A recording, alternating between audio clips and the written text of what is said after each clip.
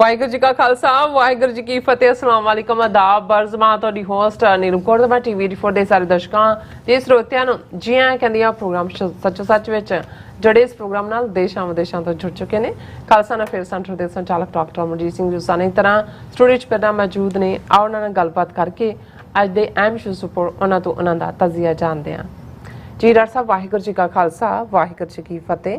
हाँ जी नीलम कौर जी ਤੁਹਾਨੂੰ ਵੀ ਤੇ ਦੁਨੀਆ ਭਰ ਚ ਬੈਠੇ ਸਾਡੇ ਬਹੁਤ ਹੀ ਪਿਆਰੇ ਸੋਹਣੇ ਸਿਆਣੇ ਟੀਵੀ 84 ਦੇ ਵਿਊਅਰਸ ਨੂੰ ਵੀ ਵਾਹਿਗੁਰੂ ਜੀ ਕਾ ਖਾਲਸਾ ਵਾਹਿਗੁਰੂ ਜੀ ਕੀ ਫਤਿਹ ਤੇ ਸਾਡੇ ਬਹੁਤ ਹੀ ਪਿਆਰੇ ਮੁਸਲਮਾਨ ਭੈਣਾਂ ਭਰਾਵਾਂ ਨੂੰ अस्सलाम वालेकुम। जी डॉक्टर साहब जी आनू प्रोग्राम सचो सच विच बहुत मेहरबानी जी। डॉक्टर साहब आज 12 सितंबर 2023 28 भादो नानकशाही संमत 555 ਦਾ ਦਿਨ ਹੈ ਤੇ ਡਾਕਟਰ ਸਾਹਿਬ ਪ੍ਰੋਗਰਾਮ ਸ਼ੁਰੂ ਕਰਨ ਤੋਂ ਪਹਿਲਾਂ ਅਸੀਂ ਦਰਸ਼ਕਾਂ ਤੇ ਸਰੋਤਿਆਂ ਨੂੰ ਹਮੇਸ਼ਾ ਤਰ੍ਹਾਂ ਦਾ ਸੀ ਵਿਊਅਰਸ ਜੇ ਤੁਸੀਂ ਹੱਕ ਸੱਚ ਇਨਸਾਫ ਤੇ ਪਹਿਰਾ ਦਿੰਦਾ ਇੱਕੋ ਇੱਕ ਚੈਨਲ ਟੀਵੀ 84 ਨੂੰ ਦੇਖਣਾ ਚਾਹੁੰਦੇ ਹੋ ਤਾਂ ਤੁਸੀਂ ਦੇਖ ਸਕਦੇ spectrum cable RCN cable platform Canada roku Jadoo box ਸ਼ਾਵਾ ਫੇਸਬੁੱਕ ਟੀਵੀ 84 ਦੀ ਐਪ ਰਾਹੀਂ online streaming and IP box ਤੇ ਤੁਸੀਂ ਟੀਵੀ 84 ਨੂੰ ਦੇਖ ਸਕਦੇ ਹੋ।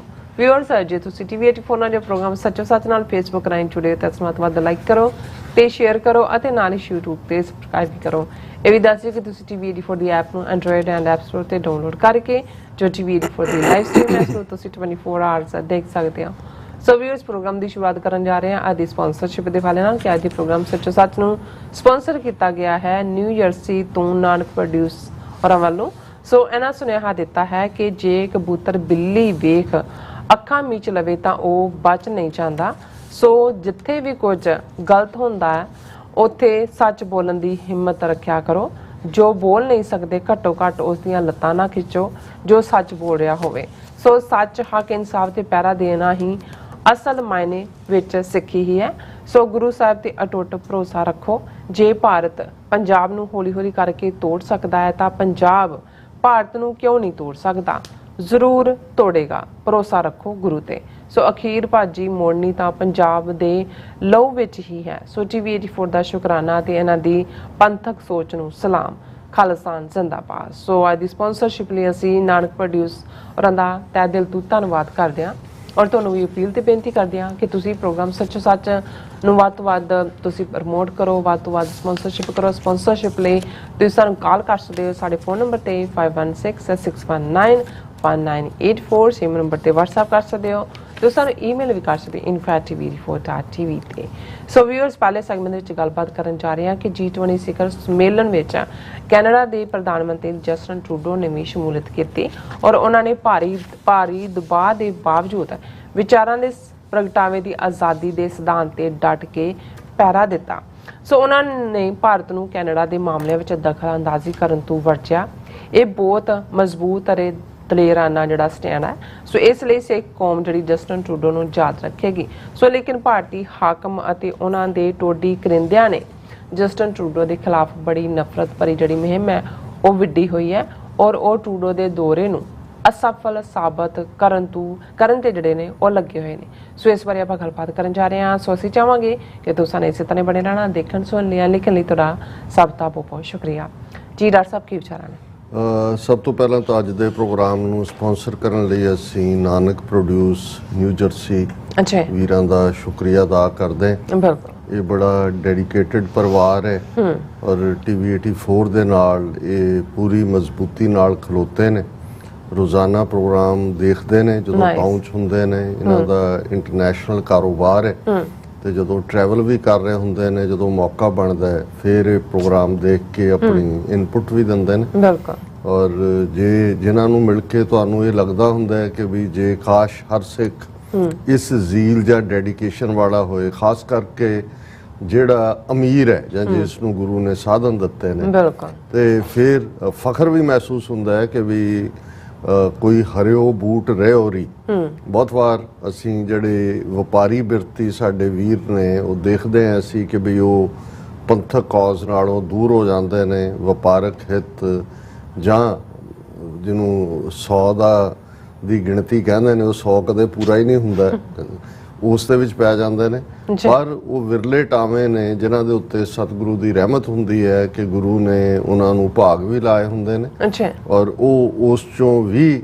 ਇਹ ਖੁਦ ਵੀ ਮਹਿਸੂਸ ਕਰਦੇ ਨੇ कि नहीं साडे ਲਈ ਜਿਹੜਾ ਉਹ ਪੰਥ ਪ੍ਰਥਮ ਹੈ ਪੰਥ ਪਹਿਲੇ ਔਰ ਪੰਥ ਦੀ ਆਜ਼ਾਦੀ ਕੌਮੀ ਘਰ ਖਾਲਿਸਤਾਨ ਦੀ ਪ੍ਰਾਪਤੀ ਇਸ ਦੇ ਲਈ ਇਹ ਸਾਡੇ ਵੀਰ ਪੂਰੀ ਤਰ੍ਹਾਂ ਸਮਰਪਿਤ ਨੇ ਬੜੀ ਚੰਗੀ ਸੋਚ ਹੈ ਨਿਖਰੀ ਹੋਈ ਸੋਚ ਹੈ ਔਰ ਉਹਨਾਂ ਨੇ ਠੀਕ ਕਿਹਾ ਕਿ ਅੱਜ ਜੇ ਅਸੀਂ ਪਰਖ ਕਰਨੀ ਹੈ ਸਿੱਖ ਹੋਣ ਦਾ ਮਤਲਬ ਸਿਰਫ ਸ਼ਕਲ ਕਰਕੇ ਜਾਂ ਕੋਈ ਰਿਚੁਅਲਸ ਕਰਕੇ ਨਹੀਂ ਹੈ ਸਿੱਖ ਸੱਚ ਹੱਕ ਇਨਸਾਫ ਦੇ ਰਸਤੇ ਦਾ ਪਾਂਧੀ ਹੈ ਇਸ ਦੇ ਲਈ ਪਹਿਰੇਦਾਰ ਹੈ ਗੁਰੂ ਔਰ ਗੁਰੂ ਪੰਥ ਦੀ ਚੜ੍ਹਦੀ ਕਲਾ ਲਈ ਜਿਹੜਾ ਕ੍ਰਾਈਟੇਰੀਆ ਗੁਰੂ ਨਾਨਕ ਸਾਹਿਬ ਨੇ ਰੱਖਿਆ ਕਿ ਜੋ ਤੋ ਪ੍ਰੇਮ ਖੇਲਨ ਕਾ ਚਾਓ ਸਿਰ ਧਰ ਤਲੀ ਗਲੀ ਮੇਰੀ ਆਓ ਇਤ ਮਾਰਗ ਪੈਰ ਤਰੀਜੈ ਸਿਰ ਦੀਜੈ ਕਾਣ ਨਾ ਕੀਜੈ ਔਰ ਪਿਆਰ ਦੀ ਖੇਡ 'ਚ ਆਪਾ ਕੁਰਬਾਨ ਕਰਨਾ ਇਹ ਕੋਈ ਆਸਾਨ ਨਹੀਂ ਹੁੰਦਾ ਇਹ ਇਸ਼ਕ ਦਾ ਨਾਂ ਹੀ ਇਹ ਹੈ ਜਿਹਨੂੰ ਅਸੀਂ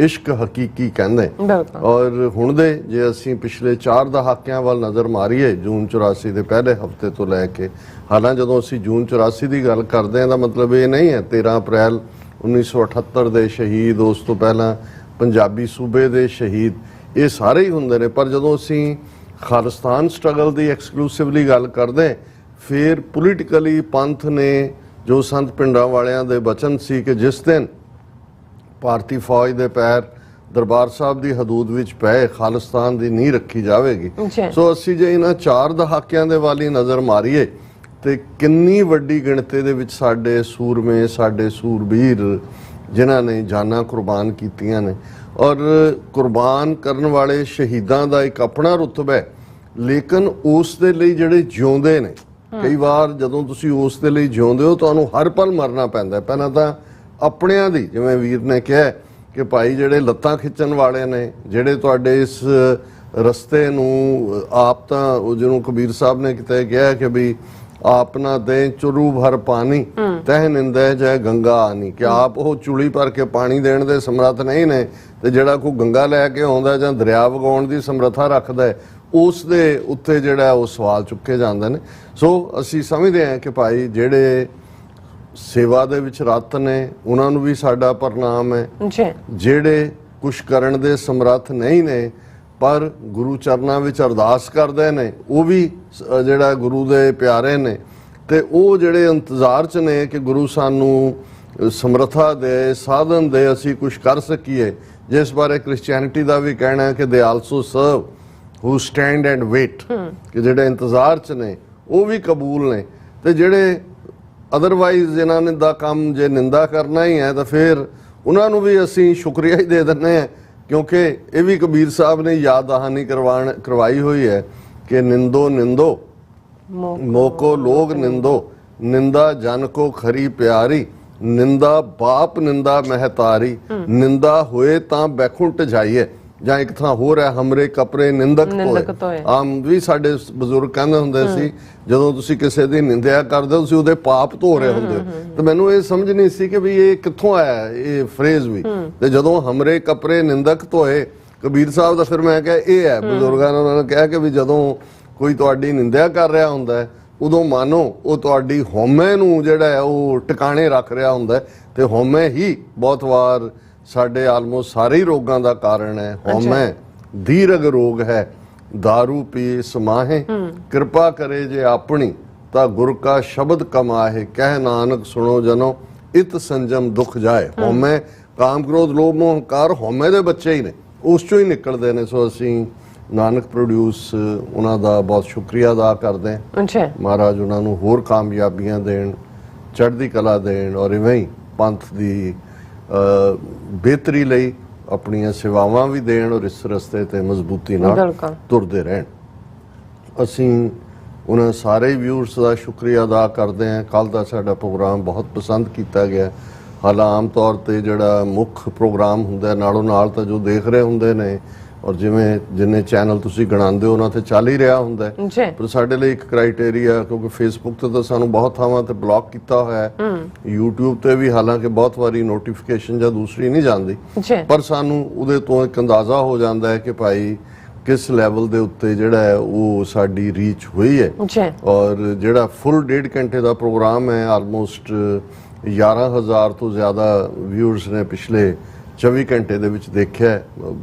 ਵੱਡੀ ਗਿਣਤੀ 'ਚ ਕਾਮੈਂਟ ਨੇ ਜਿਹੜੇ ਸਾਡੇ ਲਈ ਇਨਪੁਟ ਵੀ ਹੁੰਦੀ ਹੈ, ਔਰ ਜਿਹੜੇ ਇੰਡੀਵਿਜੂਅਲ ਸੈਗਮੈਂਟਸ ਅਪਲੋਡ ਹੁੰਦੇ ਨੇ ਉਹਨਾਂ ਦੇ ਉੱਤੇ ਵੀ ਫਿਰ ਸਾਨੂੰ ਅੰਦਾਜ਼ਾ ਹੁੰਦਾ ਹੈ। ਔਰ ਕਿਉਂਕਿ ਪਹਿਲਾ ਗੱਲ ਤਾਂ ਸਰੀ ਦਾ ਰੈਫਰੈਂਡਮ ਸਾਰੀਆਂ ਨਜ਼ਰਾਂ ਉਧਰ ਲੱਗੀਆਂ ਹੋਈਆਂ ਸੀ, ਫਿਰ ਸਾਨੂੰ ਇਸ ਗੱਲ ਦੀ ਖੁਸ਼ੀ ਹੈ, ਜਿਵੇਂ ਅੱਜ ਆਸਟ੍ਰੇਲੀਆ ਤੋਂ ਵੀ ਵੀਰ ਨਾਲ ਗੱਲ ਹੋ ਰਹੀ ਸੀ, ਉਹ ਕਹਿੰਦੇ ਜੀ ਅਸੀਂ G20 ਜੋ ਚੱਲਿਆ ਸਾਰਾ ਚੱਲਣ ਤੋਂ ਪਹਿਲਾਂ ਹੁਣ ਤੱਕ ਸਾਡਾ ਉਹਨਾਂ ਦਾ ਇੱਕ ਪੂਰਾ ਨੌਜਵਾਨਾਂ ਦਾ ਗਰੁੱਪ ਹੈ ਜਿਹੜੇ ਮਿਲਦੇ ਨੇ 15-20 ਸਿੰਘ, ਉਹ ਆਪਸ ਡਿਸਕਸ ਕਰਦੇ ਨੇ। ਤੇ ਉਹਨਾਂ ਨੇ ਕਿਹਾ ਜੀ ਅਸੀਂ ਜਿਹੜਾ ਸਾਰਾ ਹੀ ਨੈਰੇਟਿਵ ਹੈ ਉਹ TV 84 ਦਾ ਹੀ ਉਡੀਕਦੇ ਹੁੰਦੇ ਆ ਕਿ ਕਿਸ ਇਸ਼ੂ ਤੇ ਉਹਨਾਂ ਨੇ ਕੀ ਕਿਹਾ। ਉਹਨਾਂ ਨੇ ਕਿਹਾ ਵੀ G20 ਤੇ ਵੀ TV 84 ਦਾ ਨੈਰੇਟਿਵ ਵੀ ਜਿਹੜਾ ਉਹ ਸਾਰਿਆਂ ਨੇ ਪਸੰਦ ਕੀਤਾ।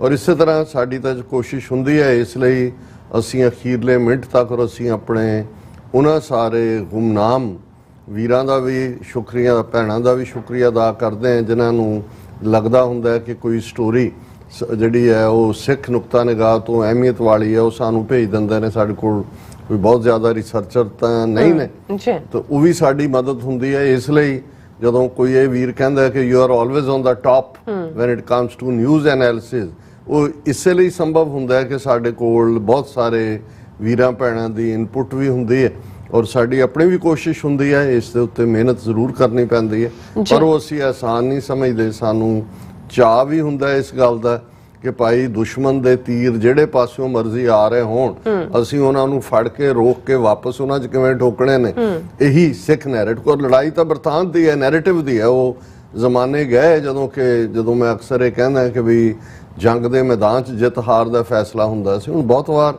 ਇਹ ਹੁੰਦਾ ਵੀ ਤੁਸੀਂ ਜੰਗ ਦੇ ਮੈਦਾਨ 'ਚ ਜਿੱਤ ਵੀ ਗਏ ਹੋ, ਲੇਕਿਨ ਜਿਵੇਂ ਕੱਲ ਇੱਕ ਸਾਡੇ ਵਿਊਅਰ ਜਿਹੜੇ ਤਾਊ ਜੀ ਕਰਕੇ ਮੈਨੂੰ ਲਿਖਦੇ ਨੇ, ਕਹਿੰਦੇ ਤਾਊ ਜੀ ਕੱਲ ਜਦੋਂ ਤੁਸੀਂ ਇਹ ਕਿਹਾ ਵੀ ਅੰਦਰ ਕੁੱਟ ਕੇ ਜਿਹੜਾ ਉਹ ਮੂੰਹ ਸਜਾਇਆ ਹੋਇਆ, ਲੱਤਾਂ ਜਿਹੜੀਆਂ ਵਿੰਗਦੀਆਂ ਨੇ, ਕਹਿੰਦੇ ਬਾਹਰ ਨਿਕਲਦੇ ਐਂ ਕਰ ਰਹੇ ਨੇ।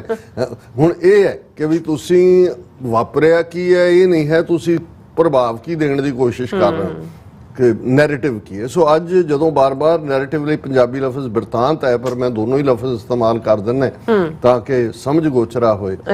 ਹੁਣ ਇਸੇ ਖਬਰ ਨੂੰ ਅੱਜ ਅਸੀਂ ਲੀਡ ਖਬਰ ਦੇ ਤੌਰ ਤੇ ਡਿਸਕਸ ਕਰ ਰਹੇ ਹਾਂ, ਜਸਟਿਨ ਟਰੂਡੋ ਦੀ ਦਿੱਲੀ ਵਿਜ਼ਿਟ। ਬੇਸ਼ੱਕ ਕੱਲ ਤੱਕ ਜਿਹੜੀ ਅਸੀਂ ਗੱਲ ਕੀਤੀ ਉਹਦੇ 'ਚ ਅਸੀਂ ਇਹ ਦੱਸਿਆ ਸੀ ਕਿ ਵੀ ਕਿਵੇਂ ਟਰੂਡੋ ਨੇ ਲਾਲ ਅੱਖਾਂ ਕਰਕੇ ਮੋਦੀ ਨੂੰ 2-3 ਗੱਲਾਂ ਬੜੀਆਂ ਸਪਸ਼ਟਤਾ ਦੇ ਨਾਲ ਕਹੀਆਂ ਕਿ ਭਾਈ ਕੈਨੇਡਾ ਭਾਰਤ ਨਹੀਂ ਹੈ। ਜਿੱਥੇ ਹੁਣ ਭਾਰਤ ਦੇ ਹਵਾਲੇ ਨਾਲ ਤਾਂ ਅੱਜ ਹੀ ਹੁਣ ਕੁਝ ਯੂਟਿਊਬਰ ਇੰਡੀਆ ਦੇ ਜਿਹੜੇ ਪਿਛਲੇ 2-3 ਦਿਨਾਂ ਤੋਂ ਬੜੇ ਔਚ ਸੀ ਕਿ ਜੀ ਕੂਟਨੀਤਕ ਕਾਮਯਾਬੀ, ਡਿਪਲੋਮੈਟਿਕ ਸਕਸੈਸ, ਉਹਨਾਂ ਨੇ ਬਾਈਡਨ ਦਾ ਵੀਅਤਨਾਮ ਜਾ ਕੇ ਜਿਹੜੀ ਉਹਦੀ ਕੀਤੀ ਹੋਈ ਪ੍ਰੈਸ ਕਾਨਫਰੰਸ ਹੈ ਉਹਦਾ ਹਵਾਲਾ ਦਿੱਤਾ ਕਿ ਵੀ ਜਿਵੇਂ ਉਹਨੇ ਕਿਹਾ ਵੀ ਏਡਾ ਵੱਡਾ ਲੋਕਤੰਤਰ ਆਪਣੇ ਆਪ ਨੂੰ ਕਹਿਣ ਵਾਲੇ ਮਦਰ ਆਫ ਦਾ ਡੈਮੋਕ੍ਰੇਸੀ, ਔਰ ਕੱਲਾ ਇਹੀ ਨਹੀਂ ਕਿ ਵੀ ਕੋਈ ਪ੍ਰੈਸ ਕਾਨਫਰੰਸ ਨਹੀਂ, ਜਿਹੜਾ ਅਮਰੀਕਾ ਦੇ ਮੀਡੀਆ ਵਾਲਿਆਂ ਦੀਆਂ ਪੂਰੀਆਂ ਗੱਡੀਆਂ ਭਰੀਆਂ ਹੋਈਆਂ ਸੀ, ਜਹਾਜ਼ਾਂ 'ਚੋਂ ਉਤਰੇ ਜਾਂ ਦੂਜੇ, ਜਦੋਂ ਬਾਈਡਨ ਤੇ ਉਹ ਮਿਲੇ ਉਹਨਾਂ ਨੂੰ ਦੂਰ ਇੱਕ ਸੈਕਲੂਡਡ ਥਾਂ ਤੇ ਲਿਜਾਇਆ ਗਿਆ, ਉਹਨਾਂ ਨੂੰ ਸਾਈਡ ਤੋਂ ਹੀ ਦੂਰ ਕਰ ਦਿੱਤਾ ਗਿਆ, ਕੋਈ ਪਿਕਚਰ ਲੈਣ ਦੀ ਆਗਿਆ ਨਹੀਂ, ਕੋਈ ਦੂਸਰਾ ਨਹੀਂ। ਔਰ ਉਹ ਵੀਅਤਨਾਮ ਹੁਣ ਤੁਸੀਂ ਕੰਪੇਅਰ ਕਰੋ, ਇੱਕ ਪਾਸੇ ਅਖੌਤੀ ਮਦਰ ਆਫ ਡੈਮੋਕ੍ਰੇਸੀ ਹੈ, ਦੂਸਰੇ ਪਾਸੇ ਉਹ ਵੀਅਤਨਾਮ ਹੈ ਜਿਹਨੂੰ ਅਮਰੀਕਾ ਨੇ ਕਾਰਪੈਟ ਬੌਂਬਿੰਗ ਕਰਕੇ ਖੂਨ ਦੇ ਨਾਲ ਲੱਥਪੱਥ ਕਰ ਦਿੱਤਾ ਸੀ। ਅੱਜ ਵੀ ਜਦੋਂ ਤੁਸੀਂ ਵਾਸ਼ਿੰਗਟਨ DC ਜਾਓ, ਜਿਹੜੇ 2-3 ਮੈਮੋਰੀਅਲ ਬੜੇ ਵਿਜ਼ਿਟਰ ਜਿਹੜੇ ਇੰਟਰਨੈਸ਼ਨਲ ਆਉਂਦੇ ਨੇ ਉਹ ਦੇਖਦੇ ਨੇ, ਉਹਨਾਂ ਦੇ ਵਿੱਚ ਜ਼ਾਹਰ ਹੈ ਕਿ ਵੀ ਸੈਕੰਡ ਵਰਲਡ ਵਾਰ ਨਾਲ ਸੰਬੰਧਿਤ ਇੱਕ ਨਵੀਂ ਐਡੀਸ਼ਨ ਹੈ, ਪਰ ਵੀਅਤਨਾਮ ਔਰ ਉਹ ਇੱਕ ਗ੍ਰੇਨਾਈਟ ਵਾਲ ਦੇ ਉੱਤੇ 60,000 ਤੋਂ ਜ਼ਿਆਦਾ ਅਮਰੀਕਨ ਫੌਜੀਆਂ ਦੇ ਨਾਂ ਲਿਖੇ ਹੋਏ ਨੇ ਜਿਹੜੇ ਵੀਅਤਨਾਮ ਵਾਰ ਦੇ ਵਿੱਚ ਮਾਰੇ ਗਏ। ਸੋ ਵੀਅਤਨਾਮ ਵਾਰ ਮੈਮੋਰੀਅਲ ਹੈ, ਫਿਰ ਕੋਰੀਅਨ ਵਾਰ ਮੈਮੋਰੀਅਲ ਹੈ, ਕੋਰੀਆ ਦੀ ਜੰਗ ਦੇ ਵਿੱਚ, ਔਰ ਵੀਅਤਨਾਮ ਦੀ ਜੰਗ ਵੇਲੇ ਇੱਕ ਵੀਅਤਨਾਮ ਨੂੰ ਜਿਹੜਾ ਉਹ ਸੋਵੀਅਤ ਯੂਨੀਅਨ, ਚੀਨ, ਦੂਜੇ ਮੁਲਕ ਸਪੋਰਟ ਕਰ ਰਹੇ ਸੀ, ਦੂਸਰੇ ਨੂੰ ਅਮਰੀਕਾ ਸਪੋਰਟ ਕਰ ਰਿਹਾ ਸੀ, ਔਰ ਅਮਰੀਕਾ ਨੇ ਜਿਹੜਾ ਹੈ ਉਹ ਕਿਵੇਂ ਉੱਥੇ ਬੰਬਾਰਡਮੈਂਟ, ਔਰ ਆਪਣਾ ਜੇ 60,000 ਸੋਲਜਰ ਇਹਨਾਂ ਦਾ ਮਰਿਆ ਤੇ 1 ਮਿਲੀਅਨ ਵੀਅਤਨਾਮੀ ਇਹਨਾਂ ਨੇ ਮਾਰੇ, ਔਰ ਉਹ ਜਿਹੜੇ ਵੀਅਤਨਾਮੀਆਂ ਦੇ ਕੋਲ ਪ੍ਰੋਪਰ ਯੂਨੀਫਾਰਮ ਨਹੀਂ ਸੀ, ਨੰਗੇ ਪੈਰੀ ਜਿਹੜੇ ਨੇ ਉਹ ਬੜਾ ਏਸ਼ੀਆ ਦਾ ਜਿਹੜਾ ਲੈਂਡਸਕੇਪ ਹੈ, ਜੰਗਲ ਜਾਂ ਦੂਜੇ ਤੀਜੇ, ਪਰ ਉਹਨਾਂ ਦੀ ਵਿਲ ਸੀ ਜਿਸ ਲੈਵਲ ਦੇ ਉੱਤੇ ਉਹਨਾਂ ਨੇ ਰੈਜ਼ਿਸਟੈਂਸ ਦਿੱਤੀ, ਇਵੈਂਚੁਅਲੀ ਅਮਰੀਕਾ ਨੂੰ ਉੱਥੋਂ ਦੌੜਨਾ ਪਿਆ।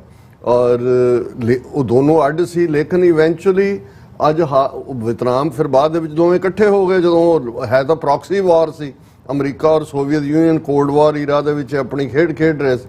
ਜਦੋਂ ਹੁਣ ਇਕੱਠੇ ਹੋਏ ਵਿਤਨਾਮ, ਅੱਜ ਵਿਤਨਾਮ ਐਜ਼ ਏ ਕੰਟਰੀ ਉਹ ਤਾਂ ਡੈਮੋਕ੍ਰੇਸੀ ਦਾ ਚੈਂਪੀਅਨ ਬਣਿਆ ਕਿ ਬਾਈਡਨ ਦਿੱਲੀੋਂ ਉੱਡ ਕੇ ਜਾ ਕੇ ਵਿਤਨਾਮ ਜਾਂਦਾ ਹੈ, ਉੱਥੇ ਪ੍ਰੈਸ ਕਾਨਫਰੰਸ ਕਰਦਾ। ਅਮਰੀਕਾ ਨਾਲ ਵੀ ਉਹਨਾਂ ਦਾ ਬਹੁਤ ਚੰਗਾ ਟ੍ਰੇਡ ਹੈ। ਹਾਲਾਂ ਹੁਣ ਅਮਰੀਕਾ ਉਸ ਵਿਤਨਾਮ ਨੂੰ, ਫਿਲੀਪੀਨਸ, ਆਸਟ੍ਰੇਲੀਆ, ਇਹ ਜਿਹੜੇ ਉਸ ਪੈਸੀਫਿਕ ਦੇ ਮੁਲਕ ਨੇ, ਉਹਨਾਂ ਨੂੰ ਚੀਨ ਦੇ ਅਗੇਂਸਟ ਵੀ ਵਰਤਣਾ ਚਾਹੁੰਦਾ, ਸਾਊਥ ਕੋਰੀਆ।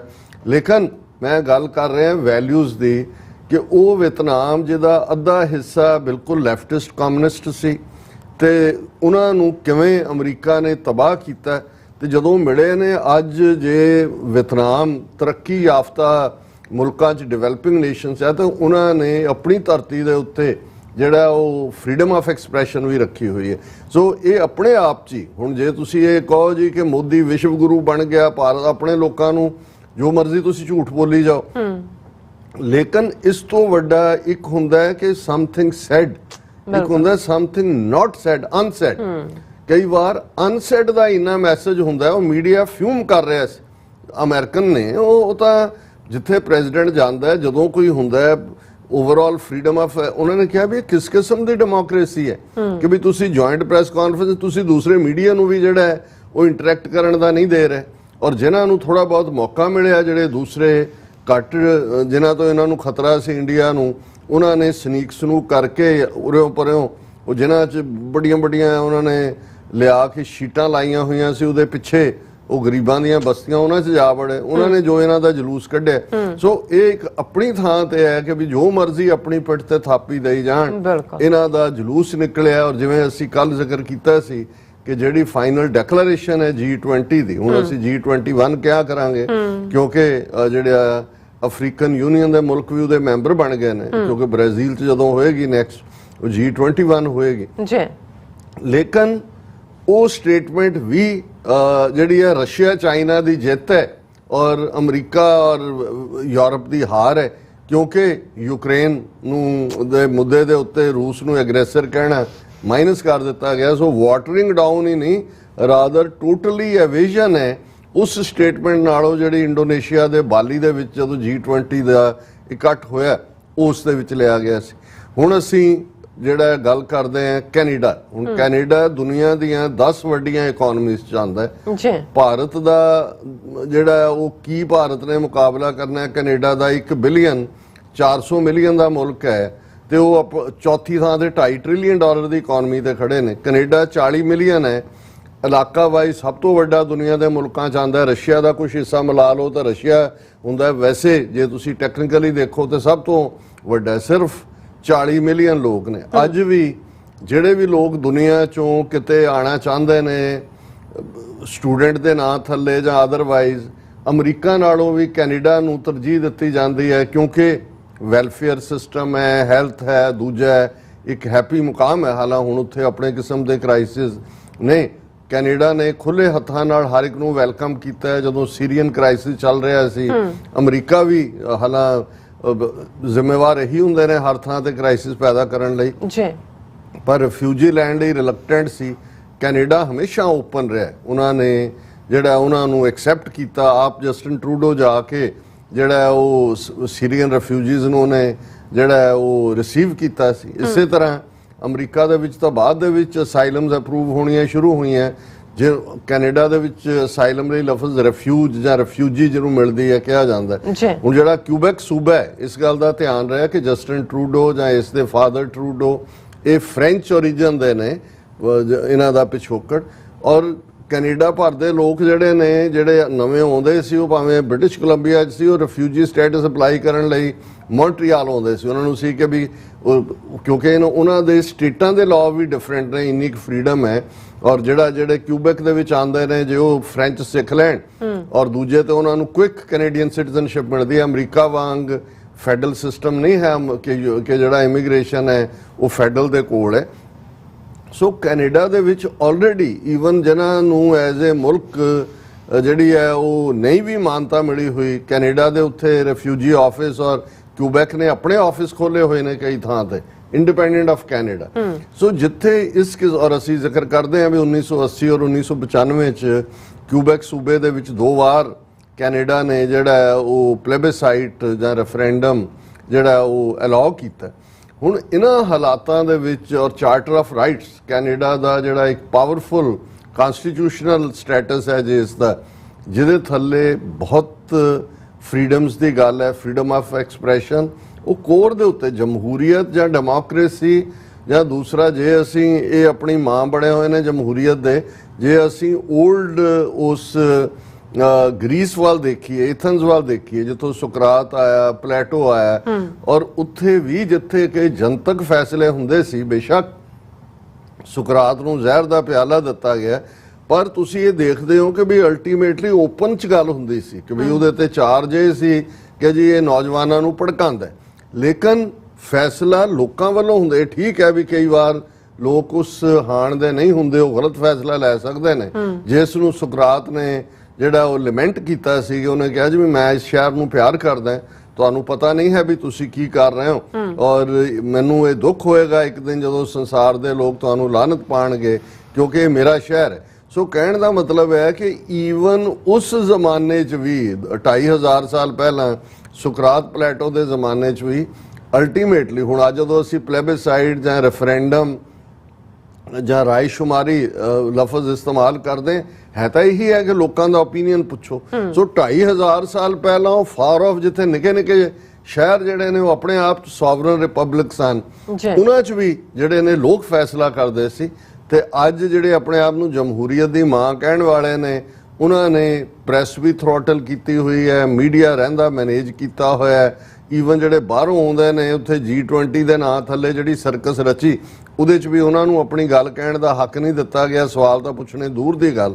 ਹੁਣ ਇਹਨਾਂ ਹਾਲਾਤਾਂ 'ਚ ਅਸੀਂ ਸਮਝਦੇ ਹਾਂ ਕਿ ਜਸਟਿਨ ਟਰੂਡੋ ਜਿਹੜੇ ਜਦੋਂ ਪਹਿਲੀ ਉਹਨਾਂ ਨੇ ਜਿਹੜੀ ਹੈ 2018 ਦੇ ਵਿੱਚ ਸ਼ਾਇਦ ਉਹ ਪਹਿਲੀ ਵਾਰ ਭਾਰਤ 2018 ਚ ਉਦੋਂ ਆਪਣੀ ਫੈਮਿਲੀ ਨਾਲ ਗਏ ਸੀ, ਕੈਬਨਿਟ ਦੇ ਵੀ ਉਹਨਾਂ ਦੇ ਨਾਲ ਬੰਦੇ ਸੀ, ਔਰ ਕਿਵੇਂ ਉਹਨਾਂ ਨੂੰ ਜਸਟਿਨ ਟਰੂਡੋ ਨੂੰ ਹਿਊਮਿਲੇਟ ਕੀਤਾ ਸੀ ਕਿਉਂਕਿ ਉਹਨਾਂ ਦੇ ਉੱਤੇ ਸਿੱਖ ਕਿਉਂਕਿ ਉਹਨਾਂ ਉਸ ਤੋਂ ਪਹਿਲਾਂ ਜਸਟਿਨ ਟਰੂਡੋ ਇੱਥੇ ਮੈਰੀਲੈਂਡ ਚ ਅਮਰੀਕਨ ਯੂਨੀਵਰਸਿਟੀ ਚ ਆਏ, ਔਰ ਇਹ ਉਹ ਪੀਰੀਅਡ ਸੀ ਕਿ ਜਦੋਂ ਇੱਕ ਸਟੂਡੈਂਟ ਨੇ, ਪਾਕਿਸਤਾਨੀ ਸਟੂਡੈਂਟ ਸੀ ਲਾਹੌਰ ਤੋਂ, ਉਹਨੇ ਜਿਹੜਾ ਉਹ ਸਵਾਲ ਵੀ ਕੀਤਾ, ਕਮੈਂਟ ਕੀਤਾ ਰਾਦਰ, ਉਹਨੇ ਕਿਹਾ ਜੀ ਕਿ ਵੀ ਮੈਂ ਪੰਜਾਬੀ ਹਾਂ ਤਾਂ ਮੈਨੂੰ ਬੜੀ ਦੇਖ ਕੇ ਖੁਸ਼ੀ ਹੁੰਦੀ ਹੈ ਕਿ ਵੀ ਤੁਸੀਂ ਜਿਹੜੇ ਨੇ ਬਹੁਤ ਸਾਰੇ ਪੰਜਾਬੀ ਸਾਡੇ ਆਪਣੀ ਵਜ਼ਾਰਤ 'ਚ ਲਏ ਹੋਏ ਨੇ। ਔਰ ਉਹਦੇ ਥੱਲੇ ਉਹਨਾਂ ਨੇ ਜਿਹੜਾ ਜਸਟਿਨ ਟਰੂਡੋ ਨੇ ਬੜੇ ਫਖਰ ਨਾਲ ਕਿਹਾ ਸੀ ਕਿ ਇੰਡੀਆ ਦੀ ਪ੍ਰਾਈਮ ਮਿਨਿਸਟਰ ਦੀ ਕੈਬਨਿਟ 'ਚ ਵੀ ਉਨੇ ਸਿੱਖ ਨਹੀਂ ਨੇ ਜਿੰਨੇ ਕੈਨੇਡਾ। ਸੋ ਉਹ ਕੈਨੇਡਾ 'ਚ ਸਿੱਖਾਂ ਨੇ ਆਪਣੀ ਥਾਂ ਵੀ ਬਣਾਈ ਹੈ, ਔਰ ਵੈਸੇ ਵੀ ਉਹਨਾਂ ਨੂੰ ਪਤਾ ਹੈ ਵੀ ਸਿੱਖਾਂ ਦੀ ਦੇਣ ਕੀ ਹੈ ਕੈਨੇਡਾ ਦੀ ਆਰਥਿਕਤਾ। ਸੋ ਇਹੀ ਜਸਟਿਨ ਟਰੂਡੋ ਦਾ ਸਭ ਤੋਂ ਵੱਡਾ ਗੁਨਾਹ ਬਣਿਆ ਕਿ ਵੀ ਇੰਡੀਆ ਨੇ ਇਹ ਦੇਖਿਆ ਕਿ ਵੀ ਕੈਨੇਡਾ 'ਚ ਤਾਂ ਅਸੀਂ ਸਿੱਖਾਂ ਨੂੰ ਬਦਨਾਮ ਕਰਨ ਲਈ ਜਾਂ ਕੈਨੇਡਾ ਵਾਲੇ ਲੋਕ ਨਫ਼ਰਤ ਕਰਨ, ਏਅਰ ਇੰਡੀਆ ਵਰਗਾ ਹਾਦਸਾ ਕਰਵਾਇਆ, 329 ਬੇਗੁਨਾਹ ਜਿਹੜੇ ਮੁਸਾਫਰ ਮਰਵਾਏ, ਔਰ ਉਹਨੂੰ ਸਿੱਖਾਂ ਦੇ ਖਾਤੇ 'ਚ ਕੋਈ ਦੋ ਰਾਵਾਂ ਨਹੀਂ ਨੇ ਕਿ ਇਹ ਇੰਡੀਅਨ ਇੰਟੈਲੀਜੈਂਸ ਏਜੰਸੀ ਰਾਹ ਦਾ ਜਿਹੜਾ ਕੰਮ ਸੀ ਮੋਹਰੇ ਦੇ ਤੌਰ ਤੇ ਕੌਣ ਵਰਤਿਆ ਗਿਆ ਕਿ ਇਹ ਇੱਕ ਡਿਫਰੈਂਟ ਕਹਾਣੀ ਹੁੰਦੀ ਹੈ। ਸਾਨੂੰ ਪਤਾ ਹੈ ਵੀ ਅੱਜ ਜਦੋਂ ਅਸੀਂ ਟਾਰਗੇਟ ਕਿਲਿੰਗਸ ਵੀ ਕਹਿੰਦੇ ਆ, ਭਾਵੇਂ ਫਰੰਟ ਦੇ ਉੱਤੇ ਗੈਂਗਸਟਰ ਹੋਣ, ਲੇਕਿਨ ਉਹਨਾਂ ਨੂੰ ਵਰਤ ਕੌਣ ਰਿਹਾ ਹੁੰਦਾ ਹੈ ਇਸ ਬਾਰੇ ਕੋਈ ਜਿਹੜਾ ਕਿਸੇ ਨੂੰ ਸ਼ੱਕ ਸ਼ੁਬਾ ਨਹੀਂ ਹੁੰਦਾ। ਹੁਣ ਇਸ ਸਭ ਦੇ ਬਾਵਜੂਦ ਇਹ ਕਾਰਾ ਕਰਵਾਉਣ ਤੋਂ ਬਾਅਦ ਮੀਡੀਆ ਟ੍ਰਾਇਲ ਕਿਵੇਂ ਚਲਾਇਆ, ਸਿੱਖਾਂ ਨੂੰ ਕਿਵੇਂ ਬਦਨਾਮ ਕੀਤਾ, ਕਿਵੇਂ ਵਿਦਨ ਕੈਨੇਡਾ ਉਹਨਾਂ ਨੇ ਜਿਹੜਾ ਆਪਣਾ even within Punjabi media, Indo Canadian Times ਵਰਗੇ, ਔਰ ਕਿਸ ਕਿਸਮ ਦੇ ਉੱਥੇ ਕੋਈ ਬਾਸੀ ਨਾਂ ਦਾ ਬੰਦਾ ਉਹ ਆਪਣਾ ਸ਼ੋਅ ਅੱਜ ਵੀ ਰਨ ਕਰ ਜਿਹੜਾ ਰੈਫਰੈਂਡਮ ਦੇ ਅਗੇਂਸਟ ਪੂਰੀ ਤਰ੍ਹਾਂ ਭੁਗਤ ਰਿਹਾ ਸੀ, ਔਰ ਹੋਰ ਪੇਡ ਏਜੰਟ ਬਹੁਤ ਸਾਰੀਆਂ ਇਹਨਾਂ ਦੀਆਂ ਕਰਤੂਤਾਂ। ਫਿਰ ਅਸੀਂ ਦੇਖਦੇ ਹਾਂ ਕਿ ਕਿਵੇਂ ਕੈਨੇਡਾ ਤੇ ਡਿਪਲੋਮੈਟਿਕ ਦਬਾਅ ਬਣਾਇਆ, 2 ਵਾਰ ਉਹਨਾਂ ਦੇ ਹਾਈ ਕਮਿਸ਼ਨਰ ਨੂੰ ਤਲਬ ਕੀਤਾ ਫੋਰਨ ਆਫਿਸ ਨੇ, ਔਰ ਜਿਹੜਾ ਉਹਨਾਂ ਨੂੰ ਡਿਮਾਰਸ਼ੇ ਦਿੱਤਾ ਔਰ ਪ੍ਰੋਟੈਸਟ ਕੀਤਾ, ਟਰੈਵਲ ਐਡਵਾਈਜ਼ਰੀ ਦਿੱਤੀ। ਔਰ ਇਸ ਸਭ ਦੇ ਇਹ ਤਾਂ ਹੁਣ ਦੇ ਦੌਰ ਦੀ ਹੈ, ਪਰ 2018 ਦੇ ਵਿੱਚ ਜਿਵੇਂ ਜਸਟਿਨ ਟਰੂਡੋ ਨੂੰ ਜਿਹੜਾ ਬੇਇੱਜ਼ਤ ਕੀਤਾ ਗਿਆ, ਕਿਵੇਂ ਉਹਨਾਂ ਨੇ ਇੱਕ ਅਟਵਾਲ ਨਾਂ ਦਾ ਬੰਦਾ ਜਿਹਦਾ ਵੀਜ਼ਾ ਜਾਂ ਜਿਹਨੂੰ ਵਿੱਚ ਵਾੜਨ 'ਚ ਰੋਲ ਹੀ ਜਿਹੜਾ ਉਹਨਾਂ ਦੇ ਵੈਨਕੂਵਰ ਸਥਿਤ ਇੰਡੀਅਨ ਕੌਂਸੂਲੇਟ ਦਾ ਸੀ, ਉਹਦੀ ਇੱਕ ਪਿਕਚਰ ਜਿਹੜੀ ਹੈ, ਕਿਉਂਕਿ ਉਹ ਕਨਵਿਕਟ ਸੀ, ਕ੍ਰਿਮੀਨਲ ਸੀ, ਉਹ ਜਸਟਿਨ ਟਰੂਡੋ ਦੀ ਵਾਈਫ ਨਾਲ ਜਦੋਂ ਲਾ ਕੇ ਉਹ ਜਦੋਂ ਫਾਈਨਲ ਡਿਨਰ ਹੋਇਆ, ਦੇਖੋ ਜੀ ਇਹ ਖਾਲਿਸਤਾਨੀ ਟੈਰਰਿਸਟ ਦੇ ਨਾਲ ਉਹਦੀ ਵਾਈਫ ਖੜੀ ਹੈ ਔਰ ਜਸਟਿਨ ਟਰੂਡੋ ਖੜਾ ਹੈ, ਇਹ ਉਹ। ਹਾਲਾਂਕਿ ਉਹਨਾਂ ਨੇ ਜਦੋਂ ਇਨਕੁਆਇਰੀ ਆਰਡਰ ਕੀਤੀ, ਉਹਨਾਂ ਨੇ ਦੇਖ ਲਿਆ ਵੀ ਇਹ ਇੱਥੋਂ ਹੀ ਇਹਨਾਂ ਨੇ ਪਲਾਨ ਕਰ ਲਿਆ ਸੀ ਕਿ ਵੀ ਉਹਨੂੰ ਜਿਹੜਾ ਉਹ ਬਦਨਾਮ ਕਰਨਾ। ਸੋ ਲੇਕਿਨ ਇਹਦੇ ਬਾਵਜੂਦ ਮੈਂ ਸਮਝਦਾ ਵੀ ਜਸਟਿਨ ਟਰੂਡੋ ਦੇ ਕੋਲ ਇਹ ਚੋਇਸ ਜਦੋਂ ਰਹੇ, ਉਹਨੇ ਤਾਂ ਐਜ਼ ਏ ਹਮੇਸ਼ਾ ਹੀ ਰਿਸਪੌਂਸਿਬਲ ਇੱਕ ਲੀਡਰ ਦੇ ਤੌਰ ਤੇ ਬਿਹੇਵ ਕੀਤਾ, ਲੇਕਿਨ ਉਹਨੇ ਦੇਖ ਲਿਆ ਸੀ ਕਿ ਵੀ ਇਹ ਇਨਫ ਇਜ਼ ਇਨਫ, ਕਿ ਇਹਨਾਂ ਨੇ ਬਹੁਤ ਹੱਥ ਚੁੱਕੀ ਹੋਈ ਹੈ। ਇਹੀ ਕਾਰਨ ਹੈ ਕਿ ਟਰੂਡੋ ਦੀ ਸਿਕਿਉਰਿਟੀ ਐਡਵਾਈਜ਼ਰ ਨੇ ਵੀ ਸਟੇਟਮੈਂਟ ਦਿੱਤੀ ਕਿ ਵੀ ਇੰਡੀਆ ਇੰਟਰਫੇਅਰ ਕਰ ਰਿਹਾ ਹੈ। ਟਾਰਗੇਟ ਕਿਲਿੰਗ ਉਸ ਤੋਂ ਬਾਅਦ ਹੁੰਦੀ ਹੈ ਹਰਦੀਪ ਸਿੰਘ ਨਿੱਜਰ ਦੀ, ਫਿਰ ਟ੍ਰੇਡ ਡੀਲ ਟਰੂਡੋ ਕੈਂਸਲ ਕਰਦੇ, ਸਿੰਗਾਪੁਰ 'ਚ ਆਪਣੀ ਪ੍ਰੈਸ ਕਾਨਫਰੰਸ ਵੀ ਜਾਣ ਤੋਂ ਪਹਿਲਾਂ ਕਰਦਾ ਕਿ ਵੀ ਆਹੀ ਦੋ ਮੁੱਦੇ, ਫਰੀडम ਆਫ ਐਕਸਪ੍ਰੈਸ਼ਨ ਔਰ ਇਹ ਜਿਹੜੀ ਇੰਡੀਆ ਦੀ ਇੰਟਰਫੇਅਰੈਂਸ ਹੈ। ਹੁਣ ਜਸਟਿਨ ਟਰੂਡੋ ਨੇ ਆਪਣਾ ਕੰਮ ਮਜ਼ਬੂਤੀ ਨਾਲ ਕੀਤਾ ਔਰ ਜਿਹੜੇ ਬਹੁਤ ਕਲੋਜ਼ਲੀ ਵੀਡੀਓਜ਼ ਵਾਚ ਕਰ ਰਹੇ ਸੀ, ਅੱਜ ਹੀ ਸਾਡੇ ਵੀਰ ਸੁਖਵਿੰਦਰ ਸਿੰਘ ਵਾਇਸ ਆਫ ਖਾਲਸਾ ਵਾਲੇ, ਉਹਨਾਂ ਨੇ ਕਿਹਾ, ਕਹਿੰਦੇ ਜੀ ਤੁਸੀਂ ਦੇਖਿਆ ਜਦੋਂ ਉਹ ਹੱਥ ਮਿਲਾ ਰਿਹਾ ਉਹਦੇ ਨਾਲ ਮੋਦੀ ਨਾਲ ਟਰੂਡੋ, ਉਹ ਤੋਂ ਹੱਥ ਛਡਾਉਣ ਦੀ ਕੋਸ਼ਿਸ਼ ਕਰ ਰਿਹਾ। ਮੈਂ ਕਿਹਾ ਜੀ ਉਹ ਤਾਂ ਸਾਰਿਆਂ ਨੇ ਹੀ ਦੇਖਿਆ, ਬਾਡੀ ਲੈਂਗੁਏਜ ਨਜ਼ਰ ਆ ਰਹੀ ਹੁੰਦੀ ਹੈ ਕੀ ਹੈ, ਕਿਉਂਕਿ ਮੋਦੀ ਦਾ ਇਹ ਯਤਨ ਸੀ ਕਿ ਵੀ ਉਹੀ ਦਬਾਅ ਹੇਠ ਲਿਆਉਣ ਦਾ ਜਾਂ ਦੂਜਾ, ਲੇਕਿਨ ਜਸਟਿਨ ਟਰੂਡੋ ਨੇ ਜਿਹੜੀਆਂ ਗੱਲਾਂ ਕਹੀਆਂ ਸੀ ਉਹ ਉਹਨੇ ਖੁੱਲ ਕੇ ਕਹੀਆਂ, ਉੱਥੇ ਵੀ ਜਾ ਕੇ ਕਹੀਆਂ। ਬਾਈਡਨ ਤਾਂ ਦੂਜਾ ਆ ਕੇ ਵਿਤਨਾਮ 'ਚ ਕਹਿਣ, ਤੇ ਵਿਤਨਾਮ ਵਾਲੀਆਂ ਪ੍ਰੈਸ ਕਾਨਫਰੰਸ ਉਹੀ ਗੱਲਾਂ ਬਾਈਡਨ ਨੇ ਕੀਤੀਆਂ, freedom of press, freedom of expression, media, human rights, ਉਹ ਸਾਰੀਆਂ ਗੱਲਾਂ ਕੀਤੀਆਂ, ਪਰ ਟਰੂਡੋ ਨੇ ਉਹਨਾਂ ਦੀ ਧਰਤੀ ਤੇ ਖਲੋ ਕੇ ਕੀਤੀਆਂ। ਹੁਣ ਜਦੋਂ ਅਸੀਂ ਇਸ ਪਾਰਟ ਨੂੰ ਦੇਖਦੇ ਹਾਂ, ਇਹ ਇੱਕ ਯੂਨੀਕ ਬੋਲਡ ਸਟੈਪ ਹੈ ਐਜ਼ ਏ ਕੈਨੇਡੀਅਨ। ਉਹਨੇ ਕੈਨੇਡੀਅਨ ਪ੍ਰਾਈਮ ਮਿਨਿਸਟਰ ਹੁੰਦੇ ਆ, ਕੈਨੇਡਾ ਦੇ charter of rights, Canadian value system ਨੂੰ ਡਿਫੈਂਡ ਕੀਤਾ, ਪਰ ਜ਼ਾਹਰ ਹੈ ਸਿੱਖ ਕੌਮ ਦਾ ਦਿਲ ਵੀ ਜਿੱਤਿਆ, ਕਿਉਂਕਿ ਅਸੀਂ ਸਮਝਦੇ ਹਾਂ ਕਿ ਹੁਣ ਇਹ ਜਿਹੜੇ ਚੀਕਾਂ ਮਾਰਦੇ ਨੇ ਇਹਨਾਂ ਦਾ ਉਹ ਪਾਰਟ ਕਿ ਜੀ ਹੁਣ ਇਹਨਾਂ ਦੀ ਖਬਰ Trudeau in India, Khalistan referendum held in Canada, ANI ਉਹੀ ਰਾਹ ਦੀ ਜਿਹੜੀ ਹੈ ਏਜੰਸੀ ਮੇਨ, ਉਹਨੇ ਕਿਹਾ ਜੀ ਉਹ ਉੱਥੇ, ਇੱਥੇ ਖਾਲਿਸਤਾਨ ਰੈਫਰੈਂਡਮ, ਕਿ ਜੀ ਦੇਖ ਲਓ ਟਰੂਡੋ ਨੇ ਜਿਹੜਾ ਹੈ ਉਹ ਕਿੰਨੀ ਸਾਡੀ ਪਰਵਾਹ ਕੀਤੀ ਹੈ। ਫਿਰ ਕੱਲਾ ਇਹੀ ਨਹੀਂ, ਇੱਕ ਰਾਹ ਦਾ ਇੱਕ ਬੜਾ ਪ੍ਰੋਫੈਸ਼ਨਲ ਉਹਨਾਂ ਨੇ, ਮੈਂ ਅੱਗੇ ਵੀ ਜ਼ਿਕਰ ਕੀਤਾ ਸੀ, ਵੈਂਟਾਜ ਦੇ ਨਾਂ ਥੱਲੇ ਚੈਨਲ ਹੈ ਜਿਹਨੂੰ ਪਾਲਕੀ ਸ਼ਰਮਾ ਨਾਂ ਦੀ, ਬੜੀ ਆਰਟੀਕੂਲੇਟ ਹੈ ਬਾਹਮਣੀ ਔਰ ਬੜੇ ਖਤਰਨਾਕ ਅੰਦਾਜ਼ ਦੇ, ਲੇਕਿਨ ਅੱਜ ਹੀ ਉਸ ਦੀ ਇੱਕ ਜਿਹੜੀ ਵੀਡੀਓ ਉਹ 10, 12, 15 ਮਿੰਟ ਦੀ, ਮਤਲਬ ਉਸ ਤੋਂ ਵੀ ਸ਼ਾਇਦ ਘੱਟ ਹੈ, ਬਿਲਕੁਲ ਇਸ ਦੇ ਉੱਤੇ ਜਸਟਿਨ ਟਰੂਡੋ ਤੇ ਐ ਸਾਬਤ ਕਰਨ ਦਾ ਕਿ ਜਿਵੇਂ ਟਰੂਡੋ ਨੂੰ ਤੋਏ ਹੋ ਗਈ ਉਹਦੀ, ਕੈਨੇਡਾ 'ਚ ਵੀ ਇਹ ਹੋ ਗਿਆ, ਦੂਜਾ। ਫਿਰ ਮੈਂ ਇਹ ਦੇਖਿਆ ਕਿ ਵੀ ਇਹ ਤਾਂ, ਉਹ ਤਾਂ ਮੈਨੂੰ ਪਤਾ ਹੈ, ਮੈਂ ਹਾਲਾਂ ਅੱਜ ਉਹਦੇ ਤੇ ਕਾਮੈਂਟ ਵੀ ਪਾਇਆ, ਮੈਂ ਕਿਹਾ ਵੀ ਇਹ ਜਿਹੜਾ ਤੁਹਾਡਾ ਇਹ ਰਾਹ ਦਾ ਫਰੰਟ ਹੈ ਤਾਂ ਵਨ ਸਾਈਡਡ ਪ੍ਰੋਪੇਗੈਂਡਾ ਹੈ। ਲੇਕਿਨ ਫਿਰ ਜਦੋਂ ਤੁਸੀਂ ਬਾਕੀ ਦੇਖਦੇ ਹੋ ਕਿ ਕਿਵੇਂ ਉਹ, ਜਿਵੇਂ ਡਿਸਇਨਫੋ ਲੈਬ ਨੇ ਸਾਬਤ ਕੀਤਾ ਸੀ ਵੀ 650 ਤੋਂ ਜ਼ਿਆਦਾ ਆਊਟਲੈਟ 'ਚ ਵੜੇ ਹੋਏ ਨੇ, ਦੂਜੇ ਤੀਜੇ ਨੇ ਕੈਨੇਡੀਅਨ ਮੇਨ ਸਟ੍ਰੀਮ 'ਚ ਵੀ ਇਸ ਕਿਸਮ ਦਾ ਪ੍ਰਭਾਵ।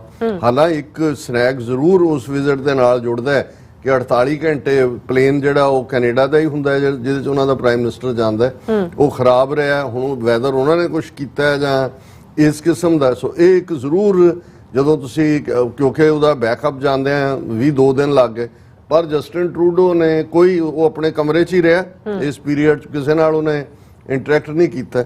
ਔਰ ਜਿਹੜੀ ਨੈਗੇਟਿਵਿਟੀ ਦੀ ਲਾਈਨ ਹੈ ਉਹ ਅਸੀਂ ਦੇਖਦੇ ਹਾਂ ਵੀ ਇੱਕ ਪਾਸੇ ਹੁਣ ਦੋਨੋਂ ਹੀ, ਕੈਨੇਡਾ ਉਸੇ ਹੀ ਬ੍ਰਿਟਿਸ਼ ਡੋਮੀਨੀਅਨ ਹੈ, ਕੈਨੇਡਾ ਦੇ ਕਰੰਸੀ ਦੇ ਉੱਤੇ ਵੀ ਜਿਹੜਾ ਉਹਨਾਂ ਦੀ ਪਹਿਲਾਂ ਕੁਈਨ ਦੀ ਸੀ, ਹੁਣ ਕਿੰਗ ਚਾਰਲਸ ਦੀ ਫੋਟੋ ਹੋਏਗੀ। ਹੁਣ ਰਿਸ਼ੀ ਸੁਨਕ ਨੇ ਕੀ ਬਿਹੇਵ ਕੀਤਾ ਸਾਡੇ ਸਾਹਮਣੇ, ਬਿਲਕੁਲ ਇੱਕ ਹਿੰਦੂਤਵਾ ਦਾ ਛੋਕਰਾ, ਉਸੇ ਤਰ੍ਹਾਂ ਹੀ ਉਹਦੀ ਘਰ ਵਾਲੀ, ਔਰ ਉਹ ਹਿੰਦੂ ਮੰਦਰ, ਅਕਸ਼ਧਾਮ, ਹਿੰਦੂ ਪ੍ਰਾਈਡ, ਜਦੋਂ ਮਿਲਦਾ ਵੀ ਹੈ ਜਿਹੜਾ ਮਿਨਿਸਟਰ ਨੂੰ ਲੈਣ ਗਿਆ, ਉਹ ਜੈ ਸ਼੍ਰੀ ਰਾਮ ਉੱਚੀ ਸਾਰੀ ਕਹਿੰਦਾ ਹੈ, ਭਾਰਤ ਮਾਤਾ ਕੀ ਜੈ, ਔਰ ਇਸ ਕਿਸਮ ਦਾ ਹਨੂਮਾਨ ਚਾਲੀਸਾ ਵੀ ਨਾਲ ਪੜ੍ਹ ਰਿਹਾ ਹੁੰਦਾ, ਜੋ ਕੋਈ ਭੁਲੇਖਾ ਨਹੀਂ ਰਹਿ ਗਿਆ। ਹੁਣ ਇੱਕ ਪਾਸੇ 70 ਮੈਂਬਰ ਪਾਰਲੀਮੈਂਟ ਇਹਨੂੰ ਰਿਸ਼ੀ ਸੁਨਕ ਨੂੰ ਲਿਖ ਕੇ ਦਿੰਦੇ ਨੇ ਕਿ ਤੂੰ ਜਾ ਕੇ ਸਵਾਲ ਚੁੱਕਣਾ, ਔਰ ਉਦੋਂ ਤਾਂ ਇਹ ਮੁੱਕਰ ਗਿਆ ਕਿ ਜੀ ਇਹ ਆਲਰੇਡੀ ਫੋਰਨ ਆਫਿਸ ਨੇ ਵੀ ਲਿਆ ਹੋਇਆ ਜਾਂ ਦੂਜਾ, ਇਸ ਦੇ ਉੱਤੇ ਉਹਨੂੰ ਲਾਹਨਤਾਂ ਪਈਆਂ। ਹੁਣ ਜਿਹੜਾ ਉਹਨੇ ਇਹ ਦੇਖਦੇ ਆ ਕਿ ਵੀ ਉਹ ਜਿਹੜੀ ਸਟੇਟਸਮੈਨ ਦੀ ਖਬਰ ਹੈ, Sunak confirms raising British Sikhs detention with Modi report कि जी वो कहता जी हाँ हाँ मैं सवाल चुक्या पर ਜਿਹੜੇ ਮੇਨ NGO ਰਿਪਰੀਵ ਜਿਹਨੇ ਸਾਬਤ ਕੀਤਾ ਹੈ ਵੀ ਇਹ ਆਰਬਿਟਰੇਰੀ ਡਿਟੈਂਸ਼ਨ ਹੈ ਜੱਗੀ ਜੌਲ ਦੀ, ਉਹਦੇ 'ਚ ਉਹਨਾਂ ਨੇ ਕਿਹਾ what did Rishi Sunak say to Narendra Modi about the case and how did he respond? Without answers to these questions the Prime Minister talk is meaningless. ਇਹ ਮਾਇਆ ਫੋ ਹੈ ਡਾਇਰੈਕਟਰ ਇਸ ਰਿਪਰੀਵ ਹਿਊਮਨ ਰਾਈਟਸ ਗਰੁੱਪ ਦੀ। ਉਹਨੇ ਕਿਹਾ ਇਹ ਦੱਸੇ ਕਿ ਇਹਨੇ ਉਹਨੂੰ ਮੋਦੀ ਨੂੰ ਕੀ ਕਿਹਾ, ਮੋਦੀ ਨੇ ਅੱਗੋਂ ਕੀ ਕਿਹਾ, ਬਾਕੀ ਜਿਹੜਾ ਹੈ ਇਹ ਮੀਨਿੰਗਲੈਸ ਹੈ। ਹੁਣ ਇੱਕ ਪਾਸੇ ਉਹੀ ਬ੍ਰਿਟਨ ਜਿਹਦਾ ਤਾਜ ਇੱਥੇ ਜਿਹਦੇ ਥੱਲੇ ਕੈਨੇਡਾ ਦਾ ਡੋਮੀਨੀਅਨ ਸਟੇਟਸ ਹੈ ਉਹਦਾ ਇਹ ਹਾਲ ਹੈ, ਪਰ ਰਿਸ਼ੀ ਸੂਨਕ ਦੇ ਮੁਕਾਬਲੇ ਹੁਣ ਅਸੀਂ ਦੇਖੀਏ ਵੀ ਜੇ ਕੈਨੇਡਾ ਦਾ ਪ੍ਰਾਈਮ ਮਿਨਿਸਟਰ ਅੱਡੀ ਗੱਡ ਕੇ ਹੱਕਾਂ ਦੀ ਵਜ਼ਾਹਤ ਕਰਦਾ ਕੈਨੇਡੀਅਨ ਚਾਰਟਰ, ਰਿਸ਼ੀ ਸੂਨਕ ਨੇ ਸਿਸਟਮ ਨੂੰ ਪਿੱਠ ਦਿਖਾਈ ਹੈ, ਉਹ ਇੱਕ ਕਲੰਕ ਹੈ। ਜਦੋਂ UK ਦੀ ਹਿਸਟਰੀ 'ਚ ਜਿਵੇਂ ਬੋਰਿਸ ਜੌਨਸਨ ਜਿਹੜਾ ਬੜਾ ਉੱਥੇ 26 ਜਨਵਰੀ ਪਰੇਡ ਤੇ ਵੀ ਚੱਲਿਆ ਸੀ ਦਿੱਲੀ 'ਚ, ਡਿਸਗ੍ਰੇਸ ਹੋ ਕੇ ਨਿਕਲਿਆ, ਆਉਣ ਵਾਲੇ ਪੀਰੀਅਡ 'ਚ ਉਹ ਹੋ ਹੀ ਨਹੀਂ ਸਕਦਾ ਹਿੰਦੂ ਤਵੀ ਜੇ ਇਸ ਦਾ ਜਿਹੜਾ ਕਰਪਟ ਨਾ ਹੋਏ। ਇਹਨਾਂ ਦੇ DNA 'ਚ ਹੈ, ਜਿਹੜਾ ਉਹ ਨਿਰਾਜ ਚੌਧਰੀ ਇਹਨਾਂ ਦਾ ਹੀ ਰਾਈਟਰ ਸੀ ਕਿ every Indian is genetically corrupt. ਇਹਦੇ ਸਕੈਂਡਲ ਨਿਕਲਣਗੇ ਆਉਣ ਵਾਲੇ ਦਿਨਾਂ 'ਚ ਕਿ ਵੀ ਕੀ ਹੋਇਆ। ਉਹ ਜਿਹੜੀ ਟ੍ਰੇਡ ਡੀਲ ਕਰਨੀ ਸੀ ਉਹ ਤਾਂ ਕਿਉਂਕਿ ਸਾਬਤ ਹੋ ਗਿਆ ਕਿ ਵੀ ਆਪਣੇ ਸਹੁਰੇ ਨੂੰ ਜਿਹੜਾ ਇਨਫੋਸਿਸ ਵਾਲਾ ਉਹਨੂੰ ਫਾਇਦਾ ਪਹੁੰਚਾਉਣਾ ਸੀ, ਰਾਮ ਮੂਰਤੀ ਕੇ ਨਾਰਾਇਣ ਮੂਰਤੀ ਕੇ ਕੀ ਹੈ, ਉਹ ਹੁਣ ਡੀਲ ਨਹੀਂ। ਅਦਰਵਾਈਜ਼ ਇਹ ਸੀ ਕਿ ਜੀ ਇਹ ਜਦੋਂ ਜਾਏਗਾ ਤਾਂ ਉੱਥੇ ਉਹ ਡੀਲ ਵੀ ਸਾਈਨ ਹੋ ਸਕਦੀ ਹੈ। ਲੇਕਿਨ ਅਸੀਂ ਸਮਝਦੇ ਹਾਂ ਵੀ ਜਸਟਿਨ ਟਰੂਡੋ ਨੇ ਰੱਖ ਵਿਖਾਈ ਹੈ ਕੈਨੇਡਾ ਦੇ ਪ੍ਰਾਈਮ ਮਿਨਿਸਟਰ ਦੇ ਤੌਰ ਤੇ। He will always B remembered ਕਿ ਵੈਲਿਊਜ਼ ਨਾਲ ਸਮਝੌਤਾ ਨਹੀਂ ਕੀਤਾ। ਲੇਕਿਨ ਜਿਸ ਅੰਦਾਜ਼ ਦੇ ਵਿੱਚ ਨੈਗੇਟਿਵਿਟੀ, ਮੈਂ ਜਸਟ ਹੈਡਲਾਈਨਸ ਹੀ ਪੜਾਂਗਾ, ਈਵਨ BBC ਜਿਹੜੀ UK 'ਚ ਛਪਦੀ ਹੈ ਹੁਣ ਉਹਨਾਂ ਦੇ ਉੱਤੇ ਉਹਨਾਂ ਦੇ ਹਿੰਦੀ ਪੰਜਾਬੀ ਐਡੀਸ਼ਨ ਵੀ ਨੇ, ਉਹਨਾਂ ਨੇ ਵੀ ਜਿਸ ਕਿਸਮ ਦੀਆਂ ਦੇ ਸਿਰਲੇਖ ਲਾਏ ਇਵੇਂ ਦੱਸਣ ਲਈ ਵੀ ਜਸਟਿਨ ਟਰੂਡੋ ਬਿਲਕੁਲ ਉਹਦੇ ਪੱਲੇ ਕੁਛ ਨਹੀਂ ਹੈ। ਇੱਕ ਤਾਂ ਮੈਂ ANI ਦਾ ਜ਼ਿਕਰ ਕੀਤਾ ਵੀ ਉਹਨਾਂ ਨੇ ਇਹ ਕਿਹਾ, ਹੁਣ BBC ਦੀ ਇੱਕ ਹੈਡਿੰਗ ਹੈ ਜਸਟਿਨ ਟਰੂਡੋ ਦੀ ਭਾਰਤ ਫੇਰੀ ਨੂੰ ਕੈਨੇਡਾ 'ਚ ਅਸਫਲ ਤੇ ਸ਼ਰਮਨਾਕ ਕਿਉਂ ਆਖਿਆ ਜਾ ਰਿਹਾ। ਹੁਣ ਇਹ ਹੈਡਲਾਈਨ ਲਾ ਰਿਹਾ, ਪਰ ਜਦੋਂ ਤੁਸੀਂ ਉਸ ਖਬਰ ਨੂੰ ਦੇਖਦੇ ਹੋ ਜਾ ਕੇ ਥੱਲੇ ਤੇ ਉਹਦੇ ਜਦੋਂ ਉਹਨੂੰ ਇਹ ਕੋਟ ਕੀਤਾ ਹੈ ਔਰ ਕੋਟ ਕਰਦੇ ਆ ਜਿਹੜਾ ਮੇਨ ਅਖਬਾਰ ਹੈ ਉਹਨਾਂ ਦਾ ਟੋਰਾਂਟੋ ਸਨ, ਉਸ ਦੀ ਕੋਟਿੰਗ ਹੈ ਕਿ ਟੋਰਾਂਟੋ ਸਨ ਨੇ ਆਪਣੀ ਰਿਪੋਰਟ 'ਚ ਕਿਹਾ। ਹੁਣ ਤੁਸੀਂ ਦੇਖੋਗੇ ਵੀ ਖਬਰ ਕੀ ਹੈ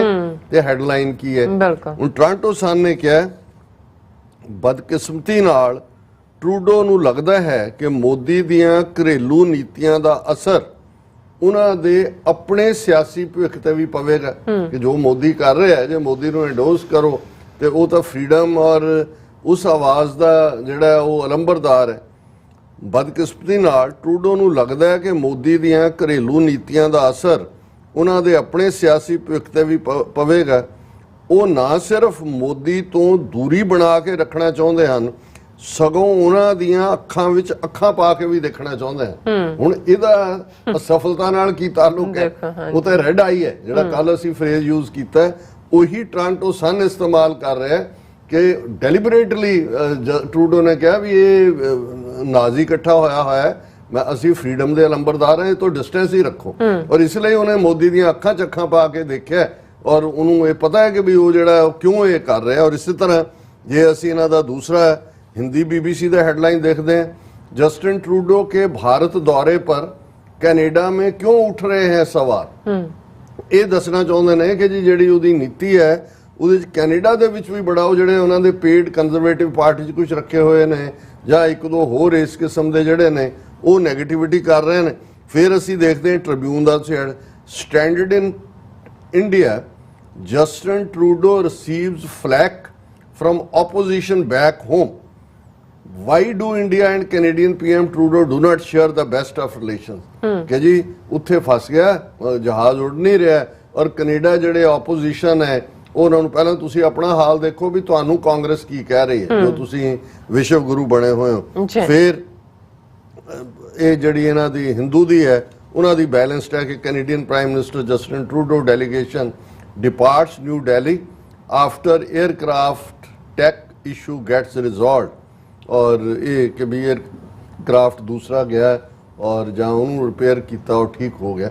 ਸੋ ਅਸੀਂ ਸਮਝਦੇ ਹਾਂ ਵੀ ਕੁਝ ਮੂਮੈਂਟਸ ਨੂੰ ਇਤਿਹਾਸ ਫਿਊਚਰ ਦੇ ਵਿੱਚ ਜੱਜ ਕਰਦਾ ਹੈ। ਬਿਲਕੁਲ ਬਹੁਤ ਜਲਦੀ ਮੋਦੀ ਜਿਹੜਾ ਆਲਰੇਡੀ ਐਕਸਪੋਜ਼ਡ ਹੈ ਇੰਟਰਨੈਸ਼ਨਲ ਮੀਡੀਆ ਸਾਹਮਣੇ ਵੀ, ਜੋ ਉਹਨਾਂ ਦੀਆਂ ਕਰਤੂਤਾਂ ਨੇ, ਜਿਸ ਕਿਸਮ ਦੀ ਨਫ਼ਰਤ ਨੂੰ ਉਹ ਫੈਲਾ ਰਹੇ ਨੇ, ਉਹ ਹੋਰ ਵੀ ਜਿਹੜਾ ਆਉਣ ਵਾਲੇ ਦਿਨਾਂ 'ਚ ਹੋਏਗਾ। ਜਸਟਿਨ ਟਰੂਡੋ ਦੀ ਇਹ ਫੇਰੀ ਵੀ, ਜਸਟਿਨ ਟਰੂਡੋ ਦਾ ਸਟੈਂਡ ਵੀ, ਅੱਜ ਭਾਵੇਂ ਇਹ ਜਿਸ ਕਿਸਮ ਦੀ ਮਰਜ਼ੀ ਨੈਗੇਟਿਵਿਟੀ ਕ੍ਰੀਏਟ ਕਰਨ, ਉਹ ਗੋਲਡਨ ਲੈਟਰਸ ਦੇ ਵਿੱਚ ਲਿਖਿਆ ਜਾਏਗਾ, ਸੁਨਹਿਰੀ ਹਰਫਾਂ ਦੇ ਵਿੱਚ ਲਿਖਿਆ ਜਾਏਗਾ। ਕਿਉਂਕਿ ਜਦੋਂ ਸਾਰੇ ਬਾਈਡਨ ਔਰ ਯੂਰਪੀਅਨ ਮੁਲਕ ਵੀ ਜਿਹੜੇ ਨੇ ਉਹ ਆਪਣੇ ਵਕਤੀ ਮਫਾਦ ਦੀ ਖਾਤਰ, ਈਵਨ ਉਹਨਾਂ ਨੇ ਯੂਕਰੇਨ ਨੂੰ ਵੀ ਡਿਚ ਕੀਤਾ, ਲੇਕਿਨ ਜਸਟਿਨ ਟਰੂਡੋ ਨੇ ਆਪਣੇ ਛੋਟੀ ਜਿਹੀ ਮਾਈਨੋਰਿਟੀ ਜਿਹੜੀ ਹੈ ਉਸ ਦੇ ਨਾਲ ਔਰ ਕੈਨੇਡੀਅਨ ਵੈਲਿਊਜ਼ ਦੇ ਨਾਲ ਖਲੋਂਦਿਆਂ ਉਸ ਨੂੰ ਬੇਸ਼ੱਕ ਇਹ ਹਿਊਮਿਲੀਏਸ਼ਨ, ਐਮਬੈਰਸਮੈਂਟ, ਇਹ ਜੋ ਮਰਜ਼ੀ ਲਫ਼ਜ਼ ਵਰਤਣ, ਪਰ ਟਰੂਡੋ ਨੂੰ ਹਮੇਸ਼ਾ ਯਾਦ ਰੱਖਿਆ ਜਾਏਗਾ, ਜਿਹਨੂੰ ਅਸੀਂ ਚੈਂਪੀਅਨ ਆਫ ਹਿਊਮਨ ਰਾਈਟਸ ਕਹਿੰਦੇ ਹਾਂ, ਜਾਂ ਜਿਹੜਾ ਸੱਚ ਦੇ ਨਾਲ ਖਲੋਤਾ ਹੈ। ਜੀ ਡਾਕਟਰ ਸਾਹਿਬ, ਤੁਹਾਡਾ ਬਹੁਤ ਬਹੁਤ ਸ਼ੁਕਰੀਆ। ਸੋ ਅਥਨੇ ਬ੍ਰੇਕ ਵਿਊਅਰਸ, ਤੁਸੀਂ ਇਸੇ ਤਰ੍ਹਾਂ ਬਣੇ ਰਹਿਣਾ। ਮਿਲਦੇ ਹਾਂ ਛੋਟੇ ਜਿਹੇ ਬ੍ਰੇਕ ਤੋਂ ਬਾਅਦ।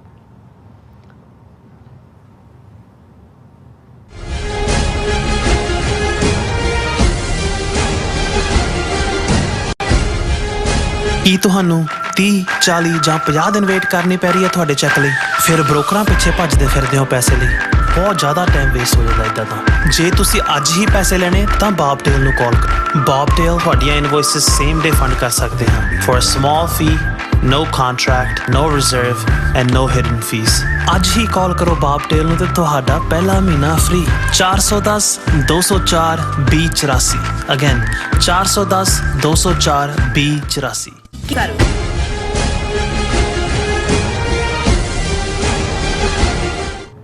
Viewers, welcome back from program. So viewers, ਗੱਲਬਾਤ ਕਰਨ ਜਾ ਰਹੇ ਹਾਂ ਕਿ ਸਰੀ ਕੈਨੇਡਾ ਵਿੱਚ 10 ਸਤੰਬਰ ਨੂੰ ਹੋਏ ਖਾਲਿਸਤਾਨ ਰੈਫਰੈਂਡਮ ਦੀ ਕਾਮਯਾਬੀ ਨੇ ਦੁਨੀਆ ਭਰ ਵਿੱਚ ਸਿੱਖ ਕੌਮ ਨੂੰ ਉਤਸ਼ਾਹ ਨਾਲ ਭਰ ਦਿੱਤਾ ਔਰ ਇਸ ਸੰਬੰਧੀ ਯੂਕੇ ਤੋਂ ਸਾਡੀ ਵੀ ਸਵਿੰਦਰ ਸਿੰਘ ਥਾਂਦੀ ਜੀ ਹੋਰਾਂ ਦੀ ਲਿਖਤ ਜਿਹੜੀ ਹੈ ਵਸੂਲ ਹੋਈ ਹੈ, ਆਪਾਂ ਉਹ ਤੁਹਾਡੇ ਨਾਲ ਸਾਂਝੀ ਕਰਨ ਜਾ ਰਹੇ ਹਾਂ। ਸੋ ਅਸੀਂ ਚਾਹਾਂਗੇ ਕਿ ਤੁਸੀਂ ਇਸੇ ਤਰ੍ਹਾਂ ਬਣੇ ਰਹਿਣਾ।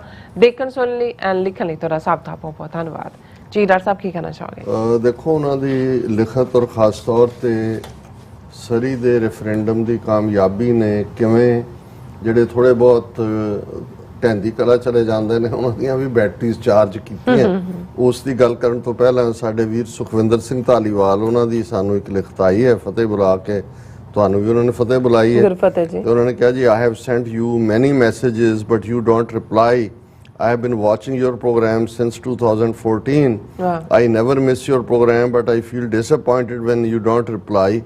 I also called you many times but I didn't get any reply. Hopefully my message will be delivered to you in tomorrow's program. Sukhwinder Singh Dhaliwal ਜੀ, ਨਾ ਤਾਂ ਤੁਹਾਡਾ ਕੋਈ ਮੈਸੇਜ ਨਾ ਕਾਲ ਤਾਂ ਅਸੀਂ ਵੈਸੇ ਵੀ ਘੱਟ ਕਰਦੇ ਹਾਂ, ਲੇਕਿਨ ਜਿਸ ਈਮੇਲ ਦੇ ਉੱਤੇ ਤੁਸੀਂ ਇਹ ਲਿਖਤ ਭੇਜੀ ਹੈ, ਜੇ ਇਸ ਦੇ ਉੱਤੇ ਹੀ ਤੁਸੀਂ ਲਿਖਤ ਭੇਜੋਗੇ, ਇਹ ਤੁਹਾਡੀਆਂ 4 ਲਾਈਨਾਂ ਗੁੱਸੇ ਗਿੱਲੇ ਵਾਲੀਆਂ ਵੀ ਅਸੀਂ ਸ਼ੇਅਰ ਕਰ ਲਈਆਂ ਨੇ।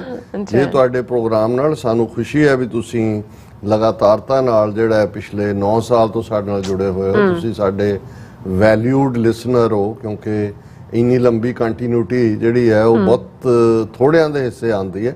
ਅਸੀਂ ਤੁਹਾਡੇ ਜਿਹੜਾ ਹਮੇਸ਼ਾ ਵੈਲਕਮ ਹੋ ਤੁਸੀਂ, ਔਰ ਜੋ ਵੀ ਤੁਹਾਡਾ ਕੋਈ ਇਨਪੁਟ ਹੈ ਪ੍ਰੋਗਰਾਮ ਬਾਰੇ ਉਹ ਤੁਸੀਂ ਦਿਓਗੇ, ਸਾਨੂੰ ਖੁਸ਼ੀ ਹੋਏਗੀ। ਅਸੀਂ ਹਮੇਸ਼ਾ ਹੀ ਸਾਡੇ ਲਈ ਖੁਦ ਵੀ ਇਹ ਲਰਨਿੰਗ ਪ੍ਰੋਸੈਸ ਹੈ। ਹੁਣ ਬਹੁਤ ਸਾਰੇ ਕਮੈਂਟ ਹੁੰਦੇ ਨੇ ਜਦੋਂ ਮੈਂ ਨੈਕਸਟ ਡੇ ਭਾਵੇਂ ਮੈਂ ਨਾਂ ਲੈ ਕੇ ਕਿਸੇ ਦਾ ਨਾਂ ਵੀ ਪੜ੍ਹ ਰਿਹਾ ਹਾਂ, ਪਰ ਉਹਨਾਂ ਦੇ ਵਿੱਚ ਕੀ ਪੁੱਛਿਆ ਗਿਆ, ਕੀ ਕਿਹਾ ਗਿਆ ਹੈ, ਹਾਲਾਂ ਨੈਗੇਟਿਵਿਟੀ ਅਬਿਊਜ਼ਸ ਵਾਲੇ ਵੀ ਹੁੰਦੇ ਨੇ, ਕਈ ਵਾਰੀ ਅਸੀਂ ਉਹਨਾਂ ਨੂੰ ਡਿਲੀਟ ਵੀ ਨਹੀਂ ਕਰਦੇ ਅੰਟਿਲ ਅਨਲੈਸ ਬਹੁਤ ਕੋਈ ਵਾਹਿਯਾਤ ਨਾ ਹੋਣ ਫੌਸ਼ ਕਿਸਮ ਦੇ।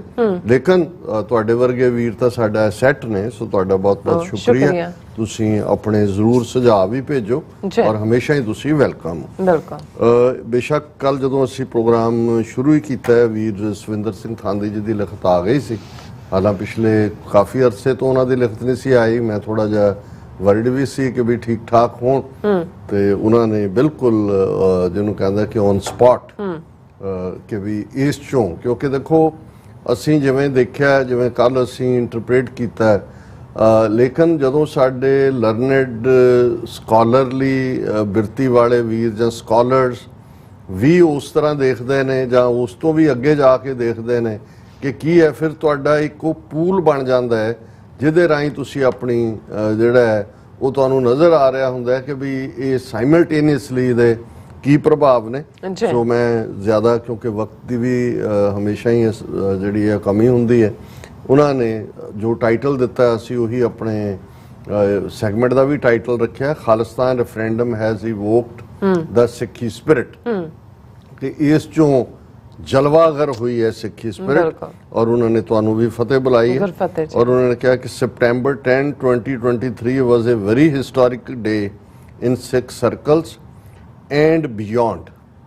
ਦੂਸਰਿਆਂ ਲਈ ਵੀ Sikhs of Canada rose up to the challenge set by the Indian state and proved how wrong the Indian state and its filth propagandist media houses have been in interpreting the psyche of diaspora Sikhs. A handful of pro-Khalistan media channels have proved once again why quality always supersedes quantity. ਉਹਨੇ ਬੜੀਆਂ ਕੀਮਤੀ ਗੱਲਾਂ ਉਹਨਾਂ ਨੇ ਦੋ ਫਿਕਰਿਆਂ 'ਚ ਕਹੀਆਂ ਨੇ ਕਿ ਭਾਈ ਇਹ ਇੱਕ ਹਿਸਟੋਰੀਕਲ ਮੂਮੈਂਟ ਹੈ, ਔਰ ਕੈਨੇਡਾ ਦੇ ਸਿੱਖਾਂ ਨੇ, ਸਰੀ ਦੇ ਸਿੱਖਾਂ ਨੇ, ਬ੍ਰਿਟਿਸ਼ ਕੋਲੰਬੀਆ ਦੇ ਪ੍ਰੂਵ ਕਰ ਦਿੱਤਾ ਹੈ ਕਿ ਇੰਡੀਅਨ ਸਟੇਟ ਤੇ ਉਹਨਾਂ ਦਾ ਟੋਡੀ ਮੀਡੀਆ, ਉਹਨਾਂ ਦੇ ਉਹ ਚਾਪਲੂਸ ਮੀਡੀਆ ਜੋ ਨੈਗੇਟਿਵਿਟੀ ਕਰ ਰਿਹਾ ਸੀ, ਫਿਲਥ ਪ੍ਰੋਪੇਗੈਂਡਾ, ਇਹਦੇ ਅਗੇਂਸਟ ਸਿੱਖ ਪਰਸਪੈਕਟਿਵ ਨੂੰ ਦੇਣ ਵਾਲਾ ਤਾਂ ਚੋਜ਼ਨ ਮੀਡੀਆ ਹੀ ਹੈ। ਲੇਕਿਨ ਸਿੱਖ ਡਾਇਸਪੋਰਾ ਦੀ ਸਾਈਕੀ ਨੇ ਇੰਡੀਅਨ ਸਟੇਟ ਦੇ ਚੈਲੰਜ ਨੂੰ ਬਹੁਤ ਚੰਗੀ ਤਰ੍ਹਾਂ ਸਮਝਿਆ ਔਰ ਉਸ ਦਾ ਮੂੰਹ ਤੋੜ ਜਵਾਬ ਦਿੱਤਾ ਸਿੱਖ ਮੀਡੀਆ ਨੇ ਵੀ। ਔਰ ਇਹੀ ਹੈ ਕਿ ਭਾਈ ਭਾਵੇਂ ਜਿੰਨਾ ਮਰਜ਼ੀ ਤੁਸੀਂ ਖਲਾਰਾ ਪਾਇਆ ਹੋਇਆ ਹੈ ਪੈਸੇ ਦੇ ਕੇ ਔਰ ਆਪਣੇ ਖੜੇ ਕੀਤੇ ਹੋਏ ਨੇ ਟੌਂਟ ਬਟੌਂਟ ਕਿਸਮ ਦੇ ਯੂਟਿਊਬਰ ਵੀ, ਦੂਜੇ ਵੀ, ਲੇਕਿਨ ਅਲਟੀਮੇਟਲੀ ਸੱਚ ਦਾ ਆਪਣਾ ਭਾਰ ਹੁੰਦਾ ਹੈ। ਔਰ ਸਿੱਖ ਮੀਡੀਆ ਵੀ ਪ੍ਰਵੇਲ ਕੀਤਾ, ਡਾਇਸਪੋਰਾ ਸਿੱਖ ਵੀ ਪ੍ਰਵੇਲ ਕੀਤੇ, ਔਰ ਸਰੀ ਦਾ ਜਿਹੜਾ 10 ਸਤੰਬਰ ਦਾ ਦਿਨ ਹੈ ਖਾਲਿਸਤਾਨ ਰੈਫਰੈਂਡਮ ਦਾ, ਇੱਕ ਇਤਿਹਾਸਕ ਦਿਨ ਹੋ ਨਿਬੜਿਆ। ਫਿਰ ਉਹਨਾਂ ਨੇ ਕਿਹਾ ਸਿੱਖੀ spirit. The huge queues yesterday at Surrey Delta were testament to the fact that whatever narrative the callous Indian state tries to set, Sikhs have made up their minds that political power and independence from draconian Indian statesmen is the only way out. Sikhs stood in long queues for hours, but not one individual complained, which got out of the best of Sikhi spirit in each of those who waited patiently for their chance to cast their ballot and make history. ਕਿ ਵੀ ਜਿਵੇਂ ਲੰਬੀਆਂ ਲਾਈਨਾਂ ਦੇ ਵਿੱਚ ਕਿਊ ਚ ਲੱਗ ਕੇ ਸਿੱਖ ਸੰਗਤਾਂ ਖਲੋਤੀਆਂ, ਉਹਨਾਂ ਨੇ ਇਹ ਸਾਬਤ ਕੀਤਾ ਹੈ ਕਿ ਭਾਈ ਕਿਵੇਂ ਜਿਹੜਾ ਇੰਡੀਆ ਦੇ ਲੋਕ, ਉਹਨਾਂ ਦੇ ਸਟੇਟਸਮੈਨ ਜਿਵੇਂ ਸੋਚਦੇ ਨੇ, ਉਸ ਤੋਂ ਨਿਖਰੀ ਨਿਤਰੀ ਸਿੱਖੀ ਦੀ ਸੋਚ ਹੈ, ਕਿਵੇਂ ਜਿਹੜਾ ਉਹ ਜਿੱਥੇ ਸਿਦਕ ਸਬਰ ਹੈ ਔਰ ਉੱਥੇ ਆਪਣੇ ਕੌਮੀ ਘਰ ਦੇ ਲਈ ਵੋਟ ਪਾਉਣ ਦਾ ਚਾਹ ਵੀ। ਸੋ ਬੈਸਟ ਆਫ ਦਾ ਸਿੱਖੀ ਸਪਿਰਿਟ ਜਿਹੜਾ ਉਸ ਪੇਸ਼ੈਂਸ ਚੋਂ ਜਿਹੜਾ ਤੁਸੀਂ ਨਿਕਲਦਾ ਵੀ ਦੇਖ ਸਕਦੇ ਹੋ। ਫਿਰ ਉਹਨਾਂ ਨੇ ਕਿਹਾ power of lobbying. Narrative started going around social media and live chats, do voting weather referendum had any legitimacy or not, and Khalistan would be a country without a water barrier. This is all because of lobbying and creating awareness among Sikhs the importance of political power by pro-Khalistan media networks. ਉਹਨਾਂ ਨੇ ਕਿਹਾ ਕਿ ਵੀ ਇਹ ਜਿਹੜੇ ਨੇ social media ਤੇ ਔਰ live chats ਦੇ ਉੱਤੇ ਵੋਟਿੰਗ ਪਾਉਣ ਦੇ ਲਈ ਜਿਹੜਾ ਨੈਰੇਟਿਵ ਚੱਲ ਰਿਹਾ ਸੀ, ਉਸ ਦੇ ਵਿੱਚ ਇੱਕ ਤਾਂ ਜ਼ਾਹਰ ਹੈ ਜਿਵੇਂ ਉੱਥੇ ਵੀ ਹੁਣ ਪੈਣ ਤੋਂ ਬਾਅਦ ਵੀ ਕਿਹਾ ਜੀ ਉਹਦੀ ਕਿਹੜਾ ਰੈਫਰੈਂਡਮ ਦੀ ਕੋਈ ਵੈਲਿਊ ਹੈ, ਉਹਨੂੰ ਕਿਹੜਾ ਬਾਈਂਡਿੰਗ ਤਾਂ ਹੈ ਹੀ ਨਹੀਂ। ਉਹਨਾਂ ਨੇ ਕਿਹਾ ਵੀ ਇਹ ਵੀ, ਔਰ ਦੂਸਰਾ ਜਿਵੇਂ ਹੁੰਦਾ ਹੈ ਕਿ ਜੀ ਸਮੁੰਦਰ ਨਹੀਂ ਲੱਗਦਾ, ਵੀ ਉਹਨਾਂ ਸਾਰੀਆਂ ਡਿਬੇਟਸ ਨੂੰ ਜਾਂ ਨੈਰੇਟਿਵਸ ਨੂੰ ਨਕਾਰ ਕੇ ਜਿਹੜੀ ਸਿੱਖ ਲੌਬੀ ਸੀ ਕਿ ਬਈ ਉਹ ਇਸ ਦੇ ਉੱਤੇ ਉਹਨਾਂ ਨੇ ਫੋਕਸ ਕਰਵਾ ਦਿੱਤਾ ਕਿ ਭਾਈ ਖਾਲਿਸਤਾਨ ਹੋਣਾ ਕਿੰਨਾ ਜ਼ਰੂਰੀ ਹੈ ਔਰ ਕਿਉਂ ਜ਼ਰੂਰੀ ਹੈ। ਬਿਲਕੁਲ। Sikhs for Justice, which a few days back was being deemed as a terrorist outfit, soon started being addressed as secessionist organization by Indian media after witnessing the numbers. ਕਿ ਜਿਹਨੂੰ ਦਹਿਸ਼ਤਗਰਦ ਜਮਾਤ ਐਲਾਨਿਆ ਹੋਇਆ ਉਹਨੂੰ ਐਡਰੈਸ ਕਰਦੇ ਸੀ, ਹੁਣ ਉਹਨੂੰ ਇੰਡੀਅਨ ਮੀਡੀਆ ਹੀ ਕਿਉਂਕਿ ਤਾਕਤ ਦੇਖ ਕੇ ਕਿ ਭਾਈ ਕਿਵੇਂ ਲੋਕ ਨਿਕਲੇ ਨੇ ਵੋਟਾਂ ਪਾਉਣ ਲਈ, ਉਹਨਾਂ ਨੂੰ ਉਹ ਅਲਗਾਵਵਾਦੀ ਕਹਿਣ ਲੱਗ ਗਏ ਨੇ ਕਿ ਜਿਹੜੇ ਅੱਡ ਹੋਣਾ ਚਾਹੁੰਦੇ ਨੇ।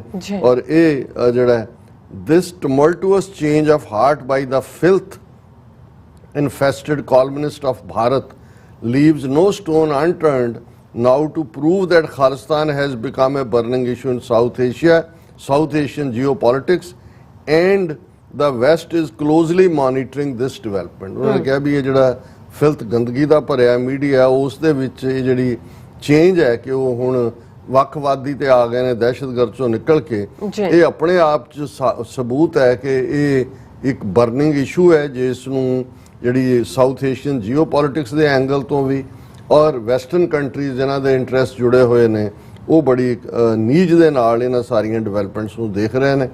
President Biden was not allowed to address the media at G20, but once he landed in Vietnam today, made it clear to the tyrants running India the importance of respecting human rights and rights of minorities, just what President Obama had reiterated a few months back. ਜਿਹੜੀ ਗੱਲ ਅਸੀਂ ਜ਼ਿਕਰ ਕੀਤੀ ਕਿ Biden ਨੂੰ ਉੱਥੇ ਤਾਂ press conference ਨਹੀਂ ਕਰਨ ਦਿੱਤੀ ਗਈ, ਪਰ ਜੋ ਹੀ ਉਹ ਵਿਤਨਾਮ 'ਚ ਪਹੁੰਚਿਆ ਉਹਨੇ ਕਲੀਅਰ ਕੀਤਾ ਕਿ ਉਹ ਹਿਊਮਨ ਰਾਈਟਸ ਹੋਣ, ਘੱਟ ਗਿਣਤੀਆਂ ਦੇ ਹਕੂਕ ਹੋਣ, ਉਹਨਾਂ ਦੇ ਹਾਫਿਜ਼ ਨੇ। ਔਰ ਇਹੀ ਗੱਲ ਪ੍ਰੈਜ਼ੀਡੈਂਟ ਓਬਾਮਾ ਨੇ ਜਦੋਂ ਕਿ ਮੋਦੀ 21-22 ਜੂਨ ਨੂੰ ਵਾਸ਼ਿੰਗਟਨ ਡੀਸੀ 'ਚ ਸੀ, ਓਬਾਮਾ ਨੇ ਤਾਂ ਸਿੱਧਾ ਕਿਹਾ ਸੀ ਕਿ ਇੰਡੀਆ ਬਾਲਕਨਾਈਜ਼ ਹੋਏਗਾ ਜੇ ਜਿਸ ਕਿਸਮ ਦੀਆਂ ਨੀਤੀਆਂ ਤੋੜ ਰਹੇ ਨੇ। ਔਰ ਉਹਨਾਂ ਦਾ ਫਾਈਨਲ ਹੈਡਿੰਗ ਹੈ future ahead. Sikh organizations, whether in India or abroad, now need to put aside their differences and look at the bigger picture.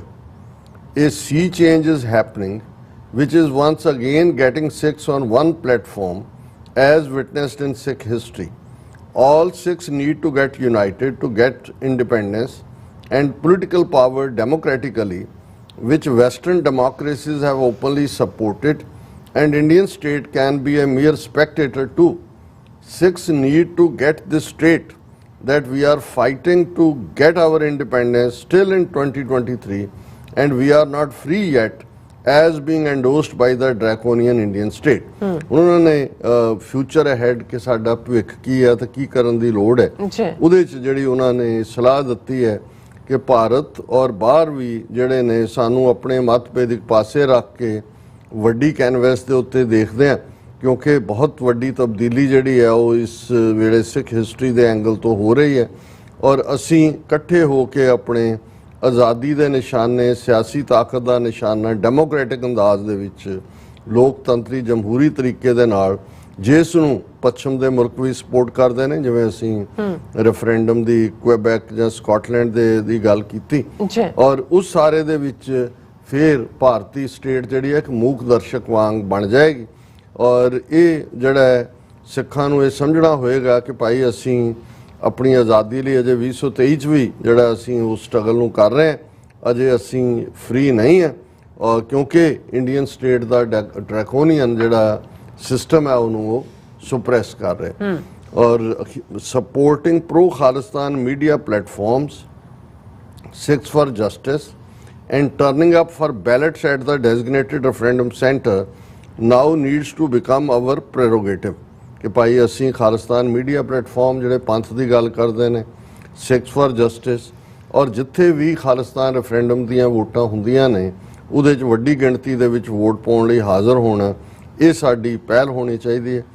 This democratic fight in the coming months will make Sikhs even more enlightened, politically aware and fearless। ਕਿ ਇਹ ਜਿਹੜੀ democratic process ਹੈ ਆਉਣ ਵਾਲੇ ਮਹੀਨਿਆਂ 'ਚ ਜਿਹੜੀ ਹੈ ਉਹ ਸਾਨੂੰ ਸਿੱਖ ਕੌਮ ਨੂੰ ਇਨ ਜਨਰਲ ਜਿਹੜੀ ਹੈ ਜ਼ਿਆਦਾ ਜਾਗਰੂਕ ਕਰੇਗੀ, ਸਿਆਸੀ ਤੌਰ 'ਤੇ ਉੱਤੇ ਵੀ ਉਹ ਜਾਗਰੂਕਤਾ ਆਏਗੀ ਔਰ ਬੇਖੌਫ ਵੀ ਬਣਾਏਗੀ।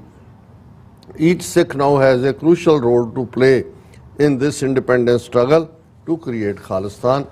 ਗੁਰਫਤਿਹ ਕਿ ਭਾਈ ਹਰ ਸਿੱਖ ਦੇ ਸਾਹਮਣੇ ਹੁਣ ਜਿਹੜਾ ਇਸ ਮੋੜ ਦੇ ਉੱਤੇ ਅਸੀਂ ਆ ਕੇ ਖਲੋਤੇ ਕਿ ਉਸ ਦਾ ਆਪਣਾ ਰੋਲ ਅਦਾ ਕਰਨਾ ਬਣਦਾ ਹੈ ਇਸ ਖਾਲਿਸਤਾਨ ਦੀ ਆਜ਼ਾਦੀ ਦੇ ਸੰਘਰਸ਼। ਅਸੀਂ ਵੀਰ ਸਵਿੰਦਰ ਸਿੰਘ ਥਾਂਦੀ ਜੀ ਦਾ ਸ਼ੁਕਰੀਆ ਵੀ ਅਦਾ ਕਰਦੇ ਹਾਂ ਔਰ ਅਸੀਂ ਸਮਝਦੇ ਹਾਂ ਕਿ ਭਾਈ ਉਹਨਾਂ ਨੇ ਬਿਲਕੁਲ ਠੀਕ ਇਸ ਸਾਰੇ ਨੂੰ ਐਨਾਲਾਈਜ਼ ਵੀ ਕੀਤਾ ਹੈ ਔਰ ਭਵਿੱਖ ਵੀ ਦਰਸਾਇਆ ਹੈ ਕਿ ਸਾਨੂੰ ਕੀ ਕਰਨ ਦੀ ਲੋੜ ਹੈ। ਜੀ ਡਾਕਟਰ ਸਾਹਿਬ ਤੁਹਾਡਾ ਬਹੁਤ ਬਹੁਤ ਸ਼ੁਕਰੀਆ। ਸਵਾਗਤ ਲੈਣੇ ਬ੍ਰੇਕ। ਵਿਊਅਰਸ ਤੁਸੀਂ ਇਸੇ ਤਰ੍ਹਾਂ ਬੜੇ ਰਹਿਣਾ, ਮਿਲਦੇ ਹਾਂ ਛੋਟੇ ਜਿਹੇ ਬ੍ਰੇਕ ਤੋਂ ਬਾਅਦ।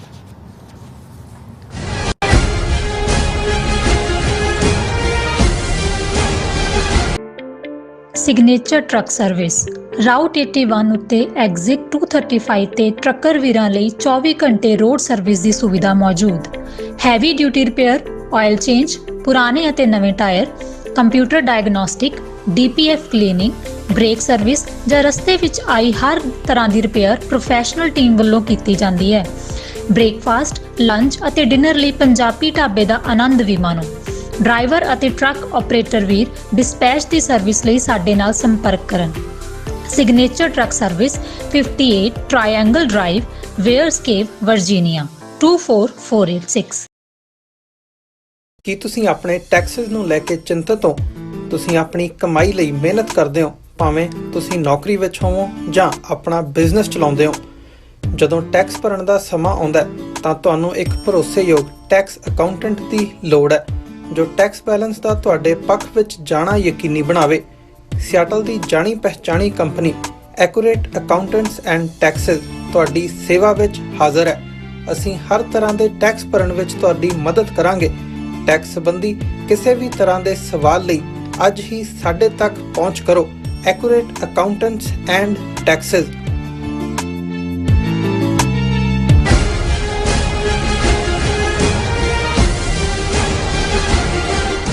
ਦਰਸ਼ਕੋ, ਬ੍ਰੇਕ ਤੋਂ ਬਾਅਦ ਤੁਹਾਡਾ ਸਭ ਦਾ ਭਰਪੂਰ ਸਵਾਗਤ ਹੈ। ਸੋ ਵੀਅਰਸ, ਗੱਲਬਾਤ ਕਰਨ ਜਾ ਰਹੇ ਹਾਂ ਕਿ ਭਾਵੇਂ ਸਿੱਖ ਕੌਮ ਦਾ ਆਪਣਾ ਕੋਈ ਮੁਲਕ ਨਹੀਂ ਹੈ, ਪਰ 5 ਬਿਲੀਅਨ ਸਿੱਖ ਡਾਇਸਪੋਰਾ ਦੀ ਬਦੌਲਤ ਸਿੱਖ ਇੱਕ ਸੌਫਟ ਪਾਵਰ ਵਜੋਂ ਉੱਭਰੇ ਹਨ। ਇੱਕ ਭਾਰਤੀ ਸਿੱਖ ਪੱਤਰਕਾਰ ਨੇ G20 ਦੌਰਾਨ ਯੂਕਰੇਨ ਦੇ ਇੱਕ ਪੱਤਰਕਾਰ ਨਾਲ ਹੋਏ ਮੇਲ ਦਾ ਜ਼ਿਕਰ ਕੀਤਾ ਹੈ, ਉਹ ਜਿਹੜਾ ਤੁਹਾਨੂੰ ਆਪਾਂ ਸ਼ੇਅਰ ਕਰਨ ਜਾ ਰਹੇ ਹਾਂ। ਸੋ ਅਸੀਂ ਚਾਹਾਂਗੇ ਕਿ ਤੁਸੀਂ ਇਸੇ ਤਰ੍ਹਾਂ ਬਣੇ ਰਹਿਣਾ। ਦੇਖਣ ਸੁਣਨ ਲਈ, ਲਿਖਣ ਲਈ ਤੁਹਾਡਾ ਸਭ ਦਾ ਬਹੁਤ ਬਹੁਤ ਧੰਨਵਾਦ ਜੀ। ਡਾਕਟਰ ਸਾਹਿਬ, ਕੀ ਕਹਿਣਾ ਚਾਹੋਗੇ? ਦੇਖੋ, ਇਹ ਜਿਹੜਾ ਲਫ਼ਜ਼ ਸੌਫਟ ਪਾਵਰ ਹੈ, ਇਹ ਪਿਛਲੇ ਦਹਾਕੇ ਦੇ ਵਿੱਚ ਹੀ ਜ਼ਿਆਦਾ ਇਸਤੇਮਾਲ ਹੋਇਆ। ਅੱਛਾ। ਕਿਉਂਕਿ ਪਾਵਰ ਤਾਂ ਪਾਵਰ ਹੁੰਦੀ ਹੈ, ਸਾਨੂੰ ਇਹੀ ਪਤਾ ਹੈ ਵੀ ਦੁਨੀਆ ਮੰਨਦੀ ਜ਼ੋਰਾਂ ਨੂੰ, ਕੋਈ ਪੁੱਛੇ ਨਾ ਕਮਜ਼ੋਰਾਂ ਨੂੰ। ਜਾਂ ਅਸੀਂ ਪੰਜਾਬੀ 'ਚ ਕਹਿੰਦੇ ਸੀ ਕਿ ਵੀ ਜਿਸ ਕੀ ਲਾਠੀ ਉਸ ਕੀ ਬਹਿਸ। ਤੁਸੀਂ ਰਸੀਦ ਦਿਖਾਈ ਜਾਓਗੇ ਵੀ ਮੱਝ ਤੁਸੀਂ ਖਰੀਦ ਕੇ ਲਿਆਏ ਹੋ, ਤੁਹਾਡੀ ਹੈ, ਉਹਨੇ ਡਾਂਗ ਫੜੀ ਹੋਈ ਹੈ, ਸਿਰ 'ਚ ਮਾਰਨ ਨੂੰ ਫਿਰਦਾ, ਕਹਿੰਦਾ ਦੱਸ ਕਿਹਦੀ ਆ, ਉਹਨੂੰ ਸੰਗਲ ਫੜਾ ਦਿੰਦਾ ਹੈ, ਕਹਿੰਦਾ ਜਨਾਬ ਤੁਹਾਡੀ ਹੈ। ਲੇਕਿਨ ਜਿਉਂ-ਜਿਉਂ ਦੁਨੀਆ ਦੇ ਵਿੱਚ ਜਿਹੜੀ ਬੇਸਿਕ ਫਿਤਰਤ ਹੈ, ਜਿਹੜੀ ਹਿਊਮਨ ਬੀਇੰਗ ਦੇ ਵਿੱਚ ਬਿਲਟ ਇਨ ਹੈ, ਜਿਹੜੀ ਜਿਸ ਨੂੰ ਤੁਸੀਂ ਸ਼ੈਤਾਨੀ ਕਹੋ, ਹਾਲਾਂਕਿ ਜਿਹੜੇ ਸੈਮਿਟਿਕ ਮਜ਼ਹਬ ਨੇ ਉਹ ਤਾਂ ਰੱਬ ਦੇ ਬਰਾਬਰ ਦੂਸਰੀ ਹੋਂਦ ਸ਼ੈਤਾਨ ਦੀ ਮੰਨਦੇ ਨੇ, ਸ਼ੈਤਾਨੀ ਫਿਤਰਤ। ਅਸੀਂ ਉਸ ਨੂੰ ਟੈਂਪਟੇਸ਼ਨ ਕਹਿੰਦੇ ਹਾਂ, ਜਾਂ ਜਿਹੜਾ ਉਹ ਵਿਕਾਰ ਕਹਿੰਦੇ ਆ, ਜਿਹੜਾ ਤੁਹਾਡੇ ਅੰਦਰ ਲੋਭ ਭਰਦਾ ਹੈ, ਤੁਹਾਡੇ ਅੰਦਰ ਕਾਮ ਲਿਆਂਦਾ ਹੈ, ਤੁਹਾਡੇ ਅੰਦਰ ਕ੍ਰੋਧ ਲਿਆਂਦਾ ਹੈ, ਮੋਹ ਲਿਆਂਦਾ ਹੈ, ਹੰਕਾਰ ਲਿਆਂਦਾ ਹੈ, ਇਹ ਵਿਕਾਰ ਨੇ। ਔਰ ਇਹਨੂੰ ਵੀ ਫਰਦਰ ਗੁਰੂ ਸਾਹਿਬ ਨੇ ਹਉਮੈ ਦੇ ਬੱਚੇ ਹੀ ਕਿਹਾ ਕਿ ਵੀ ਤੁਹਾਡੀ ਈਗੋ ਚੋਂ ਇਹ ਸਾਰੀਆਂ ਚੀਜ਼ਾਂ ਨਿਕਲਦੀਆਂ ਨੇ। ਇੱਕ ਪਾਰਟ ਤਾਂ ਇਹ ਹੈ। ਹੁਣ ਇਹ ਵੀ ਹੁੰਦਾ ਵੀ ਇੱਕ ਪਾਸੇ ਜਿੱਥੇ ਬਹੁਤ ਮਜ਼ਬੂਤ ਤਾਕਤ ਵਾਲਾ ਡੰਡਾ ਫੜ ਕੇ ਖਲੋਤਾ ਹੋਏ, ਤੁਹਾਡੀ ਪੇਸ਼ ਨਾ ਜਾ ਰਹੀ ਹੋਏ, ਤੁਹਾਡੇ ਕੋਲ ਫੌਜੀ ਤਾਕਤ ਨਹੀਂ ਹੈ ਕਿ ਤੁਸੀਂ ਉਸ ਦੇ ਬਰਾਬਰ ਖਲੋ ਸਕੋ, ਤੁਹਾਡੇ ਕੋਲ ਨੰਬਰਸ ਨਹੀਂ ਨੇ, ਵਾਰ ਆਫ ਐਟਰੀਸ਼ਨ ਨੰਬਰ ਗੇਮ ਜਿਹੜੀ ਹੈ ਦੁਨੀਆ 'ਚ ਡਿਸਾਈਡ ਕਰਦੀ ਹੈ, ਤੁਹਾਡੇ ਕੋਲ ਜੇ ਤੁਸੀਂ ਚੈਲੰਜ ਵੀ ਕਰਦੇ ਹੋ ਤੁਹਾਡੇ ਕੋਲ ਹਥਿਆਰ ਨਹੀਂ ਨੇ ਉਹਨਾਂ ਦੇ। ਉਹ ਤਾਂ ਹਮੇਸ਼ਾ ਹੀ ਜਦੋਂ ਤੁਸੀਂ ਸਟੇਟ ਨਾਲ ਲੜਦੇ ਹੋ ਤੁਸੀਂ ਬਹੁਤ ਘੱਟ ਰਿਸੋਰਸਿਸ ਨਾਲ ਲੜ ਰਹੇ ਹੁੰਦੇ ਹੋ, ਤੁਹਾਡੇ ਕੋਲ ਆਪਣੀ ਗੱਲ ਕਹਿਣ ਦੇ ਸਾਧਨ ਹੀ ਨਹੀਂ ਨੇ ਜਿਹਨੂੰ ਰਿਸੋਰਸ ਕਿਹਾ ਜਾਂਦਾ ਹੈ। ਰਿਸੋਰਸ ਦੇ ਵਿੱਚ ਮੈਨ ਵੀ ਹੁੰਦਾ ਹੈ, ਮੈਨ ਪਾਵਰ ਵੀ ਹੈ, ਫਾਈਨੈਂਸਿਸ ਵੀ ਨੇ, ਔਰ ਤੁਹਾਨੂੰ ਆਪਣੀ ਗੱਲ ਕਹਿਣ ਦਾ ਜਿਹੜਾ ਹੈ ਉਹ ਪਲੇਟਫਾਰਮ ਵੀ ਹੋਣਾ। ਅੱਛਾ। ਔਰ ਜਦੋਂ ਫਿਰ ਅਸੀਂ ਆਪਣੀ ਸਿੱਖ ਪਰਸਪੈਕਟਿਵ ਤੋਂ ਇਸ ਮੁੱਦੇ ਦੇ ਉੱਤੇ ਗੱਲ ਕਰੀਏ ਕਿ ਇੱਕ ਛੋਟੀ ਜਿਹੀ ਕੌਮ ਜਿਹੜੀ ਆਲਰੇਡੀ 47 ਦੇ ਵਿੱਚ 40% ਬੇਘਰ ਹੋਈ, ਆਪਣੇ ਘਰ-ਬਾਰ ਛੱਡੇ, ਉਜਾੜਾ ਸਹਿ ਕੇ ਆਈ, ਔਰ ਜਿਸ ਸਟੇਟ ਦੇ ਨਾਲ ਫੇਰ ਵਾਹ ਪਿਆ ਉਹ ਕਲੀਅਰ ਇਸ ਏਜੰਡੇ ਨਾਲ ਕਿ ਕ੍ਰਿਮੀਨਲ ਟ੍ਰਾਈਬ ਨੇ ਤੇ ਇਹਨਾਂ ਨੂੰ ਹਰ ਹਾਲਤ ਦੇ ਵਿੱਚ ਡਿਸਟਰੋਏ ਕਰਨਾ, ਸ਼ਾਸਤਰ ਜਾਂ ਸ਼ਸਤਰ ਜਿਹਦੇ ਨਾਲ ਵੀ। ਉਹ 37 ਸਾਲ ਲੱਗੇ ਰਹੇ ਸ਼ਾਸਤਰ ਨਾਲ ਮਾਰਨ, ਤੇ ਫਿਰ ਜੂਨ 84 ਦੇ ਪਹਿਲੇ ਹਫਤੇ ਟੈਂਕਾਂ ਤੋਪਾਂ ਦੇ ਨਾਲ ਉਹਨਾਂ ਨੇ ਪੰਜਾਬ ਕੱਟ ਆਫ ਕਰਤਾ। ਅਸੀਂ ਸਾਰੇ ਵਾਕਿਫ ਹੈ ਘੱਲੂਘਾਰਾ 84 ਕੀ ਹੈ। ਫਿਰ ਇਹ ਦੇਖਦੇ ਹੋਏ ਕਿ ਵੀ ਇਸ ਕੌਮ ਦੇ ਜਿਹੜੇ ਲੋਕ ਬਾਹਰ ਨੇ, ਭਾਵੇਂ ਉਦੋਂ ਜੇ ਗਿਣਤੀ ਥੋੜੀ ਸੀ, ਉਹ ਸੱਚ ਬਾਹਰ ਲਿਆਣਗੇ ਉਹਨਾਂ ਨੂੰ ਕਿਵੇਂ ਸਬਡਿਊ ਕਰਨਾ ਹੈ, ਉਹਦੇ ਲਈ ਉਹਨਾਂ ਦੀਆਂ ਬਰੂਹਾਂ ਤੇ ਸਟੇਟ ਨੇ ਲਿਆ ਕੇ ਵਾਇਲੈਂਸ ਖੜੀ ਕਰ ਦਿੱਤੀ। ਜੋ 에ਅਰ ਇੰਡੀਆ ਦਾ ਹਾਦਸਾ ਕੈਨੇਡਾ 'ਚ ਕਰਵਾਇਆ ਗਿਆ ਜਾਂ ਹੋਰ ਘਟਨਾਵਾਂ ਅਸੀਂ ਦੇਖਦੇ ਹਾਂ ਕਿ ਕਿਸ ਕਿਸਮ ਦੀ ਵਾਇਲੈਂਸ ਉਹਨਾਂ ਨੇ ਆਪਣੇ ਏਜੰਟ ਪ੍ਰੋਵੋਕੇਟਿਵਰਸ ਦੇ ਰਾਹੀਂ ਕਰਵਾਈ, ਤਾਂ ਕਿ ਜਿਹੜਾ ਇਮੇਜ ਜਾਂ ਜਿਹੜਾ ਨੈਰੇਟਿਵ ਉਹ ਵੇਚ ਰਹੇ ਨੇ ਕੌਮ ਨੂੰ ਬਦਨਾਮ ਕਰਨ ਲਈ, ਉਹੀ ਬਾਹਰ ਵੀ ਉਹਨਾਂ ਦਾ ਹੋਏ ਔਰ ਉਹਨਾਂ ਦੀ ਗੱਲ ਨੂੰ ਬਾਹਰ ਕੋਈ ਸੀਰੀਅਸਲੀ ਨਾ ਲੈ। ਰਾਦਰ ਜਿਹੜਾ ਦਹਿਸ਼ਤਗਰਦ ਦਾ ਠੱਪਾ, ਆਤੰਕਵਾਦ, ਅਲਗਾਵਵਾਦ, ਉਗਰਵਾਦ ਦਾ ਜੋ ਪ੍ਰੋਪੇਗੇਟ ਕਰ ਰਹੇ ਸੀ, ਇਹ ਇਹਨਾਂ ਦੇ ਇਮੇਜ ਦੇ ਨਾਲ, ਕਿਉਂਕਿ ਸਾਡੀ ਲੁੱਕ ਬੜੀ ਕਲੀਅਰ ਹੈ ਪੰਜ ਕਕਾਰੀ ਰੂਪ ਦੇ ਵਿੱਚ, ਕਿ ਇਹਨਾਂ ਦੇ ਨਾਲ ਹੀ ਚਪਕ ਜਾਏ। ਜਿੱਥੇ ਜਾਣ ਲੋਕ ਕਹਿਣ ਉਹ ਦਹਿਸ਼ਤਗਰਦ ਹੈ, ਲੋਕ ਡਰ। ਔਰ ਕੁਝ ਹੱਦ ਤੱਕ ਅਸੀਂ ਦੇਖਦੇ ਹਾਂ ਕਿ ਉਸ 'ਚ ਇਨੀਸ਼ੀਅਲੀ ਕਾਮਯਾਬ ਵੀ ਹੋਏ, ਕਿਉਂਕਿ ਜੂਨ 84 ਤੋਂ ਬਾਅਦ ਜਿਹੜੀ ਇੱਕ ਸਿੰਪਥੀ ਵੇਵ ਬਾਹਰਲੇ ਮੁਲਕਾਂ ਦੇ ਲਾਅ ਮੇਕਰ ਜਾਂ ਓਪੀਨੀਅਨ ਮੇਕ, ਜਿਵੇਂ ਅਮਰੀਕਨ ਸੈਨੇਟ ਦੇ ਵਿੱਚ ਜੈਸੀ ਹੈਲਮਸ, ਦੂਸਰੇ ਤੀਸਰੇ ਲੋਕ, ਜਦ ਉਹ ਇੱਕਦਮ 85 'ਚ ਉਹਨਾਂ ਨੇ 에ਅਰ ਇੰਡੀਆ ਦਾ ਕਰਵਾ ਦਿੱਤਾ, ਉਹ ਬਿਲਕੁਲ ਅਸੀਂ ਵਿਕਟਮ ਹੋਣ ਦੀ ਥਾਂ ਤੇ ਕਲਪਰੇਟ ਹੋ ਗਏ ਕਿ ਜੀ ਇਹ ਤਾਂ ਦਹਿਸ਼ਤਗਰਦ ਔਰ ਇੱਕ ਐਕਸ਼ਨ ਸਟੇਟ ਦੇ ਨੇ ਸਾਨੂੰ ਇੰਟਰਨੈਸ਼ਨਲ ਟੈਰਰਿਜ਼ਮ ਦੇ ਖਾਤੇ 'ਚ ਲੈ ਆਂਦਾ। ਲੇਕਿਨ ਮੈਂ ਸਮਝਦਾ ਹਾਂ ਵੀ ਜਿਸ ਦਾ ਸਾਹਿਬ ਡਾਢਾ ਹੋਏ ਤਿਸ ਨੂੰ ਮਾਰ ਨਾ ਸਾਕੇ ਕੋਈ। ਇਹ 10 ਪਾਤਸ਼ਾਹੀਆਂ ਦੀ ਉਸ ਧਰਤੀ ਦੇ ਉੱਤੇ, ਉਸ ਧਰਤੀ ਦੇ ਬਦਲੇ ਖਮੀਰ ਦੇ ਵਿੱਚ ਉਸ ਕੌਮ ਦੀ ਸਿਰਜਣਾ ਜਿਸ ਦੀਆਂ ਜੜ੍ਹਾਂ ਗੁਰੂ ਨਾਨਕ ਪਾਤਸ਼ਾਹ ਨੇ ਸੱਚ, ਹੱਕ, ਇਨਸਾਫ ਦਾ ਜਿਹੜਾ ਰਸਤਾ ਆਪਣੇ ਇਸ ਪਾਂਧੀਆਂ ਨੂੰ ਦੱਸਿਆ। ਨਾਨਕ ਰਾਜ ਚਲਾਇਆ ਸੱਚ ਕੋਟ ਸਤਾਣੀ ਨੀਂਹ ਦੇ, ਕਿ ਵੀ ਇਹ ਸੱਚ ਦਾ ਕਿਲਾ ਤੇ ਜਿਸ ਦੀ ਨੀਂਹ, ਜਿਸ ਦੀ ਬੁਨਿਆਦ ਪਤਾਲ ਦੇ ਵਿੱਚ ਪੁਖਤਾ, ਮਜ਼ਬੂਤ। ਕਿ ਇਸ ਸਭ ਦੇ ਬਾਵਜੂਦ ਹੁਣ ਕਈ ਵਾਰ ਸਾਡੇ ਕੁਝ ਵੀਰ ਪੁੱਛ ਲੈਣਗੇ, ਕਹਿਣਗੇ ਕਿ ਕਦੋਂ ਬਣੇਗਾ ਖਾਲਿਸਤਾਨ, ਇੰਨੀਆਂ ਕੁਰਬਾਨੀਆਂ ਹੋ ਗਈਆਂ, ਇੰਨਾ ਸਾਰਾ ਕਦੋਂ ਤੱਕ। ਤੇ ਮੈਂ ਹਮੇਸ਼ਾ ਉਹਨਾਂ ਨੂੰ ਇਹ ਕਹਿੰਦਾ ਹੁੰਦਾ ਕਿ ਵੀ ਗੱਲ ਇਹ ਨਹੀਂ ਹੈ ਵੀ ਖਾਲਿਸਤਾਨ ਹੁਣ ਤੱਕ ਬਣਿਆ ਨਹੀਂ। ਗੱਲ ਤਾਂ ਤੁਸੀਂ ਇਹ ਦੇਖੋ ਕਿ ਇੰਨੇ ਚੈਲੰਜ ਔਰ ਇੰਨੇ ਹਮਲੇ ਔਰ ਆਲ ਆਊਟ ਵਾਰ ਦੇ ਹੁੰਦਿਆਂ ਅਸੀਂ ਬਚ ਕਿਵੇਂ ਗਏ, ਜਾਂ ਅਸੀਂ ਫਿਰ ਵੀ ਅੱਗੇ ਕਿਵੇਂ ਨਿਕਲ ਰਹੇ ਹਾਂ। ਕਿਆ ਬਾਤ ਹੈ ਕਿ ਹਸਤੀ ਮਿਟਦੀ ਨਹੀਂ ਹਮਾਰੀ। ਗੱਲ ਇਹ ਨਹੀਂ ਹੈ ਕਿ ਵੀ ਕੀ ਬਣਿਆ ਤਾਂ ਕੀ ਕਦੋਂ ਬਣੇਗਾ, ਇਹ ਹੈ ਕਿ ਇਸ ਸਭ ਦੇ ਬਾਵਜੂਦ ਵੀ ਜੇ ਅਸੀਂ ਪੁਸ਼ ਫਾਰਵਰਡ ਕਰ ਰਹੇ ਹਾਂ ਤੇ ਉਸ ਸਾਰੇ ਦੇ ਵਿੱਚ ਇਹ ਠੀਕ ਹੈ, ਪਾਵਰ ਤਾਂ ਹਾਰਡ ਪਾਵਰ ਤਾਂ ਪੋਲੀਟੀਕਲ ਪਾਵਰ ਨਾਲ ਹੀ ਹੁੰਦੀ ਹੈ ਜੀ। ਪਰ ਅਕਾਲ ਪੁਰਖ ਨੇ ਜੋ ਵੈਲਿਊਜ਼ ਸਿੱਖ ਗੁਰੂ ਸਾਹਿਬਾਨ ਰਾਹੀਂ ਇਸ ਕੌਮ ਦੇ ਅੰਦਰ ਭਰੀਆਂ, ਜਿਨ੍ਹਾਂ ਦੇ ਵਿੱਚ ਜਦੋਂ ਅਸੀਂ ਸਿਮਰਨ ਦੀ ਗੱਲ ਕਰਦੇ ਹਾਂ, ਰੱਬ ਨਾਲ ਜੁੜੇ ਹੋਣਾ, ਉਹ ਤੁਹਾਡਾ ਰੱਬ ਨਾਲ ਇੱਕ ਰਿਸ਼ਤਾ ਹੈ। ਤੁਹਾਡਾ ਕਿਰਤੀ ਹੋਣਾ ਉਹ ਦੁਨੀਆ ਨੂੰ ਨਜ਼ਰ ਆਉਂਦਾ ਹੈ ਕਿ ਭਾਈ ਤੁਸੀਂ ਹੱਕ ਹਲਾਲ ਦੀ ਕਮਾਈ ਖਾਣੀ ਹੈ ਤੇ ਵੰਡ ਕੇ ਛਕਣਾ, ਇਹ ਵੀ ਦੁਨੀਆ ਨੂੰ ਨਜ਼ਰ ਆਉਂਦਾ ਹੈ। ਸੇਵਾ ਦਾ ਕਨਸੈਪਟ ਉਸ ਚੋਂ ਹੀ ਨਿਕਲਦਾ ਹੈ, ਵੰਡ ਕੇ ਛਕਣ ਚੋਂ। ਸੋ ਜਦੋਂ ਸਾਡਾ ਪਾਵਰ ਵਾਲੇ ਰੋਲ 'ਚ ਜੇ ਸਾਡਾ ਆਪਣਾ ਜਿਹੜਾ ਰਾਜ ਹੁੰਦਾ, ਆਪਣਾ ਮੁਲਕ ਹੁੰਦਾ, ਤੇ ਅਸੀਂ ਡਿਫਰੈਂਟਲੀ ਸੰਸਾਰ ਦੇ ਮੈਪ ਦੇ ਉੱਤੇ ਹੁਣ ਤੱਕ ਪਿਛਲੇ 75 ਸਾਲਾਂ 'ਚ ਆਪਣੀ ਥਾਂ ਬਣਾਈ ਹੁੰਦੀ। ਜੇ 1849 ਨੂੰ ਭੁੱਲ ਵੀ ਜਾਈਏ, ਚਲੇ ਵੀ ਗਏ ਸੀ ਅੰਗਰੇਜ਼ਾਂ ਦੇ ਥੱਲੇ, 1947 'ਚ ਸਾਡੇ ਕੋਲ ਇੱਕ ਮੌਕਾ ਸੀ, ਅਸੀਂ ਇੱਕ ਪਾਵਰ ਦੇ ਤੌਰ ਦੇ ਉੱਤੇ ਉੱਭਰਦੇ। ਉਹ ਸਾਡੀ ਰੀਅਲ ਪਾਵਰ ਹੁੰਦੀ, ਹਾਰਡ ਪਾਵਰ ਹੁੰਦੀ, ਉਹ ਨਹੀਂ ਹੈ। ਲੇਕਿਨ ਜਿਹੜੇ ਦੂਸਰੇ ਸਿਧਾਂਤਾਂ ਦੇ ਉੱਤੇ ਗੁਰੂ ਨੇ, ਅਸੀਂ ਇੱਕ ਸੌਫਟ ਪਾਵਰ ਬਣ ਕੇ ਦੁਨੀਆ ਦੇ ਵਿੱਚ ਆਪਣੀ ਥਾਂ ਬਣਾਈ ਹੈ। ਔਰ ਕੋਵਿਡ-19 ਦੇ ਚਲਦਿਆਂ ਅਸੀਂ ਉਸ ਸੌਫਟ ਪਾਵਰ ਦਾ ਜਲਵਾ ਦੁਨੀਆ ਭਰ ਨੇ ਦੇਖਿਆ। ਔਰ ਅਸੀਂ ਉਸ ਤੋਂ ਅਗਲੇ ਵਰੇ ਦੇਖਦੇ ਹਾਂ ਕਿ 5 ਮੁਲਕਾਂ ਦੇ head of states, America, UK, Canada, Australia, New Zealand, ਉਹ ਖਾਲਸਾ ਸਾਜਨਾ ਦਿਵਸ ਦੀਆਂ ਵਧਾਈਆਂ ਦੇ ਰਹੇ ਨੇ ਪੰਥ ਨੂੰ। ਹੁਣ ਤੁਸੀਂ ਇੰਡੀਅਨ ਨੈਰੇਟਿਵ ਪੋਸਟ 84 ਜਿਹੜਾ ਲਗਾਤਾਰਤਾ ਨਾਲ ਚੱਲ ਰਿਹਾ, ਉਹਦੇ 'ਚ ਕੋਈ ਤਬਦੀਲੀ ਨਹੀਂ ਆਈ। ਰਾਦਰ ਮੋਦੀ ਦੇ ਇਹਨਾਂ 9 ਸਾਲਾਂ 'ਚ ਉਹਨਾਂ ਨੇ ਵਿਦਨ ਕਮਿਊਨਿਟੀ ਉੱਥੇ ਉਹ ਸਿਰਸੇ, ਤਰਲੋਚਨ ਸਿੰਘ ਔਰ ਇਸ ਕਿਸਮ ਦੇ ਉਹ ਸਾਰੇ ਟੁਚੇ, ਕੈਪਟਨ ਅਮਰਿੰਦਰ, ਉਸ ਕਿਸਮ ਦੇ ਲਿਆ ਕੇ ਉੱਥੇ ਹਿੰਦੂਤਵਾ ਦੇ ਰੰਗ 'ਚ ਰੰਗੇ ਹੋਏ ਨੇ। ਲੇਕਿਨ ਇਹ ਸਾਡੀ ਇੱਕ ਸੌਫਟ ਪਾਵਰ ਨਿਕਲੀ। ਔਰ ਫਿਰ ਇਸ ਦੇ ਨਾਲ ਇਕੱਲਾ ਇਹ ਨਹੀਂ ਹੈ ਕਿ ਵੀ ਉਸ ਮੌਕੇ ਦੇ ਉੱਤੇ ਜਿੱਥੇ ਜਿੱਥੇ ਕੋਈ ਟ੍ਰੈਜਡੀ, ਕੋਈ ਆਪਦਾ, ਕੋਈ ਵਿਪਤਾ ਕੁਦਰਤ ਦੀ, ਕੋਈ ਅਰਥਕੁਏਕ ਹੈ, ਕੋਈ ਸੁਨਾਮੀ ਹੈ, ਕੋਈ ਹਰੀਕੇਨ ਹੈ, ਸਿਵਲ ਵਾਰ ਹੈ ਸੀਰੀਆ 'ਚ, ਜੇ ਅਸੀਂ 2 ਆਰਗੇਨਾਈਜੇਸ਼ਨਸ ਜਿਨ੍ਹਾਂ ਨੇ सानू इस खेतर च इंटरनेशनली सॉफ्ट पावर बनाने च बहुत वड्डा रोल अदा किया है ते वो यूनाइटेड सिक्स और खालसा एड सीरिया च भी तुसी देखते हो, उन्होंने तुसी भारत दे विच भी कोविड और दूसरे दे यूनाइटेड सिक्स, क्योंकि 17-18 मुल्कां च जिस दे चैप्टर ने वो hurricane C with in America, वो हेती दे विच अर्थक्वेक सी, पाकिस्तान दे विच सी, और जिस का मैं हुण जिक्र करन लगा क्योंकि इनू असी जिहड़ी एनैक्डोट कहा जाता है कि कोई वाक़या जिहड़ा तुहाडी सारी ताकत नूं दर्शा दिंदा है कि यूक्रेन च जदों फरवरी के महीने पिछले साल आलमोस्ट 18 महीने पहला रशिया अटैक करता है एक सॉवरन मुल्क के उत्ते, उस तो पहला वो क्राइमिया नूं हड़प चुका सी और इन्हां दे जिहड़े 2 प्रोविंस ने उन्हां दे उत्ते भी उन्हें अपना धावा जताया और एक बहुत वड्डा ह्यूमन क्राइसिस खड़ा हो जाता है।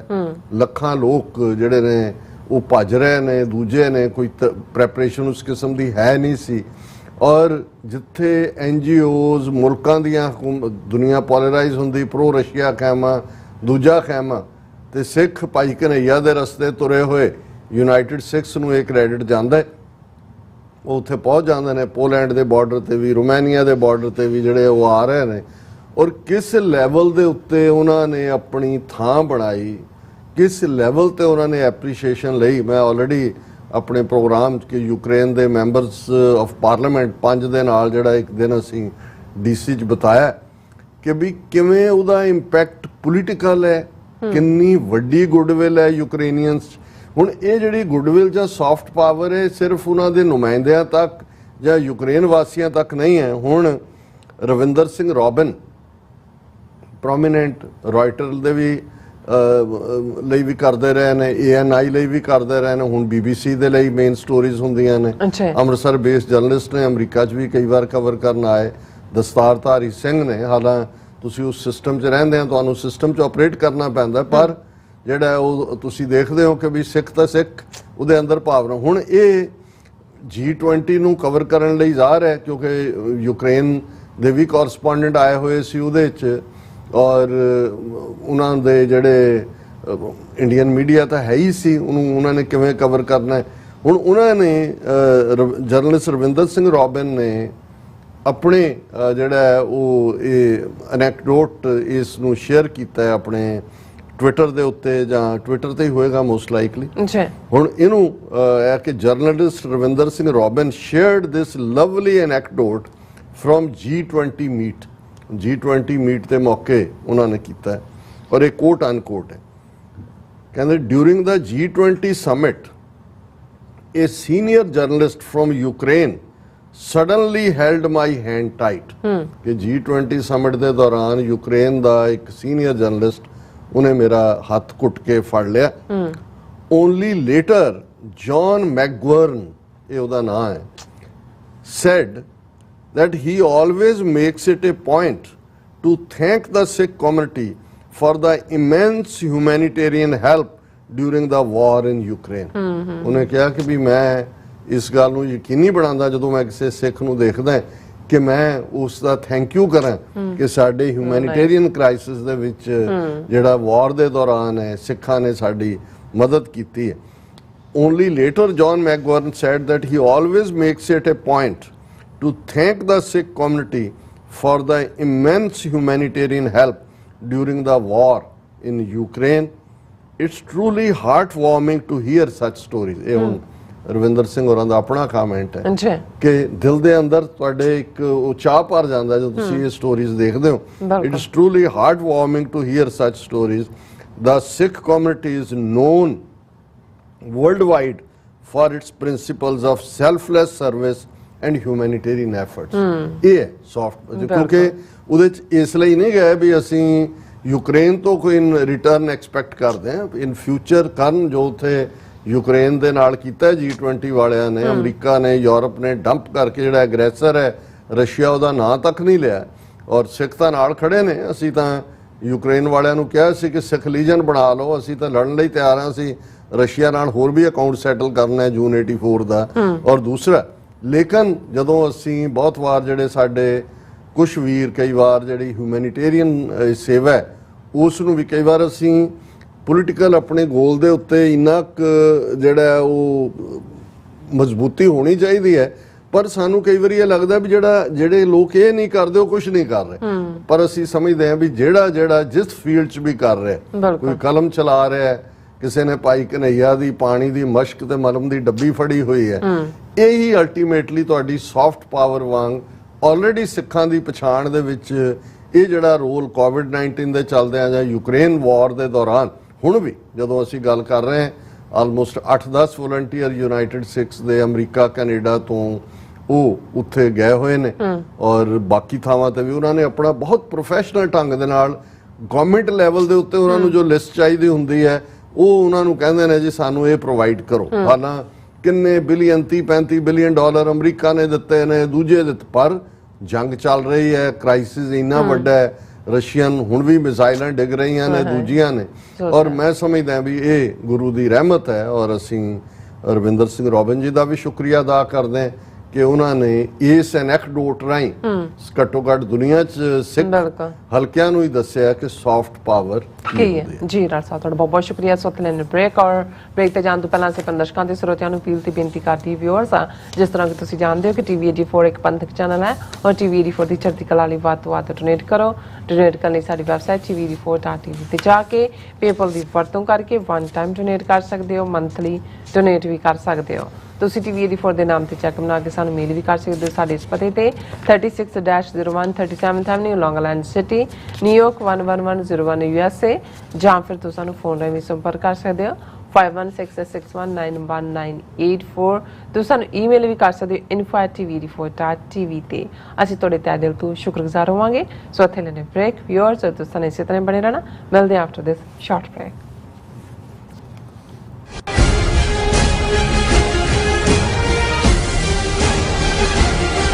ਕੀ ਤੁਹਾਨੂੰ 30, 40 ਜਾਂ 50 ਦਿਨ ਵੇਟ ਕਰਨੀ ਪੈ ਰਹੀ ਹੈ ਤੁਹਾਡੇ ਚੈੱਕ ਲਈ? ਫਿਰ ਬ੍ਰੋਕਰਾਂ ਪਿੱਛੇ ਭੱਜਦੇ ਫਿਰਦੇ ਹੋ ਪੈਸੇ ਲਈ, ਬਹੁਤ ਜ਼ਿਆਦਾ ਟਾਈਮ ਵੇਸਟ ਹੋ ਜਾਂਦਾ ਇੱਦਾਂ ਤਾਂ। ਜੇ ਤੁਸੀਂ ਅੱਜ ਹੀ ਪੈਸੇ ਲੈਣੇ ਤਾਂ ਬੌਬਟੇਲ ਨੂੰ ਕਾਲ ਕਰੋ। ਬੌਬਟੇਲ ਤੁਹਾਡੀਆਂ ਇਨਵੋਇਸਿਸ ਸੇਮ ਡੇ ਫੰਡ ਕਰ ਸਕਦੇ ਹਨ for a small fee, no contract, no reserve and no hidden fees। ਅੱਜ ਹੀ ਕਾਲ ਕਰੋ ਬੌਬਟੇਲ ਨੂੰ ਤੇ ਤੁਹਾਡਾ ਪਹਿਲਾ ਮਹੀਨਾ ਫ੍ਰੀ। 410 204 2084। ਅਗੇਨ 410 204 2084। ਕੀ ਤੁਸੀਂ ਆਪਣੇ ਟੈਕਸਸ ਨੂੰ ਲੈ ਕੇ ਚਿੰਤਤ ਹੋ? ਤੁਸੀਂ ਆਪਣੀ ਕਮਾਈ ਲਈ ਮਿਹਨਤ ਕਰਦੇ ਹੋ, ਭਾਵੇਂ ਤੁਸੀਂ ਨੌਕਰੀ ਵਿੱਚ ਹੋਵੋ ਜਾਂ ਆਪਣਾ ਬਿਜ਼ਨਸ ਚਲਾਉਂਦੇ ਹੋ। ਜਦੋਂ ਟੈਕਸ ਭਰਨ ਦਾ ਸਮਾਂ ਆਉਂਦਾ ਤਾਂ ਤੁਹਾਨੂੰ ਇੱਕ ਭਰੋਸੇਯੋਗ ਟੈਕਸ ਅਕਾਊਂਟੈਂਟ ਦੀ ਲੋੜ ਹੈ ਜੋ ਟੈਕਸ ਬੈਲੈਂਸ ਦਾ ਤੁਹਾਡੇ ਪੱਖ ਵਿੱਚ ਜਾਣਾ ਯਕੀਨੀ ਬਣਾਵੇ। ਸਿਆਟਲ ਦੀ ਜਾਣੀ ਪਹਿਚਾਣੀ company accurate accountants and taxes ਤੁਹਾਡੀ ਸੇਵਾ ਵਿੱਚ ਹਾਜ਼ਰ ਹੈ। ਅਸੀਂ ਹਰ ਤਰ੍ਹਾਂ ਦੇ ਟੈਕਸ ਭਰਨ ਵਿੱਚ ਤੁਹਾਡੀ ਮਦਦ ਕਰਾਂਗੇ। ਟੈਕਸ ਸੰਬੰਧੀ ਕਿਸੇ ਵੀ ਤਰ੍ਹਾਂ ਦੇ ਸਵਾਲ ਲਈ ਅੱਜ ਹੀ ਸਾਡੇ ਤੱਕ ਪਹੁੰਚ ਕਰੋ। Accurate accountants and Texas.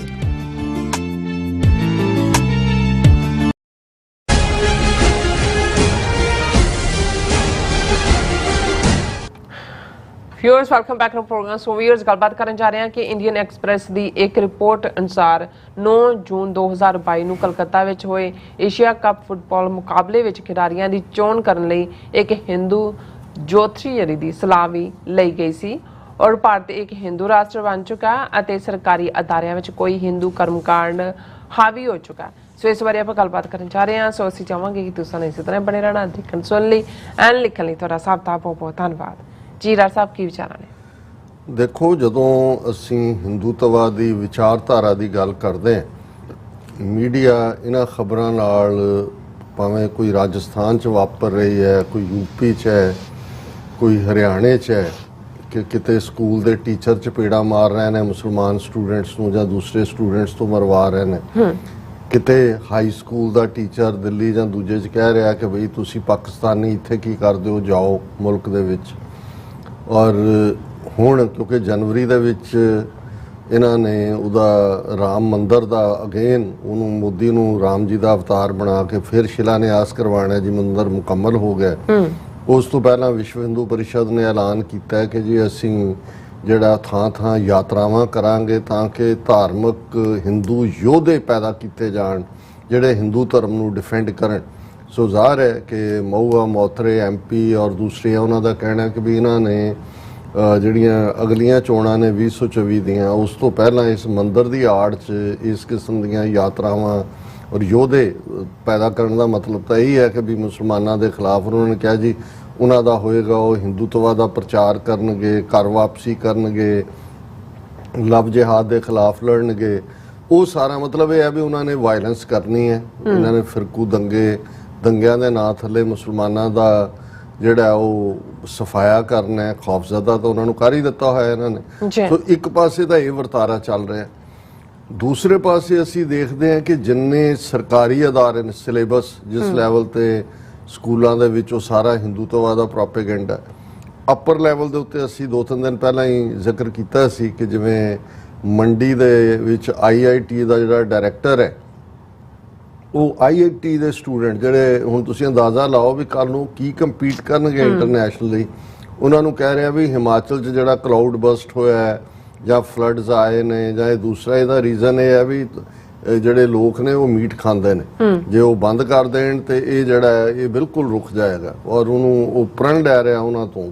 ਹਾਲਾਂਕਿ ਇਸ ਦਲੀਲ 'ਚ ਨਹੀਂ ਜਾਂਦੇ ਕਿ ਭਾਈ ਵੈਜੀਟੇਰੀਅਨਿਜ਼ਮ ਵਰਸਸ ਦੂਜਾ, ਪਰ ਤੁਸੀਂ ਐਜੂਕੇਸ਼ਨ ਦੇ ਲੈਵਲ ਤੇ ਕਿਸ ਲੈਵਲ ਦਾ ਹਿੰਦੂਤਵਾ ਉਹ ਪ੍ਰੋਪੇਗੇਟ ਕਰ ਰਹੇ ਨੇ। ਹੁਣ ਕੱਲਾ ਇਹ ਨਹੀਂ ਹੈ, ਈਵਨ G20 ਦੇ ਚੱਲਦਿਆਂ ਅਸੀਂ ਦੇਖਿਆ ਵੀ ਇੰਡੀਆ ਵਰਸਸ ਭਾਰਤ ਦੇ ਨਾਂ ਥੱਲੇ ਭਾਰਤ, ਪ੍ਰੈਜ਼ੀਡੈਂਟ ਆਫ ਭਾਰਤ, ਔਰ ਦੂਸਰਾ ਹੁਣ ਈਵਨ ਇਹਨਾਂ ਨੇ ਜਿਹੜੇ ਉਹਨਾਂ ਦੇ ਪਾਰਲੀਮੈਂਟ ਦੀ ਜਿਹੜੀ ਨਵੀਂ ਬਿਲਡਿੰਗ ਜਦੋਂ ਸੈਸ਼ਨ ਸ਼ੁਰੂ ਹੋਣਾ, ਸੋ ਇਹਨਾਂ ਦੇ ਮਾਰਸ਼ਲ, ਸਿਕਿਉਰਿਟੀ ਅਫਸਰ, ਦੂਜੇ ਤੀਜੇ, ਉਹ ਸਾਰਿਆਂ ਦੀਆਂ ਵਰਦੀਆਂ ਬਦਲ ਦਿੱਤੀਆਂ ਨੇ।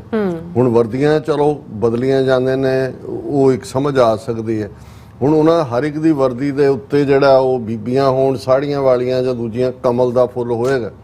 ਹੁਣ ਕਈਆਂ ਨੂੰ ਲੱਗੇਗਾ ਜੀ ਕਮਲ ਦਾ, ਹੁਣ ਕਮਲ BJP ਦਾ ਚੋਣ ਨਿਸ਼ਾਨ ਹੈ, ਪਰ ਉਹ ਕਹਿ ਰਹੇ ਨੇ ਦੇਖੋ ਜੀ ਕਮਲ ਤਾਂ ਸਾਡਾ ਨੈਸ਼ਨਲ ਫਲਾਵਰ ਵੀ ਹੈ, ਰਾਸ਼ਟਰੀ ਫੁੱਲ ਹੈ ਸਾਡਾ, ਅਸੀਂ ਤਾਂ ਉਹਨੂੰ ਪ੍ਰਮੋਟ ਕਰ ਰਹੇ। ਸੋ ਮਤਲਬ ਇਹ ਹੈ ਵੀ ਇਹਨਾਂ ਨੇ ਉੱਪਰ ਤੋਂ ਥੱਲੇ ਤੱਕ ਸਾਰੇ ਦਾ ਸਾਰਾ ਕੰਮ ਹੀ ਜਿਹੜਾ ਉਹ ਹਿੰਦੂਤਵਾ ਦੇ ਹਵਾਲੇ ਕੀਤਾ ਹੋਇਆ। ਔਰ ਕਿਸ ਹੱਦ ਤੱਕ, ਔਰ ਅਸੀਂ ਦੇਖਦੇ ਹਾਂ ਕਿ ਵੀ ਜਿਹੜੀ ਨਵੀਂ ਪਾਰਲੀਮੈਂਟ ਬਿਲਡਿੰਗ ਦਾ ਉਦਘਾਟਨ ਦੇ ਨਾਂ ਥੱਲੇ ਉਹ ਕਿਵੇਂ ਉਹ ਅੱਧ ਨੰਗੇ ਜਿਹੇ ਉਹ ਸੱਦੇ ਪੰਡਤ ਤੇ ਉਹ ਸੰਗੋਲ ਚੁੱਕਿਆ ਹੈ ਜਿੱਥੋਂ ਪੁਰੀ ਤੋਂ ਆਇਆ ਔਰ ਉਹਨੂੰ ਲੈ ਰਿਹਾ, ਤੇ ਉਹ ਵੇਦ ਮੰਤਰਾਂ ਨਾਲ ਕੋਈ ਹੋਰ ਇਨਵਾਈਟ ਹੀ ਨਹੀਂ ਹੈ, ਉਹ ਉਹੀ ਨੇ ਸਾਰੇ। ਯਾਨੀ ਮਤਲਬ ਇਹ ਹੈ ਕਿ ਹਿੰਦੂ ਰਾਸ਼ਟਰ ਦੀ ਨੀਂਹ ਰੱਖੀ ਗਈ। ਹੁਣ ਜਿਵੇਂ ਅੱਜ ਹੀ ਸਾਡੇ ਵੀਰ ਸੁਖਵਿੰਦਰ ਸਿੰਘ ਵਾਇਸ ਆਫ ਖਾਲਸਾ ਵਾਲੇ ਪੁਆਇੰਟ ਆਊਟ ਕਰ ਰਹੇ ਸੀ ਕਿ ਵੀ ਇਹ G20 ਦੇ ਵੇਲੇ ਜਿਹੜਾ ਉਹਨਾਂ ਦਾ ਮੈਸੇਜ ਵੀ ਜਾ ਰਿਹਾ, ਮੈਂ ਉਹਨਾਂ ਨੂੰ ਕਿਹਾ, ਮੈਂ ਕਿਹਾ ਵੀ ਇਹ ਥੀਮ ਆਫ ਦਾ ਈਅਰ ਹੈ, ਉਹ ਹੋਸਟ ਕੰਟਰੀ ਕੋਲ ਹੁੰਦਾ, ਪਰ ਉਹੀ ਕੁਟੰਬਮ ਵਾਸੁਦੇਵਮ ਔਰ ਫਲਾਣਾ ਕਿ ਜੀ ਇੱਕ ਕੁਟੰਬ ਦੁਨੀਆ ਹੀ, ਵਨ ਅਰਥ, ਵਨ ਫਲਾਣਾ, ਵਨ। ਉਹਨਾਂ ਨੇ ਕਿਹਾ ਇਹ ਤਾਂ ਉਹ ਹਿਟਲਰ ਵਾਲੀ ਗੱਲ ਹੀ ਹੈ, one nation, one race, one people. ਮੈਂ ਕਿਹਾ ਵੀ ਇਹ ਜਦੋਂ ਇਹਨਾਂ ਨੇ ਸੰਸਕ੍ਰਿਤ ਦਾ ਬਣਾਇਆ ਸੀ, ਉਹਦੀ ਅੰਗਰੇਜ਼ੀ ਟਰਾਂਸਲੇਸ਼ਨ ਬਾਅਦ ਚ ਕੀਤੀ, ਚੀਨ ਨੇ ਇਹਦੇ ਤੇ ਇਤਰਾਜ਼ ਕੀਤਾ ਸੀ। ਚਾਈਨਾ ਨੇ ਕਿਹਾ ਸੀ ਵੀ ਯੂਨਾਈਟਿਡ ਨੇਸ਼ਨਸ ਦੀਆਂ ਤਾਂ 6 ਬੋਲੀਆਂ ਨੇ, ਜਿਹਨਾਂ ਵਿੱਚ ਇੰਗਲਿਸ਼ ਹੈ, ਫ੍ਰੈਂਚ ਹੈ, ਸਪੈਨਿਸ਼ ਹੈ, ਰਸ਼ੀਅਨ ਹੈ, ਅਰਬੀ ਹੈ ਔਰ ਇੱਕ ਹੋਰ ਹੈ, ਕਿ ਬਈ ਉਸ ਤੋਂ ਬਿਨਾਂ ਹੋ ਨਹੀਂ ਸਕਦੀ। ਉਹਨਾਂ ਨੇ ਫਿਰ ਉਹਦੀ ਅੰਗਰੇਜ਼ੀ ਇਹ ਕੱਢੀ, ਲੇਕਿਨ ਉਸ ਦੇ ਪਿੱਛੇ ਵੀ ਜਿਹੜਾ ਉਹਨਾਂ ਦਾ ਉਹ ਚੱਕਰ ਜਿਹਾ ਘੁੰਮਦਾ ਹੈ ਜਾਂ ਦੂਜਾ, ਉਹਦੇ 'ਚ ਤੁਸੀਂ ਦੇਖ ਸਕਦੇ ਹੋ ਕਿ ਵੀ ਉਹ ਜਿਹੜੀਆਂ 12 ਰਾਸ਼ੀਆਂ ਇਹਨਾਂ ਨੇ ਬਣਾਈਆਂ ਹੁੰਦੀਆਂ, ਉਹਦਾ ਕੰਮ ਸਭ ਚੱਲ ਰਿਹਾ ਹੁੰਦਾ। ਹੁਣ ਜੇ ਇਹਨਾਂ ਨੇ ਆਪਣਾ ਗੱਡਾ ਜਿਹਾ ਚੰਦਰਮਾ ਤੇ ਭੇਜਿਆ, ਕਿਵੇਂ ਇਸ ਗੱਲ ਨੂੰ ਯਕੀਨੀ ਬਣਾਇਆ, ਮੀਡੀਆ ਦੇਖੇ ਸਾਰੇ ਸਾਇੰਸਦਾਨ ਜਿਹੜੇ ਨੇ ਉਹ ਪੂਜਾ ਕਰ ਰਹੇ ਨੇ, ਔਰ ਉੱਥੇ ਵੀ ਜਿਹੜਾ ਉਹ ਪੂਜਾ ਦੇ ਨਾਂ ਥੱਲੇ ਉਸ ਕਿਸਮ ਦਾ ਪਾਰਟ। ਅੱਛਾ, ਸਪੋਰਟਸ, ਹੁਣ ਇਹਦੇ 'ਚ ਤਾਂ ਕੋਈ ਸ਼ੱਕ ਨਹੀਂ ਹੈ ਕਿ ਸਪੋਰਟਸ ਦੇ ਵਿੱਚ ਆਲਰੇਡੀ ਡਿਸਕ੍ਰਿਮੀਨੇਸ਼ਨ ਲੈਵਲ ਕੀ ਹੈ, ਇਹਨਾਂ ਦੇ ਗੁੰਡੇ ਕੀ ਕਰਦੇ ਨੇ। ਉਹ ਤਾਂ ਜਦੋਂ ਹਰਿਆਣੇ ਦੀਆਂ ਬੇਟੀਆਂ ਭਲਵਾਨ ਬੱਚੀਆਂ ਵਿਚਾਰੀਆਂ, ਜਿਨ੍ਹਾਂ ਦੇ ਨਾਲ ਇਹਨਾਂ ਦਾ ਮੈਂਬਰ ਪਾਰਲੀਮੈਂਟ ਜਿਹੜਾ ਜਿਹਨੂੰ ਉਹ ਰੈਸਲਿੰਗ ਐਸੋਸੀਏਸ਼ਨ ਦਾ ਚੇਅਰਮੈਨ ਵੀ ਬਣਾਇਆ ਸੀ, ਬ੍ਰਿਜ ਭੂਸ਼ਣ ਕਿ ਉਹਦਾ ਬਦਮਾਸ਼ ਦਾ ਨਾਂ ਸੀ, ਉਹਨੇ ਉਹਨਾਂ ਦੇ ਨਾਲ ਕੀ ਸਲੂਕ ਕੀਤਾ, ਉਹ ਜੰਤਰ ਮੰਤਰ ਤੇ ਬੈਠੀਆਂ ਰਹੀਆਂ, ਕਿਵੇਂ ਉਹਨਾਂ ਦੀ ਮਾਰ ਕੁਟਾਈ ਵੀ ਹੋਈ। ਔਰ ਈਵਨ ਉਹਦੀਆਂ ਇਲੈਕਸ਼ਨਾਂ ਫਿਰ ਨਹੀਂ ਇਹਨਾਂ ਨੇ ਹੋਣ ਦਿੱਤੀਆਂ। ਨਤੀਜੇ ਦੇ ਤੌਰ ਤੇ ਫਿਊਚਰ ਦੇ ਵਿੱਚ ਵਰਲਡ ਜਿਹੜੀ ਰੈਸਲਿੰਗ ਬਾਡੀ ਆ, ਉਹਨਾਂ ਨੇ ਉਹਨਾਂ ਨੂੰ ਡੀ ਰੈਕਗਨਾਈਜ਼ ਕਰਤਾ, ਪਰ ਇਹਨਾਂ ਨੇ ਉਸ ਬੰਦੇ ਨੂੰ ਨਾ ਪਾਰਟੀ ਚੋਂ ਕੱਢਿਆ ਨਾ ਜਵਾਬ ਦੇ ਬਣਾਇਆ। ਹਾਲਾਂਕਿ ਜਦੋਂ ਬਹੁਤ ਦਬਾਅ ਬਣਿਆ, ਸੁਪਰੀਮ ਕੋਰਟ 'ਚ ਕੇਸ ਗਿਆ ਤੇ ਉਹ ਕੇਸ ਰਜਿਸਟਰ FIR ਕਰਨ ਦੇ ਉੱਤੇ ਹੋਏ, ਪਰ ਉਹਨੂੰ ਵੀ ਕੇਸ ਨੂੰ ਵੀਕ ਰੱਖਿਆ ਗਿਆ। ਹੁਣ ਇਸ ਲੈਵਲ ਦੇ ਉੱਤੇ ਹਿੰਦੂ ਤਵੀਆਂ ਦੀ ਬਦਮਾਸ਼ੀ ਵੀ ਸਪੋਰਟਸ ਦੇ ਵਿੱਚ ਹੈ। ਪਰ ਇਹ ਖਬਰ ਜਿਹੜੀ ਇੰਡੀਅਨ ਐਕਸਪ੍ਰੈਸ ਨੇ ਦਿੱਤੀ ਔਰ ਇਸ ਦਾ BBC ਨੇ ਵੀ ਇਸ ਦਾ ਨੋਟਿਸ ਲਿਆ। ਬੇਸ਼ੱਕ ਇਸ ਦਾ ਸਬੰਧ ਤਾਂ ਜਿਹੜਾ 9 ਜੂਨ 2022 ਨੂੰ ਕਲਕੱਤੇ ਦੇ ਵਿੱਚ ਜਿਹੜਾ ਏਸ਼ੀਆ ਕੱਪ ਹੋਇਆ ਫੁੱਟਬਾਲ ਦਾ ਉਸ ਨਾਲ ਹੈ, ਪਰ ਇਸ ਦਾ ਅੱਜ ਵੀ ਐਵੇਂ ਹੁਣ 2022 ਤਾਂ ਅਜੇ ਗੁਜ਼ਰਿਆ ਹੀ ਹੈ ਕਿ ਈਵਨ ਕਿਵੇਂ ਹਰ ਪੱਧਰ ਦੇ ਉੱਤੇ ਹੁਣ ਈਵਨ ਜਦੋਂ ਆ Murli Manohar Joshi human resource minister ਸੀ, ਜੋਤਿਸ਼ ਨੂੰ ਮੰਤਰ ਗਾਇਨ ਨੂੰ ਯੂਨੀਵਰਸਿਟੀਆਂ 'ਚ ਵੀ ਐਜ਼ ਏ ਸਬਜੈਕਟ ਲਿਆਂਦਾ ਗਿਆ। ਲੇਕਿਨ ਹੁਣ ਕਿਹੜਾ ਚੰਗਾ ਪਲੇਅਰ ਹੈ, ਕਿਹਨੂੰ ਖਿਡਾਇਆ ਜਾਣਾ ਹੈ, ਕਿਹਨੂੰ ਨਾ ਕਰਨੀ ਹੈ, ਇਹਦਾ ਫੈਸਲਾ ਕੋਚ ਨਹੀਂ ਕਰੇਗਾ ਜਾਂ ਉਹਦੀ ਪਰਫਾਰਮੈਂਸ ਨਹੀਂ ਕਰੇਗੀ। ਜੋਤਸ਼ੀ ਜਿਹੜੇ ਹੈ ਉਹਦੀ ਜਨਮ ਕੁੰਡਲੀ ਦੇਖ ਕੇ ਦੱਸਣਗੇ ਕਿ ਵੀ ਕਿੰਨੇ ਵਜੇ ਮੈਚ ਉਤਾਰਨਾ ਹੈ ਤੇ ਕਿਹੜੇ ਪਲੇਅਰਾਂ ਦੀ ਟੀਮ ਹੋਣੀ ਚਾਹੀਦੀ ਹੈ। ਇਹ ਕੋਈ ਸਪੋਜੀਸ਼ਨ ਨਹੀਂ ਹੈ ਵੀ ਇਵੇਂ ਹੋਏਗਾ, ਇਵੇਂ ਆਲਰੇਡੀ 2022 ਦੇ ਵਿੱਚ ਹੋਇਆ।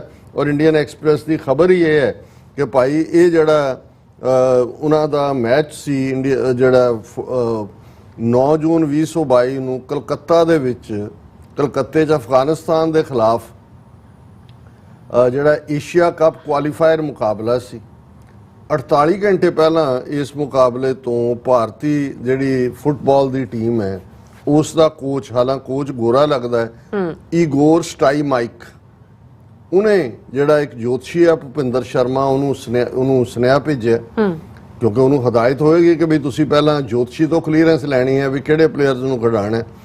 ਹੁਣ ਉਹਦੇ 'ਚ ਉਹਨੇ ਸੁਨੇਹੇ ਦੇ ਵਿੱਚ ਲਿਖਿਆ ਕਿ ਬਈ ਮੈਂ ਤੁਹਾਨੂੰ ਸਾਰੇ ਖਿਡਾਰੀਆਂ ਦਾ ਜਿਹੜਾ ਉਹ ਡਾਟਾ ਭੇਜ ਰਿਹਾ, ਉਹਨਾਂ ਦਾ ਜਨਮ ਤਰੀਕਾਂ ਉਹ ਤੁਸੀਂ 11 ਜੂਨ ਦਾ ਚਾਰਟ ਦੇਖ ਲੈਣਾ ਜੋਤਿਸ਼ ਦਾ, ਔਰ 8:30 ਵਜੇ ਇਹ ਮੈਚ ਹੋਣਾ ਵੀ 8:30 ਵਜੇ ਉਹਨਾਂ ਦੀ ਰਾਸ਼ੀ ਮੁਤਾਬਕ ਉਹਨਾਂ ਦਾ ਕੀ ਪਰਫਾਰਮੈਂਸ। ਔਰ ਉਹਨੇ ਕਿਹਾ ਕਿ ਇਹ ਜਿਹੜਾ ਜੋਤਸ਼ੀ ਹੈ ਸ਼ਰਮਾ, ਇਹਨੂੰ ਫੁੱਟਬਾਲ ਕੋਚ ਦੇ ਨਾਲ ਆਲ ਇੰਡੀਆ ਫੁੱਟਬਾਲ ਫੈਡਰੇਸ਼ਨ ਦੇ ਇੱਕ ਆਫੀਸ਼ੀਅਲ ਨੇ ਮਿਲਾਇਆ। ਹੁਣ ਕੋਚ ਗੋਰਾ ਹੈ, ਉਹਨੂੰ ਆਲ ਇੰਡੀਆ ਫੁੱਟਬਾਲ ਫੈਡਰੇਸ਼ਨ ਨੇ ਕਿਹਾ ਕਿ ਵੀ ਜਦੋਂ ਵੀ ਮੈਚ ਤੋਂ ਪਹਿਲਾਂ ਇਸ ਜੋਤਸ਼ੀ ਤੋਂ ਕਲੀਅਰੈਂਸ ਲੈਣੀ ਹੈ। ਫਿਰ ਉਹਨਾਂ ਨੇ ਕਿਹਾ ਕਿ ਵੀ ਇਹ ਉਹਨਾਂ ਦੀ ਪਲੇਅਰਾਂ ਦੀ ਸੂਚੀ ਜਿਹੜੀ ਹੈ 11 ਪਲੇਅਰ ਸੀ, ਉਹ ਉਹਨੂੰ ਭੇਜੀ ਗਈ ਸਟਾਈਮਾਈਕ ਸ਼ਰਮਾ ਨੂੰ। ਉਹਨਾਂ ਨੇ ਜਿਹੜਾ ਇਸ ਦੇ ਉੱਤੇ ਜੋਤਸ਼ੀ ਨੇ ਫਿਰ ਆਪਣੀਆਂ ਟਿੱਪਣੀਆਂ ਰਾਹੀਂ ਜਵਾਬ ਦਿੱਤਾ। ਕੁਝ ਟਿੱਪਣੀਆਂ ਜੋ ਨੇ ਕਿਹਾ ਠੀਕ ਹੈ ਇਹ ਬਹੁਤ ਅੱਛਾ ਕਰ ਸਕਦਾ ਹੈ, ਕਿਸੇ 'ਚ ਕਿਹਾ ਆਤਮ ਵਿਸ਼ਵਾਸ ਘੱਟ ਕਰਨ ਦੀ ਜ਼ਰੂਰਤ ਹੈ। ਫਿਰ ਉਹਨੇ ਕਿਹਾ ਜੀ ਇਹ ਔਸ ਤੋਂ ਵੀ ਜ਼ਿਆਦਾ ਖਰਾਬ ਦਿਨ ਹੈ, ਬਹੁਤ ਅੱਛਾ ਦਿਨ ਨਹੀਂ ਹੈ।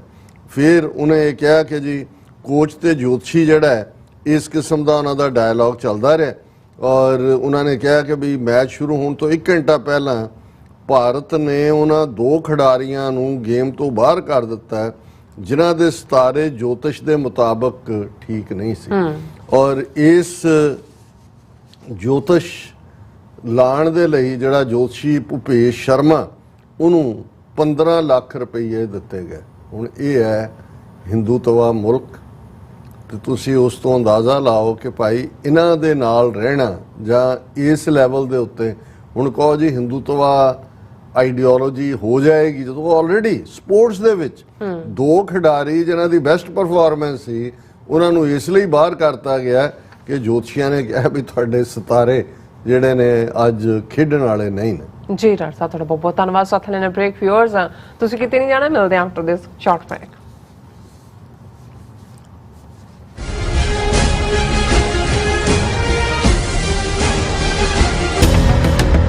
ਜੋ ਵਾਪਰਦਾ ਹੈ ਉਹ ਦਿਸਦਾ ਹੈ, ਉਸ ਦੇ ਪਿੱਛੇ ਬੜਾ ਕੁਝ ਅਣਦਿਸਿਆ ਰਹਿੰਦਾ ਹੈ। ਉਸ ਸੱਚ ਨੂੰ ਉਜਾਗਰ ਕਰਨ ਲਈ ਮੈਂ ਸੁਖਵਿੰਦਰ ਸਿੰਘ ਆ ਰਿਹਾ ਖਾਸ ਪ੍ਰੋਗਰਾਮ ਦਾ ਫਾਲਟ ਲਾਈਨਸ ਲੈ ਕੇ TV 84 ਤੇ ਸੋਮਵਾਰ ਤੋਂ ਸ਼ੁੱਕਰਵਾਰ ਰਾਤ 9:30 ਵਜੇ। ਕੀ ਤੁਸੀਂ ਰੋਜ਼ਾਨਾ ਕੰਮ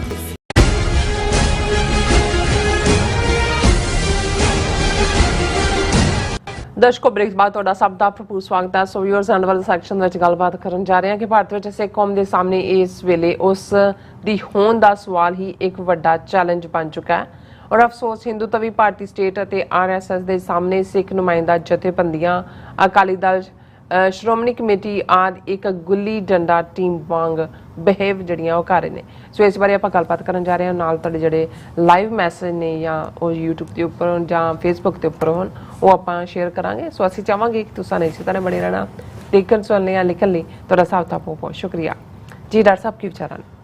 ਦੇਖੋ, ਪਿਛਲੇ ਆਲਮੋਸਟ 2 ਦਿਨ ਤੋਂ ਅਸੀਂ ਇੰਟਰਨੈਸ਼ਨਲ ਟੌਪਿਕ ਡਿਸਕਸ ਕਰ ਰਹੇ ਹਾਂ। ਇਨਫੈਕਟ ਫਰਾਈਡੇ ਵੀ G20 ਕਰਕੇ ਫੋਕਸ ਉਸ ਪਾਸੇ ਸੀ ਤੇ ਸਾਡੇ ਕੁਝ ਵੀਰ ਫਿਰ ਥੋੜੇ ਜਿਹੇ ਬੇਚੈਨ ਵੀ ਹੋ ਜਾਂਦੇ ਨੇ। ਉਹ ਕਹਿੰਦੇ ਨੇ ਜੀ ਪੰਜਾਬ ਬਾਰੇ ਵੀ ਗੱਲ ਕਰਦੇ ਰਿਹਾ ਕਰੋ। ਮੈਂ ਕਿਹਾ ਜੀ ਇਹ ਹੁਣ ਜੋ ਇੰਟਰਨੈਸ਼ਨਲੀ ਗੱਲ ਕਰ ਰਹੇ ਆ ਜਾਂ ਹੋ ਰਹੀ ਹੈ, ਅਲਟੀਮੇਟਲੀ ਗੱਲ ਤਾਂ ਪੰਜਾਬ ਬਾਰੇ ਹੈ। ਹੁਣ ਜੇ ਤੁਸੀਂ ਇਹ ਕਹੋ ਕਿ ਪੰਜਾਬ ਦੀ ਲੀਡਰਸ਼ਿਪ ਬਾਰੇ ਕਰੀਏ ਜੀ, ਅਮਰਿੰਦਰ ਸਿੰਘ ਹੁਣ ਬੀਜੇਪੀ ਛੱਡ ਜਾਏਗਾ ਕਿ ਨਹੀਂ ਛੱਡੇਗਾ, ਜੋ ਤੁਸੀਂ ਉਹਨਾਂ ਦੇ ਜਿਹੜੇ ਉਹ ਯੂਟਿਊਬਰ ਜਾਂ ਬੈਠੇ ਹੁੰਦੇ ਨੇ ਇਹੀ ਉਹ ਉੱਤੇ ਲੱਗੇ ਹੁੰਦੇ ਨੇ, ਜਾਂ ਭਗਵੰਤ ਮਾਨ ਨੇ ਹੁਣ ਕਹਿ ਦਿੱਤਾ ਜੀ ਕਿ ਦਸੰਬਰ ਦੇ ਮਹੀਨੇ ਕੋਈ ਸਰਕਾਰੀ ਫੰਕਸ਼ਨ ਨਹੀਂ ਹੋਏਗਾ ਜਸ਼ਨ ਵਾਲਾ, ਕਿਉਂਕਿ ਸਾਹਿਬਜ਼ਾਦਿਆਂ ਦਾ ਸ਼ਹੀਦੀ ਦਿਨ ਹੈ। ਦੇਖੋ, ਪਹਿਲੇ ਕਿਸੇ ਸਰਕਾਰ ਨੇ ਨਹੀਂ ਕੀਤਾ। ਜਾਂ ਉਹ ਫਿਰੋਜ਼ਪੁਰ ਪਹੁੰਚ ਗਿਆ ਕਿਉਂਕਿ ਅੱਜ ਦਾ ਦਿਨ ਹੈ ਜਦੋਂ 12 ਸਤੰਬਰ 1897 ਨੂੰ ਸਾਰਾਗੜੀ ਦੇ ਮੁਕਾਮ ਦੇ ਉੱਤੇ ਜਿਹੜੇ ਨੇ 21 ਜੁਝਾਰੂਆਂ ਨੇ, ਫੌਜੀਆਂ ਨੇ ਜੂਝ ਕੇ ਸ਼ਹੀਦੀ ਪਾਈ ਸੀ। ਕੁਝ ਮੁਸਲਮਾਨ ਲਾਂਗਰੀ ਵੀ ਸੀ ਨਾਲ, ਉਹਦਾ ਵਿਚਾਰੇ ਦਾ ਕੋਈ ਨਾਂ ਨਹੀਂ ਲੈਂਦਾ ਹੈ।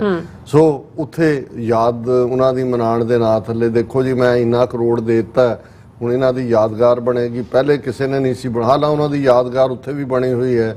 ਈਵਨ ਸਾਰਾਗੜੀ ਦੇ ਨੇੜੇ ਮੇਨ ਜਿਹੜਾ ਉਹਨਾਂ ਦਾ ਟਾਊਨ ਹੈ ਉਸ ਦੇ ਵਿੱਚ ਗੁਰਦੁਆਰਾ ਸਾਹਿਬ ਵੀ ਬਣਿਆ। ਫਿਰੋਜ਼ਪੁਰ ਗੁਰਦੁਆਰਾ ਸਾਹਿਬ ਹੈ। ਆਪਣੇ ਅੰਮ੍ਰਿਤਸਰ ਜਿਹਨੂੰ ਕਦੇ ਬੁੱਤ ਮਲਕਾ ਕਹਿੰਦੇ ਸੀ ਹੁਣ ਭਾਰਾ ਚੌਂਕ ਕਹਿੰਦੇ ਨੇ, ਉਹਦੇ ਨੁੱਕਰ ਦੇ ਉੱਤੇ ਸਾਰਾਗੜੀ ਦੇ ਸ਼ਹੀਦਾਂ ਦੀ ਯਾਦ 'ਚ ਬਣਿਆ ਹੋਇਆ। ਸੋ ਉਹ ਇੱਕ ਵੱਖਰਾ ਵਿਸ਼ਾ ਹੈ। ਲੇਕਿਨ ਕਹਿਣ ਦਾ ਮਤਲਬ ਇਹ ਹੈ ਵੀ ਉੱਥੇ ਤਾਂ ਬਹੁਤ ਸਾਰੇ ਇਸ ਕਿਸਮ ਦਾ ਹੈ। ਔਰ ਜਿਵੇਂ ਤੁਸੀਂ ਕਿਹਾ ਕਿ ਵੀ ਇੱਕ ਪਾਸੇ ਜਿਹਨੂੰ ਤੁਸੀਂ ਜਦੋਂ ਅੰਗਰੇਜ਼ੀ 'ਚ ਅਸੀਂ ਕਹਿੰਦੇ ਹਾਂ ਐਗਜ਼ਿਸਟੈਂਸ਼ੀਅਲ ਕ੍ਰਾਈਸਿਸ, ਵੀ ਤੁਹਾਡੀ ਹੋਂਦ ਵੀ ਰਹਿਣੀ ਹੈ ਕਿ ਨਹੀਂ ਰਹਿਣੀ। ਜਿਹੜਾ ਦੁਸ਼ਮਣ ਹੈ ਉਹਨੇ ਤੁਹਾਨੂੰ ਆਪਣੀ ਜੱਫੀ 'ਚ ਲੈ ਕੇ ਵੀ ਮਾਰਿਆ, ਹਿੰਦੂ ਬਣਾ ਕੇ ਆਰਟੀਕਲ 25 ਡੈਥ ਕੇਸ ਜਿਹਨੂੰ ਕਹਿੰਦੇ ਨੇ, ਉਹ ਸ਼ਾਸਤਰ ਤੇ ਸ਼ਸਤਰ ਉਹ ਦੋਨੋਂ ਵਾਹ ਰਿਹਾ। ਉਹ ਪੂਰਾ ਤੁਹਾਨੂੰ ਤੁਹਾਡਾ ਹਿੰਦੂਕਰਨ ਵੀ ਕਰ ਰਿਹਾ, ਦਿਮਾਗੀ ਤੌਰ ਦੇ ਉੱਤੇ ਵੀ। ਸਕੂਲਾਂ ਦੇ ਵਿੱਚ ਕਿਤੇ ਆਰਤੀਆਂ ਸਿੱਖ ਬੱਚਿਆਂ ਤੋਂ ਕਰਵਾ ਰਹੇ ਨੇ, ਕਿਤੇ ਹਵਨ ਕਰਵਾ ਰਹੇ ਨੇ, ਕਿਤੇ ਭਾਰਤ ਮਾਤਾ ਕੀ ਜੈ ਹੋ ਰਿਹਾ, ਕਿਤੇ ਫੁੱਟ ਸੋਲਜਰ ਜੋ ਜਿਹੜੀਆਂ ਸਿੱਖ ਐਜੂਕੇਸ਼ਨ ਇੰਸਟੀਟਿਊਸ਼ਨਸ ਨੇ ਉਹਨਾਂ ਦਾ ਵੀ ਬੱਚੇ ਬੱਚੀਆਂ ਮੂੰਹ ਤੇ ਤਿਰੰਗੇ ਬਣਾਏ ਹੁੰਦੇ ਨੇ, ਦੱਸਣ ਦੇ ਲਈ ਵੀ ਅਸੀਂ ਬੜੇ ਦੇਸ਼ ਭਗਤ ਹਾਂ।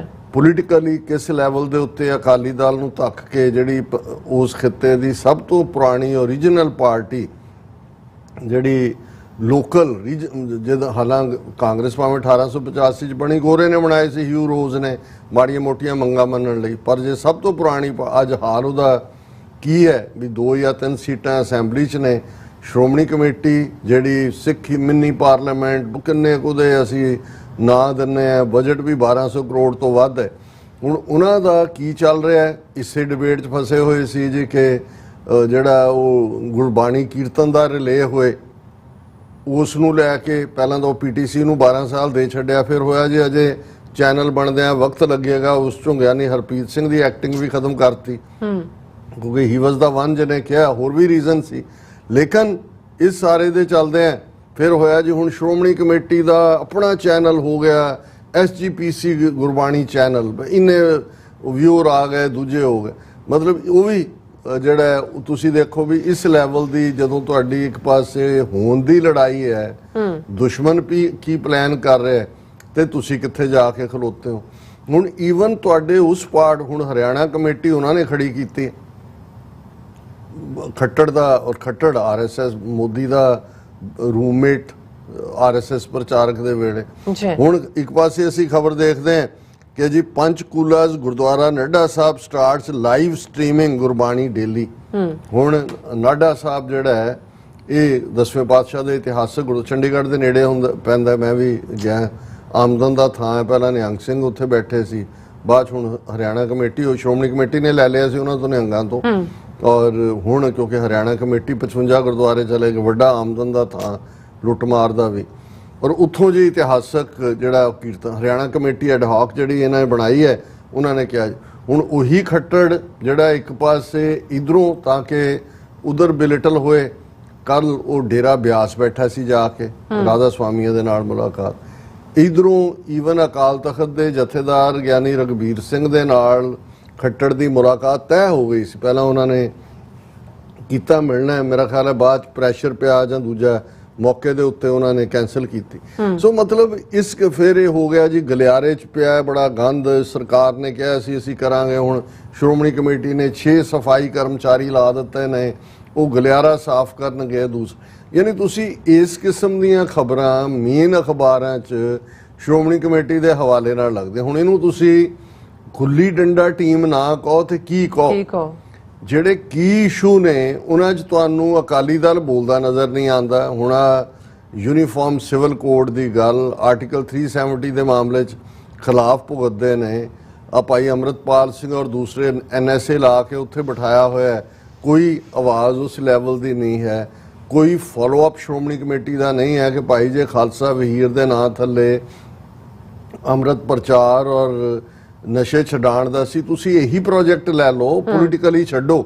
ਹੁਣ ਜੇ ਪ੍ਰਾਈਵੇਟਲੀ ਹੋ ਗਿਆ ਜੀ, ਪਰਮਿੰਦਰ ਸਿੰਘ ਝੋਟਾ ਫੜ ਲਿਆ, ਉਹ ਰੋਕਦਾ ਸੀ, ਹੁਣ ਰਿਲੀਜ਼ ਹੋ ਗਿਆ, ਹੁਣ ਗਲਾਂ 'ਚ ਹਾਰ ਪਾ ਕੇ ਘਰਾਂ ਨੂੰ। ਹੁਣ ਉੱਥੇ ਪਿੰਡਾਂ ਵਾਲੇ ਆਪਣੀਆਂ ਕਮੇਟੀਆਂ ਬਣਾ ਕੇ ਜਿਹੜੀਆਂ ਨੇ ਉਹ ਇਸ ਮੈਨੇਸ ਦੇ ਖਿਲਾਫ ਲੜ ਰਹੇ ਨੇ ਕਿ ਬੱਚਿਆਂ ਨੂੰ ਡਰੱਗਸ ਤੋਂ ਕਿਵੇਂ ਬਚਾਇਆ ਜਾਏ। ਕ੍ਰਾਈਮ ਇਸ ਲੈਵਲ ਦਾ ਹੈ, ਕੋਈ ਦਿਨ ਐਸਾ ਨਹੀਂ ਹੁੰਦਾ ਸੋਸ਼ਲ ਮੀਡੀਆ ਤੇ ਬੱਚੇ ਗਾਇਬ ਹੋ ਰਹੇ ਨੇ, ਸਕੂਲ ਪੜ੍ਹਨ ਗਏ, ਕੋਈ ਦੂਜੇ ਚੁੱਕ ਕੇ ਲੈ ਜਾ ਰਹੇ ਨੇ, ਕਿੱਧਰ ਜਾ ਰਹੇ ਨੇ ਉਸ ਇੱਕ ਬੱਚੇ, ਕੀ ਹੈ, ਕੋਈ ਚੈਲੰਜ ਨਹੀਂ ਹੈ ਜਿਹੜਾ ਉਹਨਾਂ ਨੂੰ ਮਹਿਸੂਸ ਹੁੰਦਾ। ਪੋਲੀਟੀਕਲੀ ਤਾਂ ਛੱਡੋ ਕਿ ਵੀ ਉਹਨਾਂ ਨੇ ਹਿੰਦੂ ਤਵੀਆਂ ਦੀਆਂ ਅੱਖਾਂ 'ਚ ਅੱਖਾਂ। ਹੁਣ ਸਨਾਤਨ ਇਸ਼ੂ ਹੈ ਜੀ ਇਹ, ਜਿਵੇਂ ਉਹਨੇ ਮਿਸਟਰ ਸਟਾਲਨ ਨੇ ਲਾਈਨ ਲਈ, ਬਾਕੀ ਬਹੁਤੀ ਲੀਡਰਸ਼ਿਪ ਹੈ, ਦੂਸਰੇ ਨੇ। ਤੁਹਾਡਾ ਧਰਮ ਬ੍ਰਾਹਮਣਵਾਦ ਦੇ ਧੁਨੀ 'ਚ ਤੀਰ ਵੱਜਦਾ। ਸਿੱਖੀ ਦਾ ਆਧਾਰ ਹੀ ਇਹ ਹੈ ਕਿ ਭਾਈ ਇਹ ਬਿਪਰ ਦੀ ਰੀਤ ਨੂੰ ਤੋਂ ਸਾਨੂੰ ਵਰਜਿਆ ਵੀ ਹੈ, ਤੇ ਬਿਪਰਵਾਦ ਨੂੰ ਜਿਹੜਾ ਇਨਸਾਨੀਅਤ ਦਾ ਦੁਸ਼ਮਣ ਦੱਸਿਆ ਹੈ, ਹੱਥ ਛੁਰੀ ਜਗਤ ਕਸਾਈ। ਤੁਹਾਨੂੰ ਕੋਈ ਨੈਰੇਟਿਵ ਨਜ਼ਰ ਨਹੀਂ ਆਉਂਦਾ। ਤਾਂ ਫਿਰ ਹੁਣ ਇੱਕ ਪਾਸੇ ਤੁਹਾਡੀ ਹੋਂਦ ਦੀ ਲੜਾਈ ਹੈ, ਉਹ ਸਾਮਦਾਮ ਦੰਡ ਭੇਦ ਦੇ ਸਾਰੇ ਹਥਿਆਰ ਲੈ ਕੇ ਬੈਠੇ ਨੇ, ਤੇ ਗੁੱਲੀ ਡੰਡਾ ਹਾਲਾਂ ਚੰਗੀ ਖੇਡ ਹੈ, ਤੁਸੀਂ ਵੀ ਖੇਡ, ਮੈਂ ਤਾਂ ਮੈਨੂੰ ਵੀ ਚੰਗਾ ਲੱਗਦਾ ਗੁੱਲੀ ਡੰਡਾ, ਗੁੱਲੀ ਵੱਜੇ ਆਕੀ ਨਿਕਲ ਜਾਏ। ਬਹੁਤ ਸਾਰੇ ਜਿਸ ਜ਼ਮਾਨੇ 'ਚ ਗੁੱਲੀ ਡੰਡਾ ਖੇਡਦੇ ਸੀ ਤਾਂ ਮੈਂ ਉਹ ਦੇਖਣਾ। ਹੁਣ ਤੁਹਾਨੂੰ ਕਾਣੇ ਨਜ਼ਰ ਨਹੀਂ ਆਉਂਦੇ ਉੱਥੇ ਬਹੁਤ ਇਹੀ ਹੁੰਦੇ ਸੀ, ਜਾਂ ਕਿਸੇ ਦੀ ਅੱਖ 'ਚ ਲਾ ਲਈ ਗੁੱਲੀ, ਉਹਦੇ 'ਚ ਵੱਜੀ, ਟੁੱਲ ਲਾਉਣਾ ਹੁੰਦਾ ਵੀ ਲੱਗ ਗਿਆ ਜੀ ਟੁੱਲ, ਮੇਰਾ ਟੁੱਲ ਲੱਗਾ, ਗੁੱਲੀ ਕਿੱਧਰ ਨੂੰ ਗਈ, ਇੱਧਰ ਨੂੰ ਗਈ ਜਾਂ ਉੱਧਰ ਨੂੰ ਗਈ। ਹੁਣ ਇੱਕ ਪਾਸੇ ਸੋਫਿਸਟੀਕੇਟ ਉਹ ਪੂਰੇ ਬੈਠੇ ਹੋਏ ਨੇ ਲੈ ਕੇ, ਇਹ ਟੁੱਲ ਲਾਣ ਤੇ ਲੱਗੇ ਨੇ, ਤਾਂ ਇਹ ਚੋਂ ਤੁਸੀਂ ਕੀ ਕੱਢ ਸਕਦੇ ਹਾਂ। ਹਾਂਜੀ, ਹੁਣ ਆਪਾਂ ਆਪਣੇ ਵਿਊਜ਼ ਦੇ ਮੈਸੇਜ ਲੈਣ ਜਾ ਰਹੇ ਹਾਂ, ਔਰ ਸਭ ਦਾ ਹੀ ਆਪਾਂ ਸਾਂਝਾ ਸ਼ੁਕਰੀਆ ਅਦਾ ਕਰ ਦਿੰਦੇ ਹਾਂ। ਸੋ ਗੁਰਮੁਖ ਸਿੰਘ ਜੀ ਫਤਿਹ ਬੁਲਾਉਂਦੇ ਨੇ, ਸੁਖਵਿੰਦਰ ਸਿੰਘ ਜੀ ਵੀ ਫਤਿਹ ਬੁਲਾਉਂਦੇ ਨੇ, ਪਾਲ ਸਿੰਘ ਜੀ ਵੀ ਫਤਿਹ ਬੁਲਾਉਂਦੇ ਨੇ, ਔਰ ਇਸੇ ਤਰ੍ਹਾਂ ਦਵਿੰਦਰ ਸੰਧੂ ਜੀ ਫਤਿਹ ਬੁਲਾਉਂਦੇ ਨੇ, ਕਵਲਜੀਤ ਸਿੰਘ ਸਤਿ ਸ਼੍ਰੀ ਅਕਾਲ, ਔਰ ਮਨਜੀਤ ਸਿੰਘ ਜੀ ਵੀ ਫਤਿਹ ਬੁਲਾਉਂਦੇ ਨੇ, ਔਰ ਮਨਜੀਤ ਸਿੰਘ ਮਠਾਰੂ ਜੀ ਖਾਲਸਾ ਜ਼ਿੰਦਾਬਾਦ, Canada 4th referendum voting by 62 days continue is great stance slap for all opposition against Khalistan Zindabad। ਔਰ ਇਸੇ ਤਰ੍ਹਾਂ ਸਾਡੇ ਕੋਲ ਸਪਰਾਸ਼ ਜਸ ਗਿੱਲ ਕਹਿੰਦੇ ਨੇ, ਆਰਮੀ ਜਵਾਨਾਂ ਵੱਲੋਂ ਤੁਹਾਡਾ ਰੈਗੂਲਰਲੀ ਸੁਣਦੇ ਹਾਂ, ਬਹੁਤ ਵਧੀਆ ਲਾਈਵ ਹੁੰਦਾ ਤੁਹਾਡਾ ਪ੍ਰੋਗਰਾਮ, ਮਿਹਰਬਾਨੀ, ਸੋ ਨਾਈਸ। ਹਾਂਜੀ, ਸਤਿਗੁਰੂ ਚੜ੍ਹਦੀ ਕਲਾ ਦੇਣ। ਹਾਂਜੀ, ਇਸ ਤਰ੍ਹਾਂ ਇਲੀਜੇ ਵੀ ਬੌਸ ਜਿਹੜੇ ਖਾਲਸਾ ਜ਼ਿੰਦਾਬਾਦ ਕਹਿੰਦੇ ਨੇ, ਔਰ ਇਸੇ ਤਰ੍ਹਾਂ ਸਾਡੇ ਕੋਲ ਮੈਸੇਜ ਆਏਗਾ ਇਹ, ਹਾਂਜੀ ਵੀ ਜਸ ਗਿੱਲ ਵੀ ਡਾਕਟਰ ਸਾਹਿਬ ਕਹਿੰਦੇ ਨੇ ਕਿ ਸਾਨੂੰ ਫਤਿਹ ਬੁਲਾਉਂਦੇ ਨੇ, ਸਾਨੂੰ ਦੋਨਾਂ ਨੂੰ। ਔਰ ਫਿਰ ਇਸੇ ਤਰ੍ਹਾਂ ਇੰਦਰਜੀਤ ਸਿੰਘ ਸੰਧੂ ਜੀ ਵੀ ਫਤਿਹ ਬੁਲਾਉਂਦੇ ਨੇ, ਔਰ ਅਵਤਾਰ ਸਿੰਘ ਜੀ ਵੀ ਫਤਿਹ ਬੁਲਾਉਂਦੇ ਨੇ। ਪ੍ਰਿਤਪਾਲ ਸਿੰਘ ਚੇਨਾ ਜੀ ਕਹਿੰਦੇ ਡਾਕਟਰ ਸਾਹਿਬ ਜੀ ਤੁਹਾਡਾ ਧੰਨਵਾਦ, ਹਕੀਕਤ ਛੁਪ ਨਹੀਂ ਸਕਦੀ, बनावट के असूलों ते खुशबू आ नहीं सकती, कभी कागज़ के फूलों से। वाहिगुरु जी खालस राज उडीक रहा है, एकता ਹੋਵੇਗੀ। ਸ਼ੇਰ ਉਹਨਾਂ ਦਾ ਬਹੁਤ ਸੋਹਣਾ ਹੈ। ਹਾਂਜੀ, ਸਿੱਖ ਕੌਮ ਵਿੱਚ ਚੜ੍ਹਦੀ ਕਲਾ। ਸਕੂਲ ਡੇਜ਼ ਦੇ ਵਿੱਚ ਜਦੋਂ ਜਵਾਬੀ ਕੰਪੀਟੀਸ਼ਨ ਹੁੰਦਾ ਸੀ ਨਾ, ਤੇ ਉਦੋਂ ਚ ਇੱਕ ਸੇ ਕਿ ਸ਼ੇਰ ਤਾਂ ਇਹ ਹੈ ਕਿ बनावट छुप नहीं सकती ना, सच्चाई छुप नहीं सकती, बनावट के असूलों से खुशबू आ नहीं सकती, कभी कागज के फूलों से। एक ने फिर खलोके का जवाब देता है कि सच्चाई छुप भी सकती है अगर आपस में मेल हो, खुशबू आ भी सकती है अगर फूलों में तेल हो। So nice. निहंग सिंह जी कहते हैं एक्सीलेंट इन्फॉर्मेशन, बहुत ही वधिया विचार ने, वर्ड्स टू प्रेज कहते हैं। सो इसी तरह अवतार सिंह खालसा जिंदाबाद कहते हैं, फतेह बुलाते हैं। अमरजीत सिंह जी सानू फतेह बुलाते हैं। पाल सिंह गरेवाल जी फतेह बुलाते हैं। जसकीरत सिंह जी कहते हैं कि वाहिगुरू जी का खालसा ਵਾਹਿਗੁਰੂ ਜੀ ਕੀ ਫਤਿਹ। ਡਾਕਟਰ ਸਾਹਿਬ, ਅੱਤ ਤੇ ਅੰਤ ਵਿੱਚ ਸਿਰਫ ਅਦਕ ਤੇ ਟਿੱਪਣੀ ਦਾ ਫਰਕ ਹੁੰਦਾ। ਹੁਣ ਇਹਨਾਂ ਬ੍ਰਾਹਮਣੀਆਂ ਨੇ ਅੱਤ ਕੀਤੀ ਪਈ ਆ, ਹੁਣ ਅਦਕ ਪੁੱਠਾ ਹੈ, ਟਿੱਪੀ ਬਣ ਕੇ ਇਹਨਾਂ ਦਾ ਅੰਤ ਹੋਣਾ। ਸੋ ਸੁਖਦੇਵ ਸਿੰਘ ਜੀ ਵੀ ਰਾਜ ਕਰੇਗਾ ਖਾਲਸਾ, ਖਾਲਸਾ ਜ਼ਿੰਦਾਬਾਦ। ਰਾਜਮਪ੍ਰੀਤ ਸਿੰਘ ਫਤਿਹ ਐਂਡ ਫਿਰ ਇਸੇ ਤਰ੍ਹਾਂ ਅਮਰਜੀਤ ਸੈਣੀ ਵੀ ਫਤਿਹ, ਔਰ ਜਸਵੀਰ ਬਰਾਜ ਜੀ ਵੀ ਸਾਨੂੰ ਫਤਿਹ ਬੁਲਾਉਂਦੇ ਨੇ, ਔਰ ਇਸੇ ਤਰ੍ਹਾਂ Gurmel Singh ji always thanks for storming the votes in Surrey BC. Please do the same or more on October 29 again. Thanks to all, love you all. ਸੋ ਹਰਪਾਲ ਸਿੰਘ ਰਾਜ ਕਰੇਗਾ ਖਾਲਸਾ ਕਹਿੰਦੇ ਨੇ, ਔਰ ਫਿਰ ਇਸੇ ਤਰ੍ਹਾਂ ਮੈਸੇਜ ਆਏਗਾ ਸਾਡੇ ਕੋਲ, ਗੁਰਮੇਲ ਸਿੰਘ ਜੀ ਫਤਿਹ ਬੁਲਾਉਂਦੇ ਨੇ, ਔਰ ਇਸੇ ਤਰ੍ਹਾਂ ਨਿਹੰਗ ਸਿੰਘ ਜੀ ਕਹਿੰਦੇ ਜਸਟਨ ਟਰੂਡੋ ਜੋਧਾ ਹਿਊਮਨ ਰਾਈਟਸ ਦਾ।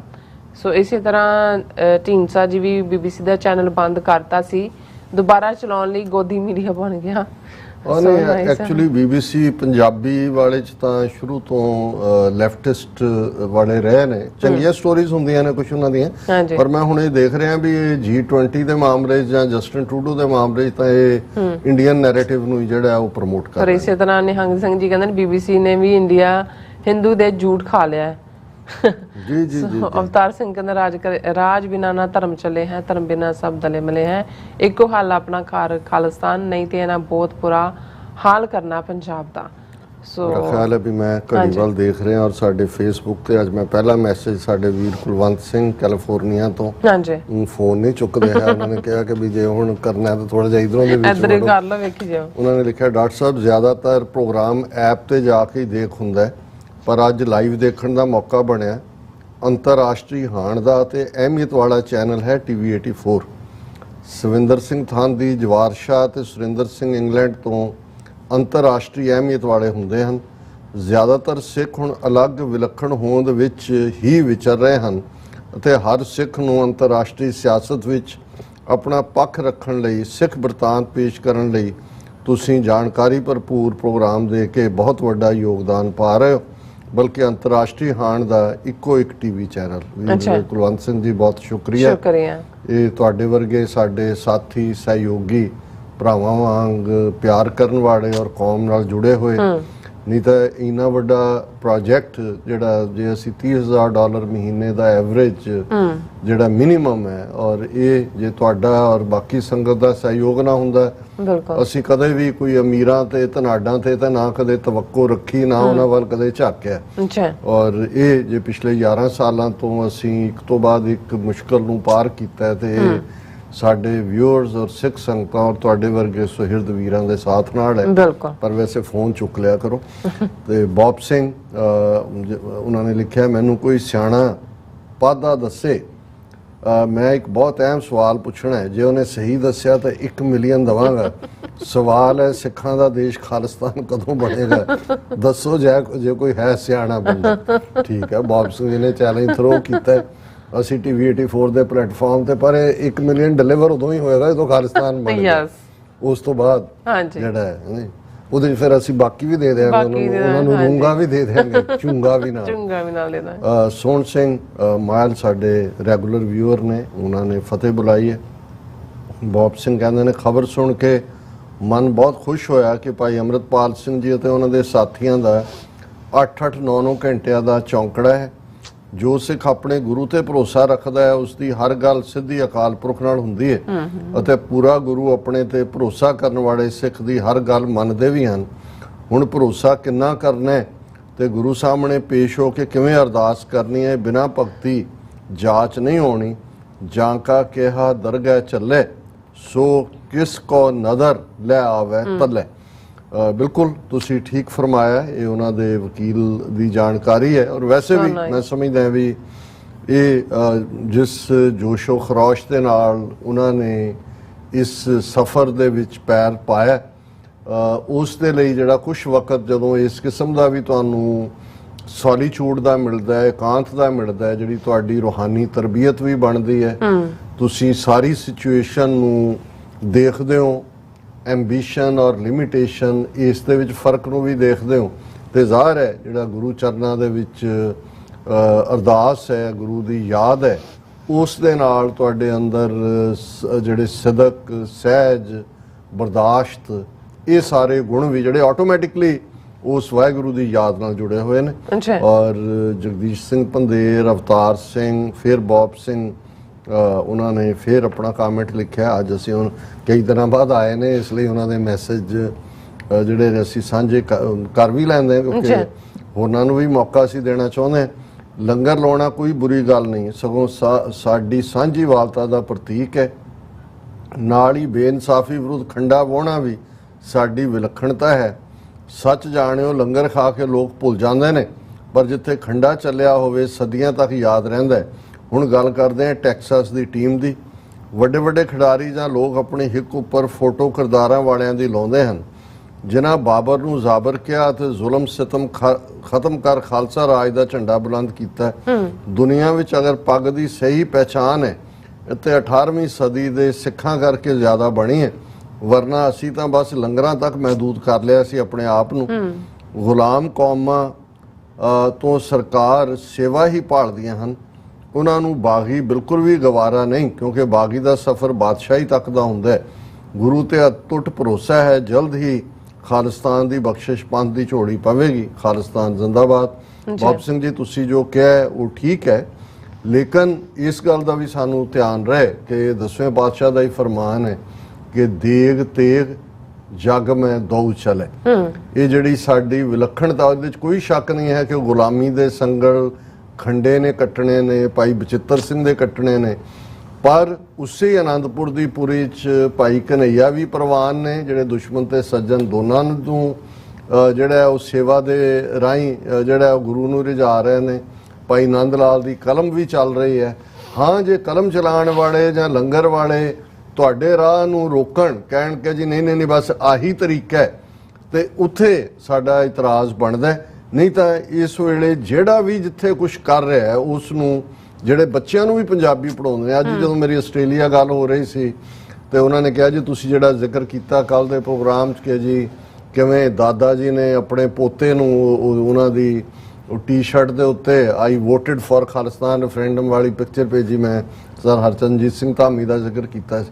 ਉਦੋਂ ਕਹਿੰਦਾ ਵੀ ਸਾਨੂੰ ਖਿਆਲ ਆਇਆ ਕਿ ਵੀ ਇਹ ਵਾਕਿਆ ਹੀ ਬੱਚਾ, ਸੋ ਅਸੀਂ ਸਮਝਦੇ ਹਾਂ ਵੀ ਜਿਹੜੇ ਚੁੱਪ-ਚਾਪ ਸਕੂਲਾਂ ਦੇ ਵਿੱਚ ਪੰਜਾਬੀ ਪੜ੍ਹਾਉਂਦੇ ਨੇ, ਗੁਰਮਤ ਵੱਲ ਜੋੜਦੇ ਨੇ, ਉਹ ਵੀ ਵੱਡੀ ਸੇਵਾ ਕਰ ਰਹੇ ਨੇ। ਇਸ ਵੇਲੇ ਅਸੀਂ ਸਭ ਨੂੰ ਨਾਲ ਲੈ ਕੇ ਚੱਲਣ ਦੀ ਲਾਈਨ ਰੱਖੀਏ।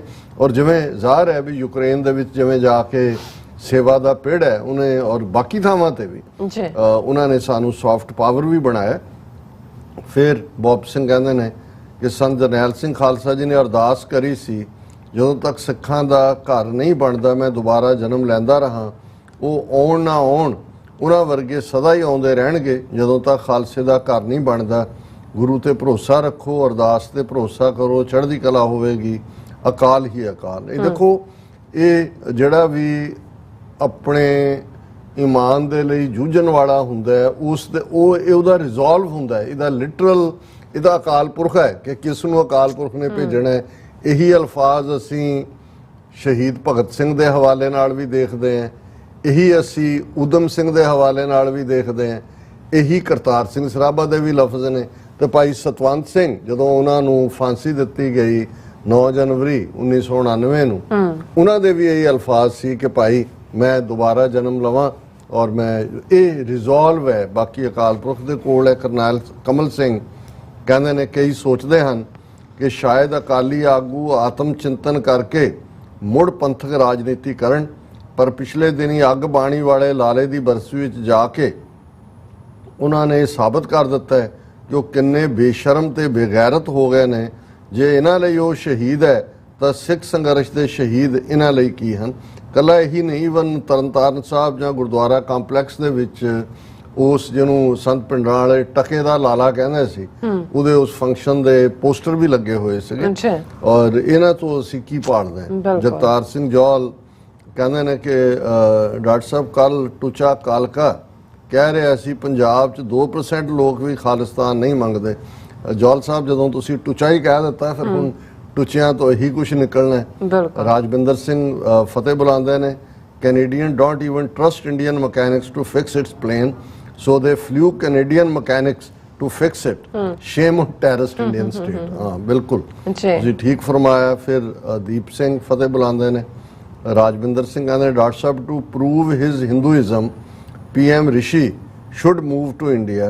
I don't understand why these Indians are so against our freedom. Didn't they get their freedom from the British? ਇਹ ਬੜਾ ਕ੍ਰਿਟੀਕਲ ਸਵਾਲ ਹੈ ਕਿ ਵੀ ਇੰਨਾ ਅਗੇਂਸਟ ਫਿਰ ਇਹ 5 ਸਦੀਆਂ ਦਾ ਵੈਰ ਕਮਾਇਆ, ਵੈਰੀਆਂ ਕੱਢ ਵਿਖਾਲਿਆ 5 ਸਦੀਆਂ ਦਾ ਵੈਰ। ਜਗਦੀਪ ਸਿੰਘ ਸੰਧੂ ਆਸਟ੍ਰੇਲੀਆ ਤੋਂ, ਉਹਨਾਂ ਨੇ ਤੁਹਾਨੂੰ ਵੀ ਮੈਨੂੰ ਵੀ ਫਤਿਹ ਬੁਲਾਈ ਹੈ। ਔਰ ਗੁਰਨੇਕ ਸਿੰਘ ਮਸਾਣੀਆ 99% ਬਾਦਲ ਜੁੰਡਲੀ ਦੇ ਅਤੇ ਹੋਰ ਸਾਰੇ Akali Hindustan state RSS BJP ਦੇ ਕੁੱਤਿਆਂ ਦੇ ਗੁਲਾਮ ਕੁੱਤੇ ਹਨ। ਬਿਲਕੁਲ ਠੀਕ ਫਰਮਾਇਆ।